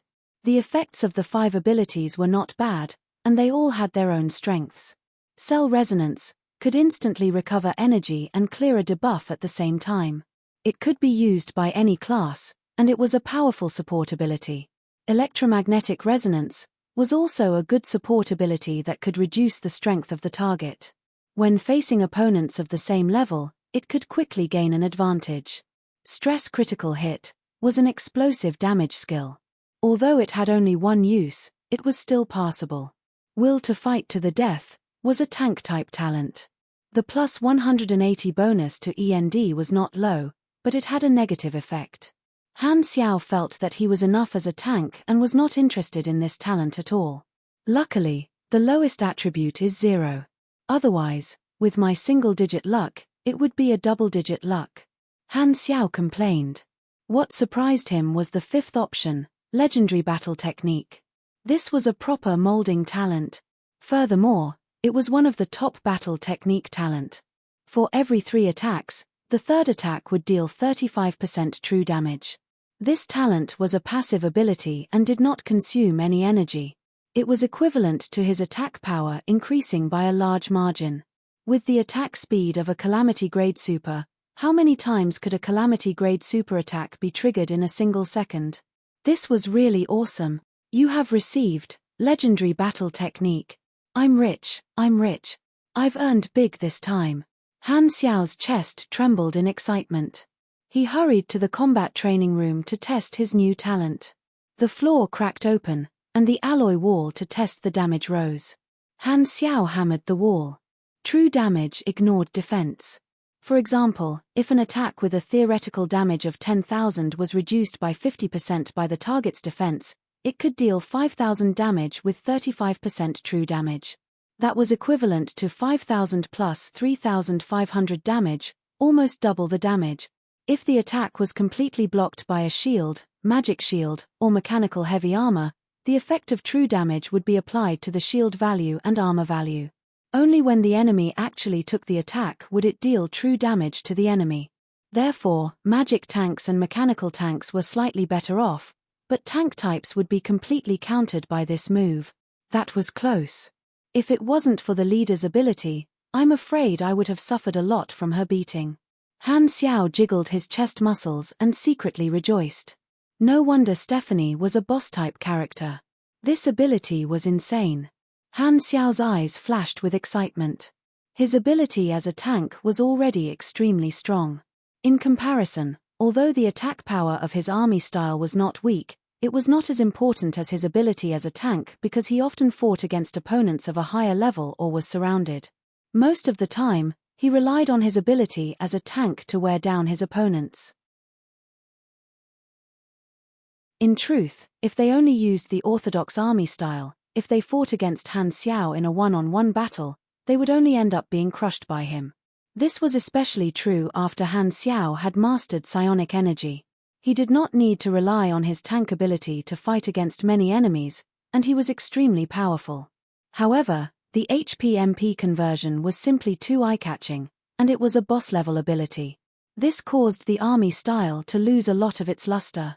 His indestructible body nickname had suppressed his existence as a mechanic for far too long. However, it was different now. Legendary combat technique was already powerful enough in the hands of others, but in the hands of an army-style mechanic, the effect was insane. In his previous life, there was a similar NPC as an example. Han Technician knew that this talent could be used on summoned creatures and the Mech Legion.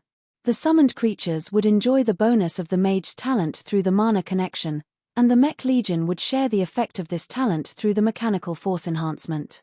After all, the Mech Legion was also considered as a type of mechanical equipment and would receive the same bonuses as the weapons in their hands. Han Xiao opened up a few elite mechanical soldiers that he carried around with him to test and figure out the mechanism of this talent. Machines that received the bonus of mechanical force would have the effect of legendary combat technique by default. This meant that the same machine would be able to trigger 1 true damage every time it attacked 3 times instead of counting the total number of attacks.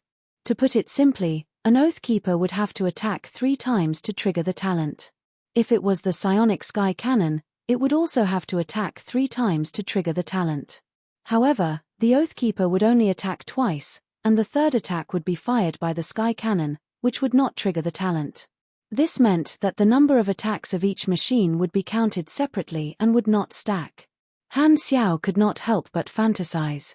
If the total number of attacks was calculated, it would be equivalent to 100 machines firing once, and 33 out of 100 attacks would be true damage.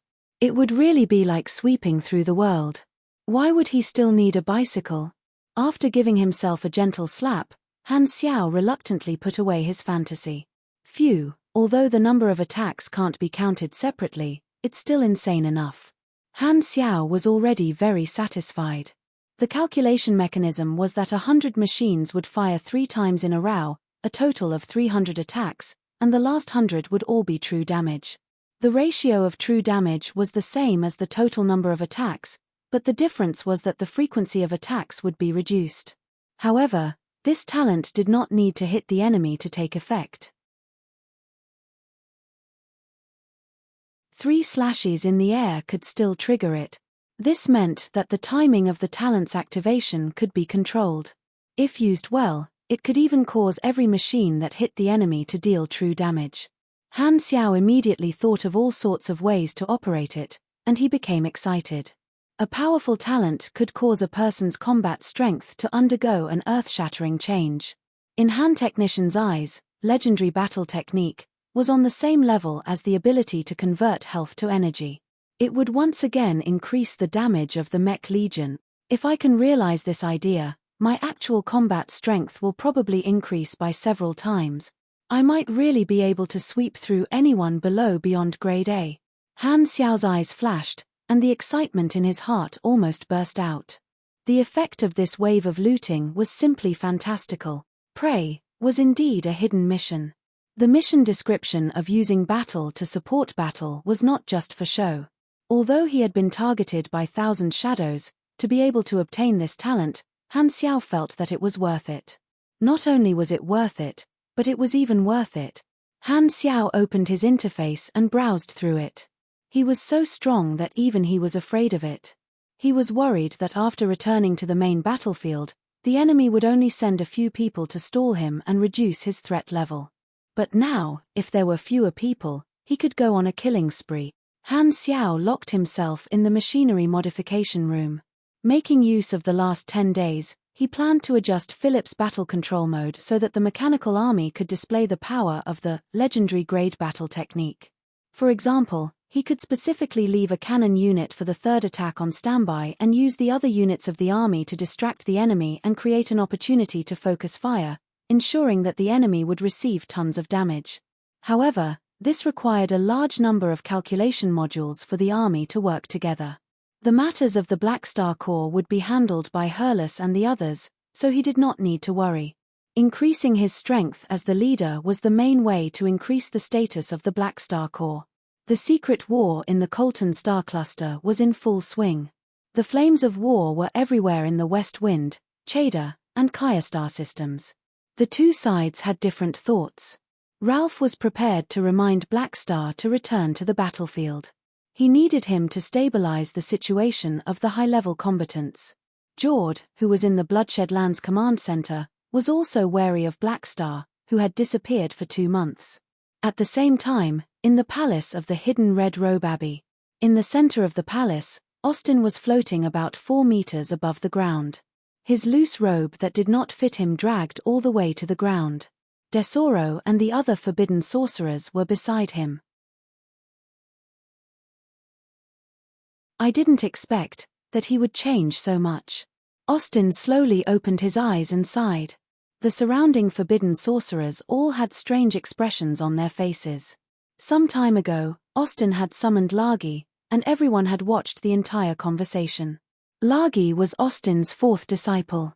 All the mags present had followed Austin for a long time, and everyone knew Lagi. However, when they met again after such a long time, the former forbidden sorcerer commander who used to be swift and decisive was like a completely different person.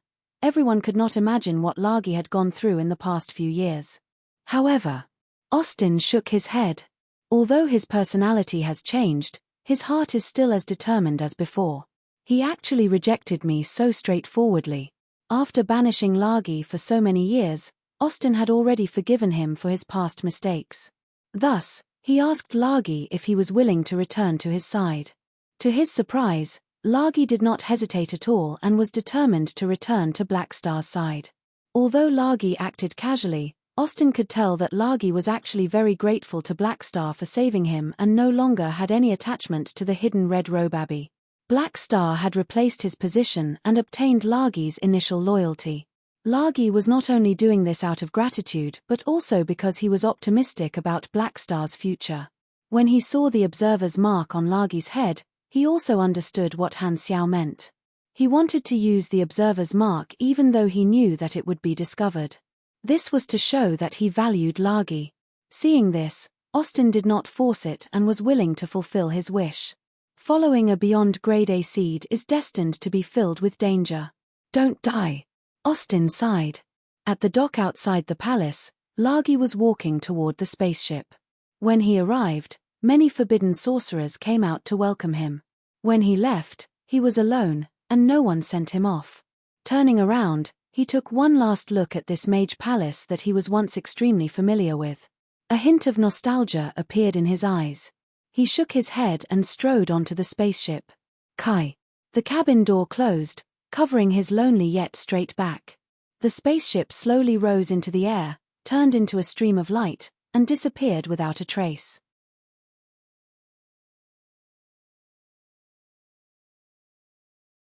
Chapter 669.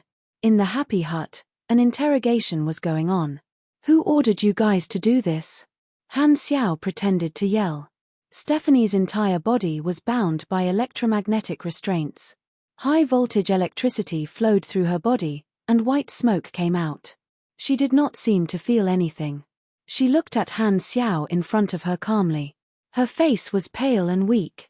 Her lips parted slightly as she said in a low voice, "I told you, you won't get any information from me."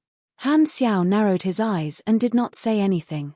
The prey mission was not over yet, and the 4th round was still inactive. 1,000 shadows could share the senses of the shadow to a certain extent. Han Xiao did not want to expose that he knew the truth, which would increase the danger of the next round. Therefore, in the past few days, he would pretend to interrogate Stephanie whenever he was free and pretend that he did not know about 1,000 shadows. Regardless of whether I'm fighting with the air or not, it's never wrong to be cautious. Han Xiao thought to himself. Han Xiao had already extracted hundreds of vials of gene medicine from her. Grade A+ supers were much more durable than Grade B supers. They were like cows with higher yields. However, Han Xiao was a little hesitant about what to do with Stephanie. If he did not know that the enemy behind her was 1,000 shadows, Han Xiao might have kept her alive to extract more genes. However, 1,000 shadows could sense the shadow, and keeping Stephanie alive was a huge threat. Han Xiao's eyes changed. In the end, he sighed. Mechanical force flashed, and nanoparticles shot out from the compressed orbs. Like black quicksand, they clung to his arm, turned into a psionic cannon, and pressed against Stephanie's head. Boom, boom, boom. A series of explosions sounded. It took a long time before silence returned. The door opened. Han Xiao walked out and shook his head. He did not want to leave any threats behind. Although Stephanie's experience was quite tragic, he would not go easy on her. Thousand Shadows' shadow had lost its sense of self and could not escape from its control. Death was a release. Killing Stephanie gave him a 280% reward for killing an enemy above his level. He received more than 350 million EXP in total, which allowed him to recover some of his remaining EXP pool. He also received a Stephanie character summon card. Character summon card, Stephanie, Resonance Penetration, reduces target's physical defense by 50% to 80% through close-range resonance. For every 100 END the target has, the target can be exempted from 1 second of duration. Basic duration is 24 seconds, at least 3 seconds. Usage, 04. Han Xiao closed his eyes and thought back to what had just happened. When she was struggling for her life, Stephanie seemed to have found herself for a brief moment. He clearly saw the gratitude in Stephanie's eyes as she faded away with her life. At this moment, a notification suddenly popped up on the interface. You have triggered the mission, Stephanie's last wish. Mission introduction. Before she dies, she begs for your help to make up for the biggest regret of her life. Mission requirement. Find the last bloodline of the Antar people. Reward, 15 million experience. Note. This mission is a relic mission. Some people may be interested in it. A quest has been triggered. Han Xiao was a little surprised. The Antalians were Stephanie's civilization, and they had already disappeared in the river of history. It seemed like not being able to protect her civilization was her eternal regret. However, after becoming Thousand Shadows' shadow, her obsession was twisted, and she could only remember it in her final moments. Relic missions were a special type of mission. The rewards on the interface were very little, but most of the time, they would involve places that had been buried by the dust of history. Exploring the relic would give him additional rewards. If I have time, I should do it, Han Xiao thought to himself. The holiday was about to end. Han Xiao thought for a while, took out his communicator, flipped through his contact list, found Ralph's number, and initiated the call. Kaya Star System. In the vast universe, a dense battleship formation was moving stealthily. This was a complete guerrilla fleet of Section 0. Their main force came from the new Phylan rebels, and most of their battleships were assault models. In the main control room of the Glorious Crow flagship, Commander Maud and the staff officers were having a tactical meeting around a silver-white table. The people in charge of the other organizations in this fleet were listening by the side. Above the table was a blue 3D star map, marking the Bloodshed Land strongholds and fleets. The color was dark red, which represented high risk. In our tactical sector, there are 12 Bloodshed Land strongholds. This operation is the highest order from the Battle Command. Including us, there are a total of 27 fleets participating in this tactical operation. What do you all think? Maud was a human from the Phylan race. His body was slender and looked weak, but the strength of the muscle fibers in his body was no weaker than alloy. He weighed more than a ton, and he was one of the upper echelons of the new Phylan rebels. He was a calamity-grade mechanical pugilist, and his body was fused with semi-organic metals. His body was extremely tough, and he was a mechanical pugilist of the body mechanical soldier style. After Han Xiao temporarily withdrew from the main battlefield, the situation of the secret war changed drastically. The main forces of the Bloodshed Land gathered with the Vanguard Army, and they continued to expand the stronghold territories of the West Wind, Cheda, and Kaya Star systems. In 2 months, they built hundreds of stronghold planets that would help each other. The stronghold locations were carefully selected, and their influence covered several star zones, completing the first strategic blueprint. The ruling civilizations of the 3 star systems did not interfere in this unofficial secret war. According to rumors, the Bloodshed Land had already sent out envoys to contact and negotiate with these 3 star systems. Although only 2 months had passed, according to the data and public opinion polls of the Neutral Intelligence Organization, The Amethyst civilization's influence in the West Wind, Cheda, and Kaya star systems had dropped by about 13.7%. Weakening Purple Crystal's influence in the border star systems was the Klent Kingdom's general strategy. While it was true that star systems were the territory of star clusters, the territories of star clusters were planned out later on. Star system civilizations and star cluster civilizations were not absolute subordinates. If Amethyst's influence in the star systems declined too much, the star systems would be recruited by Klent and pressured by the Red Empire in the future. They would declare independence and join Klent. Even if the border star systems of the Colton star cluster and Klent's Sol cluster were separated by a desolate universe belt, these border star systems could be reclassified into Klent's Sol cluster territory.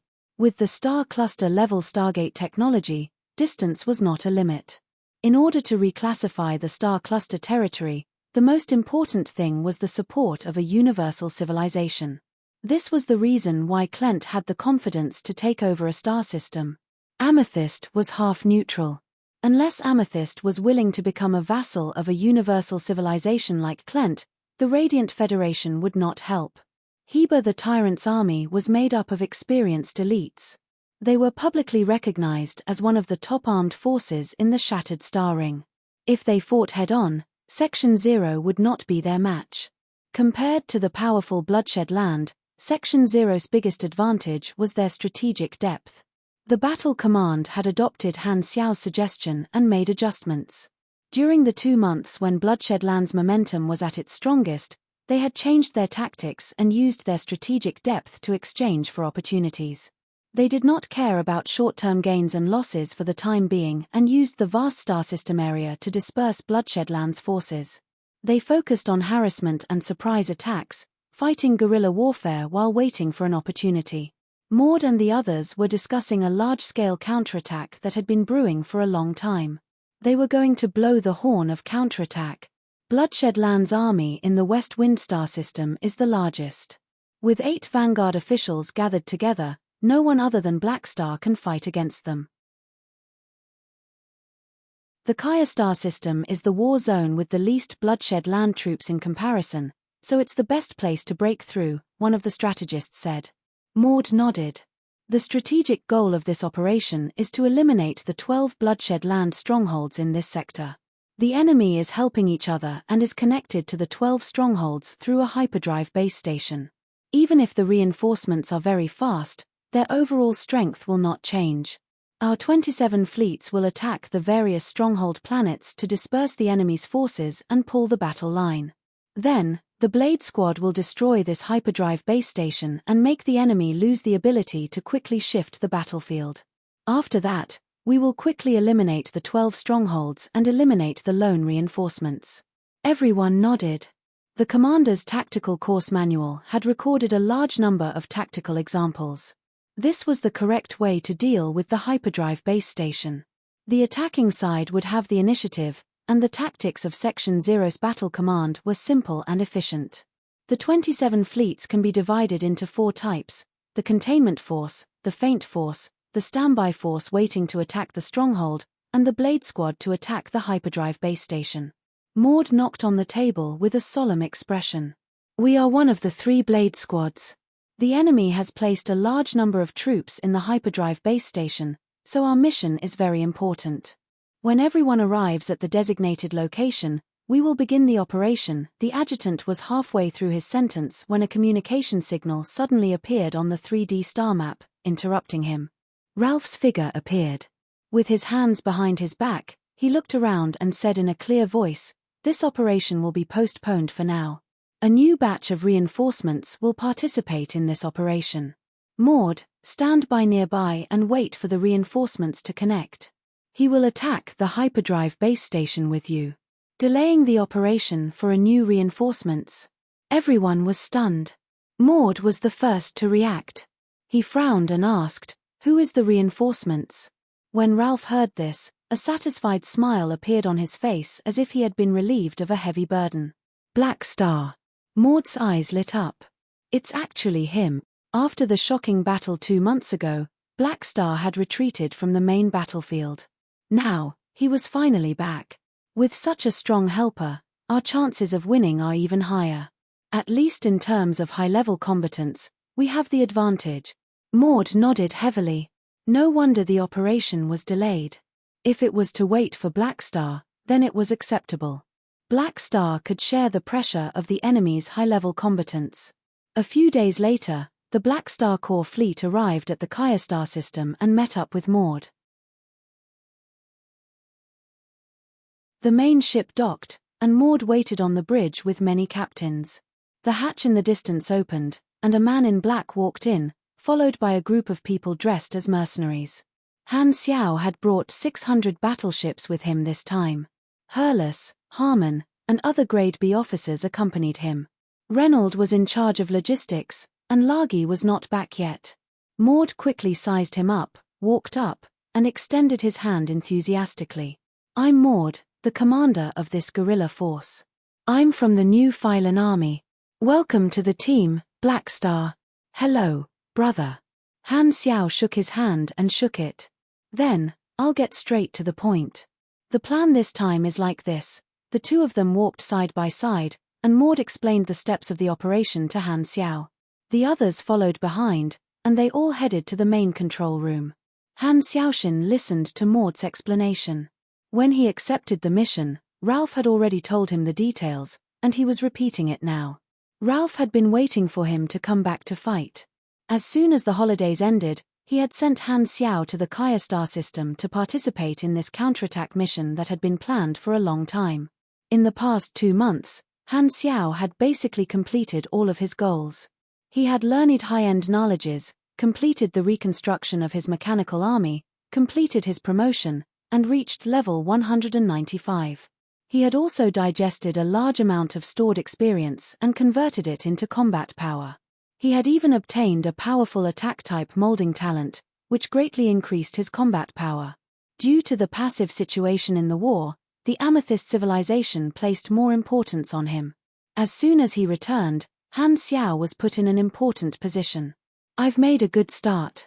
As long as I continue to contribute, my position in Section 0 will rise quickly." Han Xiao thought to himself. His goal was to make the Black Star Corps an organization heavily supported by Purple Crystal and obtain a large amount of resources. Naturally, he would not reject an important battlefield mission. The class advancement mission could be put aside for now. The experience on the interface was limited, and he was afraid that it would be used up too early. With his current strength, he could deal with most situations. There were not many level 180 inherited grade blueprints, and the way to obtain them was very complicated. Before the next time he slacked off, Han Xiao did not have the time to do the class advancement mission. The secret war was one of the most important parts of his plan, and he had to treat it seriously. Arriving at the main control room, Maud opened the 3D star map and gave a more detailed introduction. Only then did Han Xiao focus and listen carefully. The tactical mission for this operation popped up on the interface, and he was required to follow Maud and complete the assault on the hyperdrive base station. After some analysis, Maud pulled up the information of a few people, and his expression became serious. According to the intelligence, the hyperdrive base station is heavily guarded, equipped with 9 satellite fortresses and heavy cannons. There are a total of 15 Calamity-grade supers, 12 of whom are Bloodshed Land's experts in the Sol Cluster, and the other 3 are direct officers of the Bloodshed Land, the Backbone members. Maud pointed at a portrait of a ferocious-looking female creature. Her skin was light green, and she had a short blonde mohawk hairstyle. Several hideous scars covered her cheeks, and her eyes were blind. She was using a mechanical eye, and she looked like a cold-blooded person. One look and you could tell that she was a murderous gangster. Tamaria, Bloodshed Land's adjudicator, superior Calamity-grade supers, nicknamed Poison Bone. It is said that more than 1 billion lives have died in her hands, including 10,000 grade B supers and 100 Calamity-grade supers. This rumor is too exaggerated, but the truth is not far from it. In any case, she is extremely bloodthirsty and is famous for being a madwoman under the tyrant. Green skin? She probably has the blood of a beastman. Han Xiao stroked his chin and sighed. As expected of the tyrant's subordinate. Even the woman is muscular. Heber had many talents under him. Other than the 8 Vanguard officials, there were also many infamous Calamity grade officers. However, the 8 Vanguard officials were the most famous among them. Maud stared at Han Xiao, his eyes filled with affection. This woman and the other 14 Calamity grades, I'll leave them all to you. Whoa, we've only known each other for less than an hour, and you're really not holding back. Han Xiao turned around and patted Hurla's shoulder. Did you hear that? I'll leave them to you. Hurla's face was filled with question marks. Just kidding. Why would I send you to your death? Han Xiao laughed and cracked his neck. Don't worry, it's just 15 Calamity grades. Even if I can't beat them, I'll still run.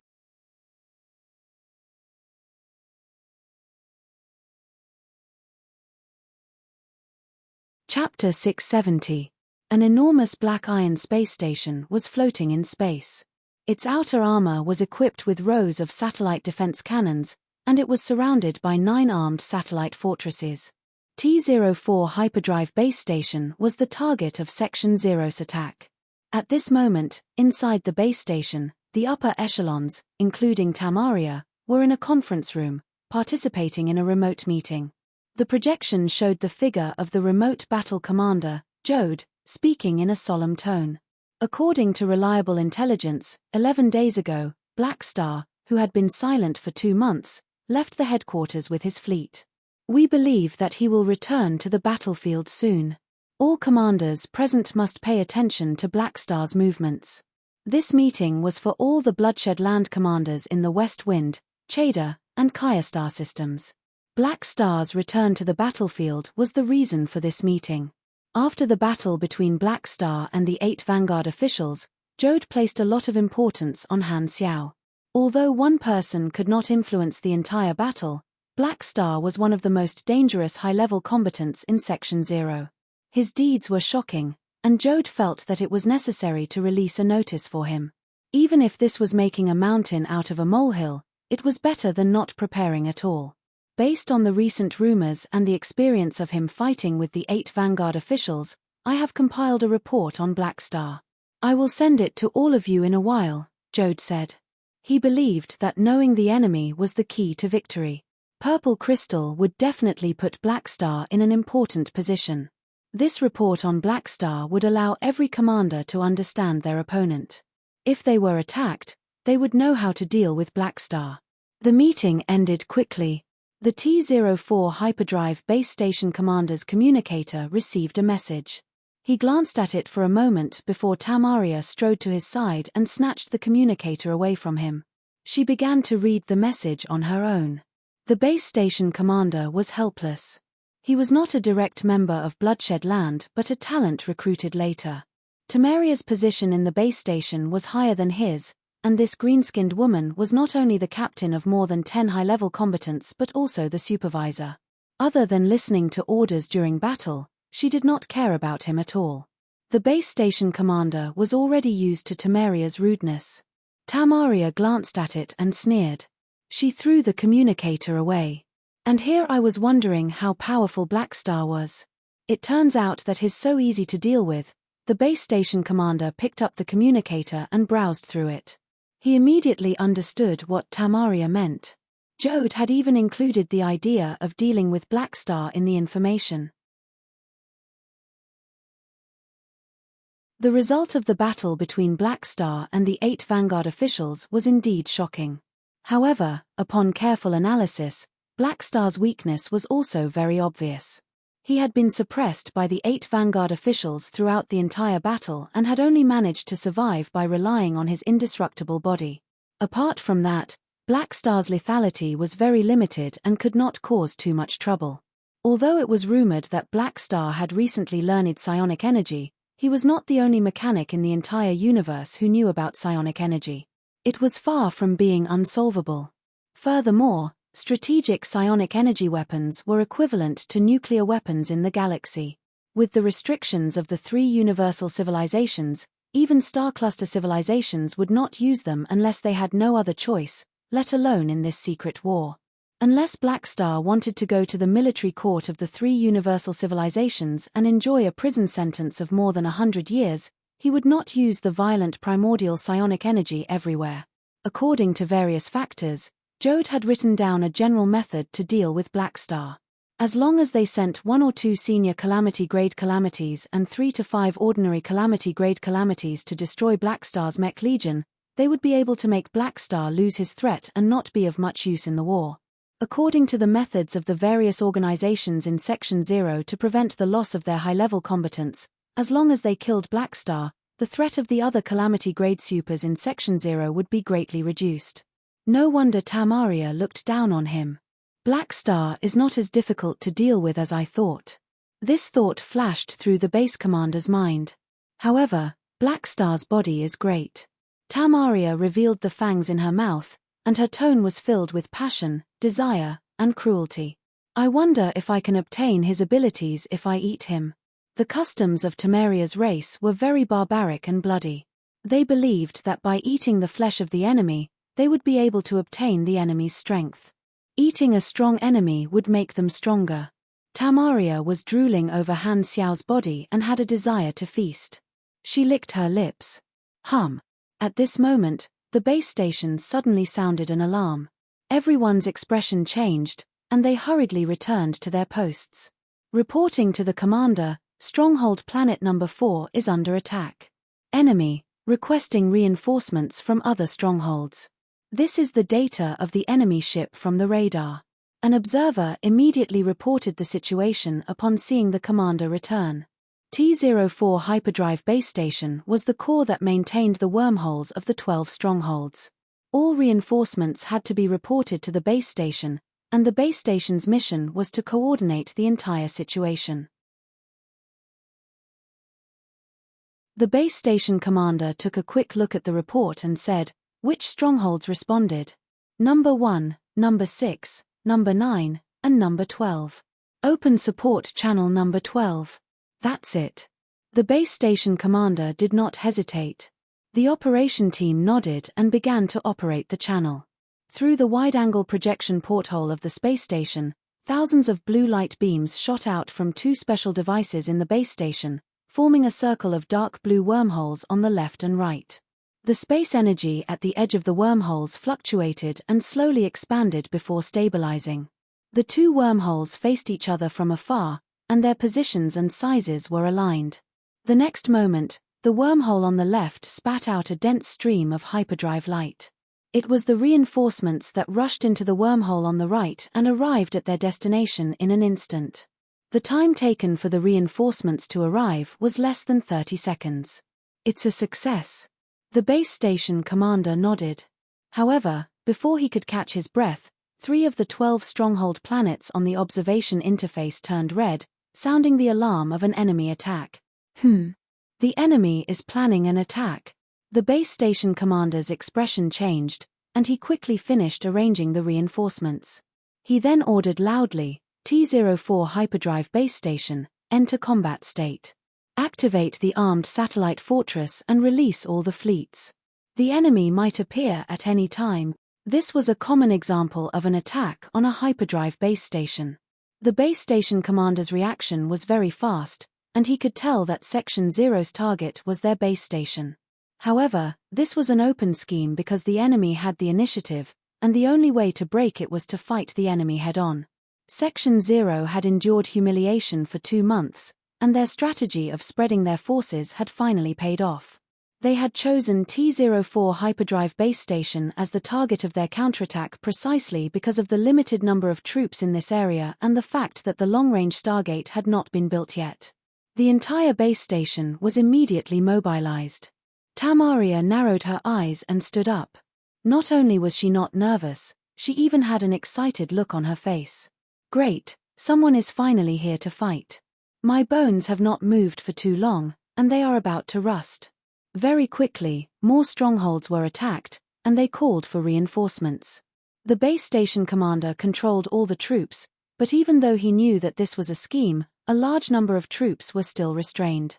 Just as everyone was feeling nervous, the radar of the base station rang with an ear-piercing alarm that swept through the entire space station. "Warning! Warning! A large number of unknown targets are detected approaching." Everyone looked at the porthole.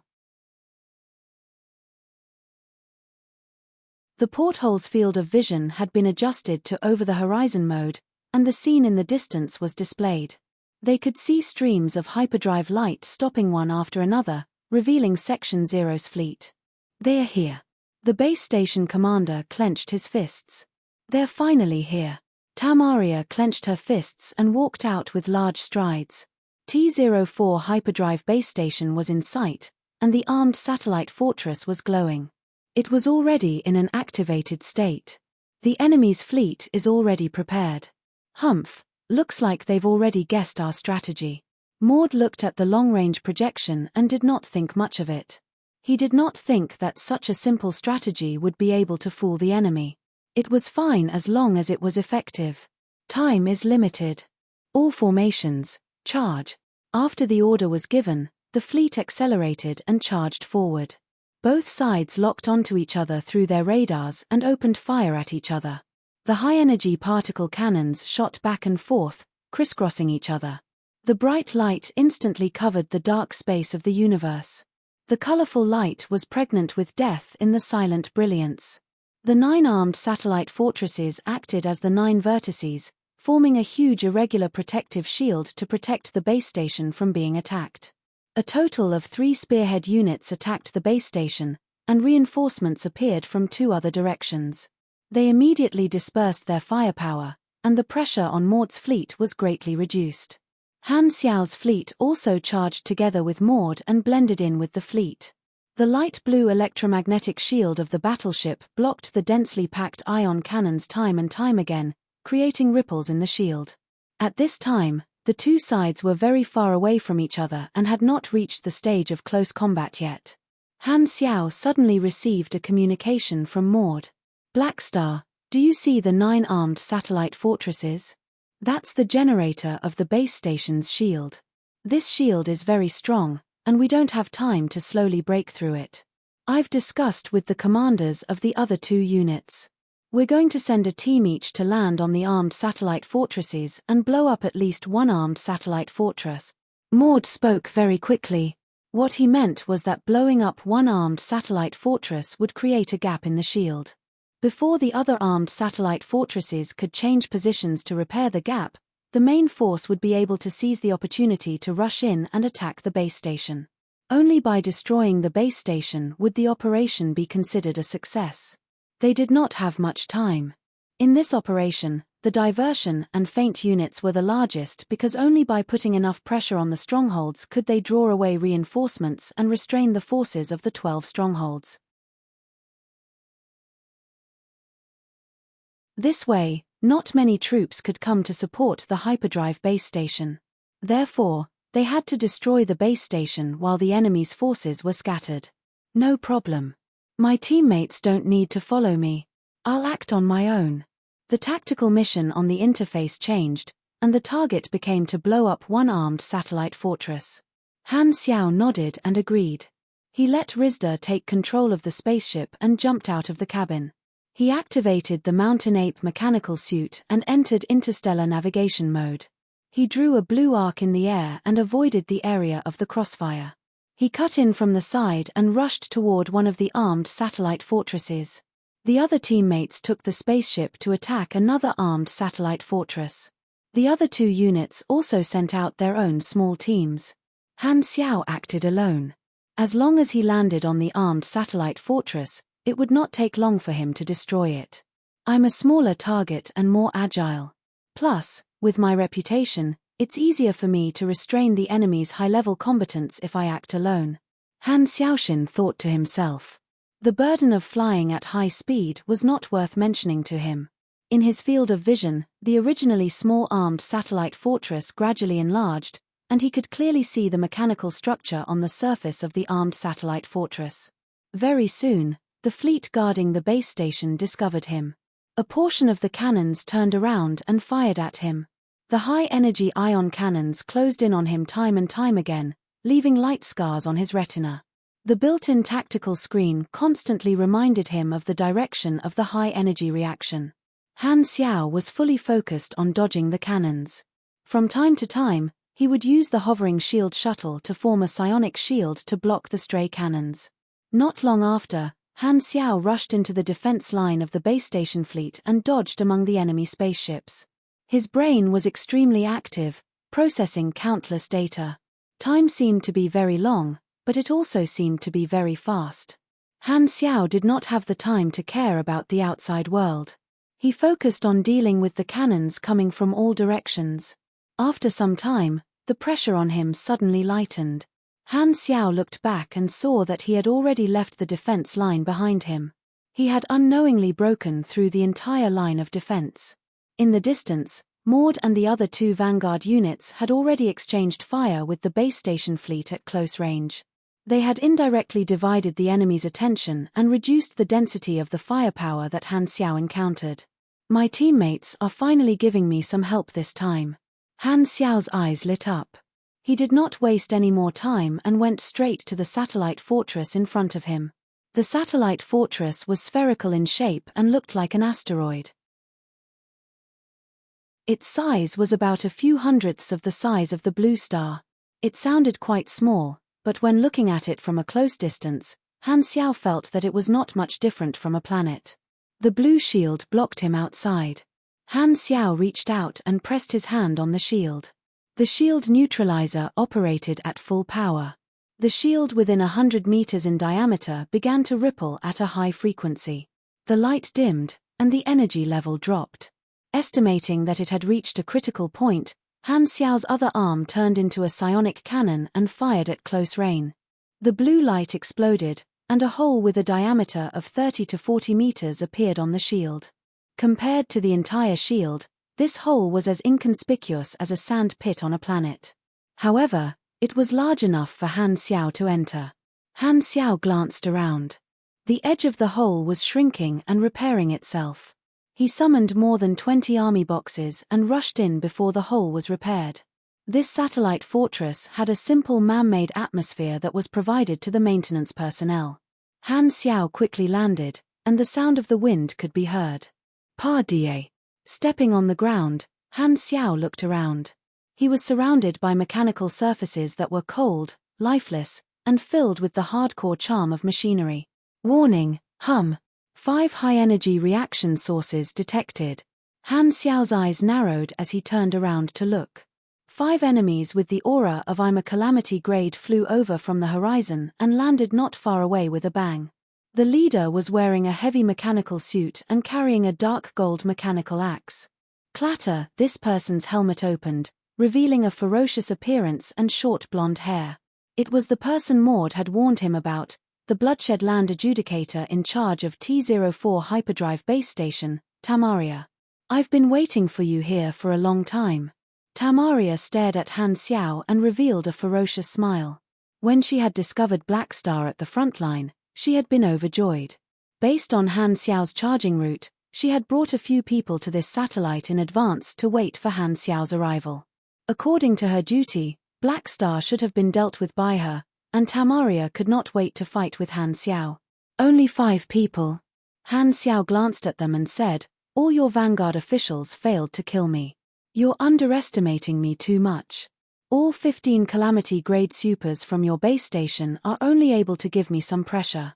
Jode has already seen through your weakness. We have no intention of killing you. Not to mention 15 people, even 5 of us are enough to stall you. What can you do? Hearing this, Han Xiao thought to himself that it was indeed so. After the previous battle, Bloodshed Land would not send a large number of people to try and kill him. Instead, they chose to stall him.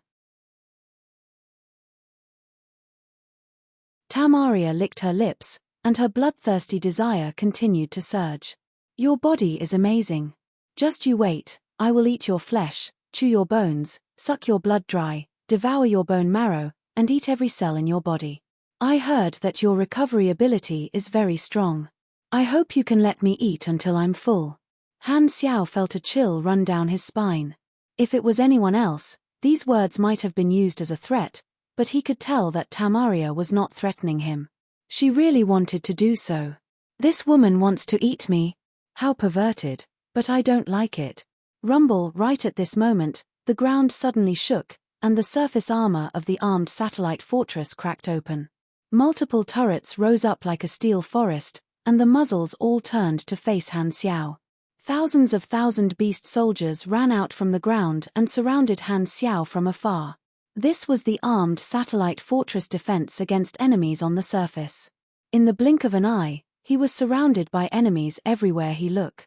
Tamaria closed her armor and let out a muffled roar. Before this war ends, don't even think about going anywhere. PS1. This chapter is almost 5,000 words long. Happy National Day.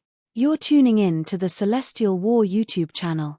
Don't forget to subscribe and join us on this journey to catch the most captivating stories.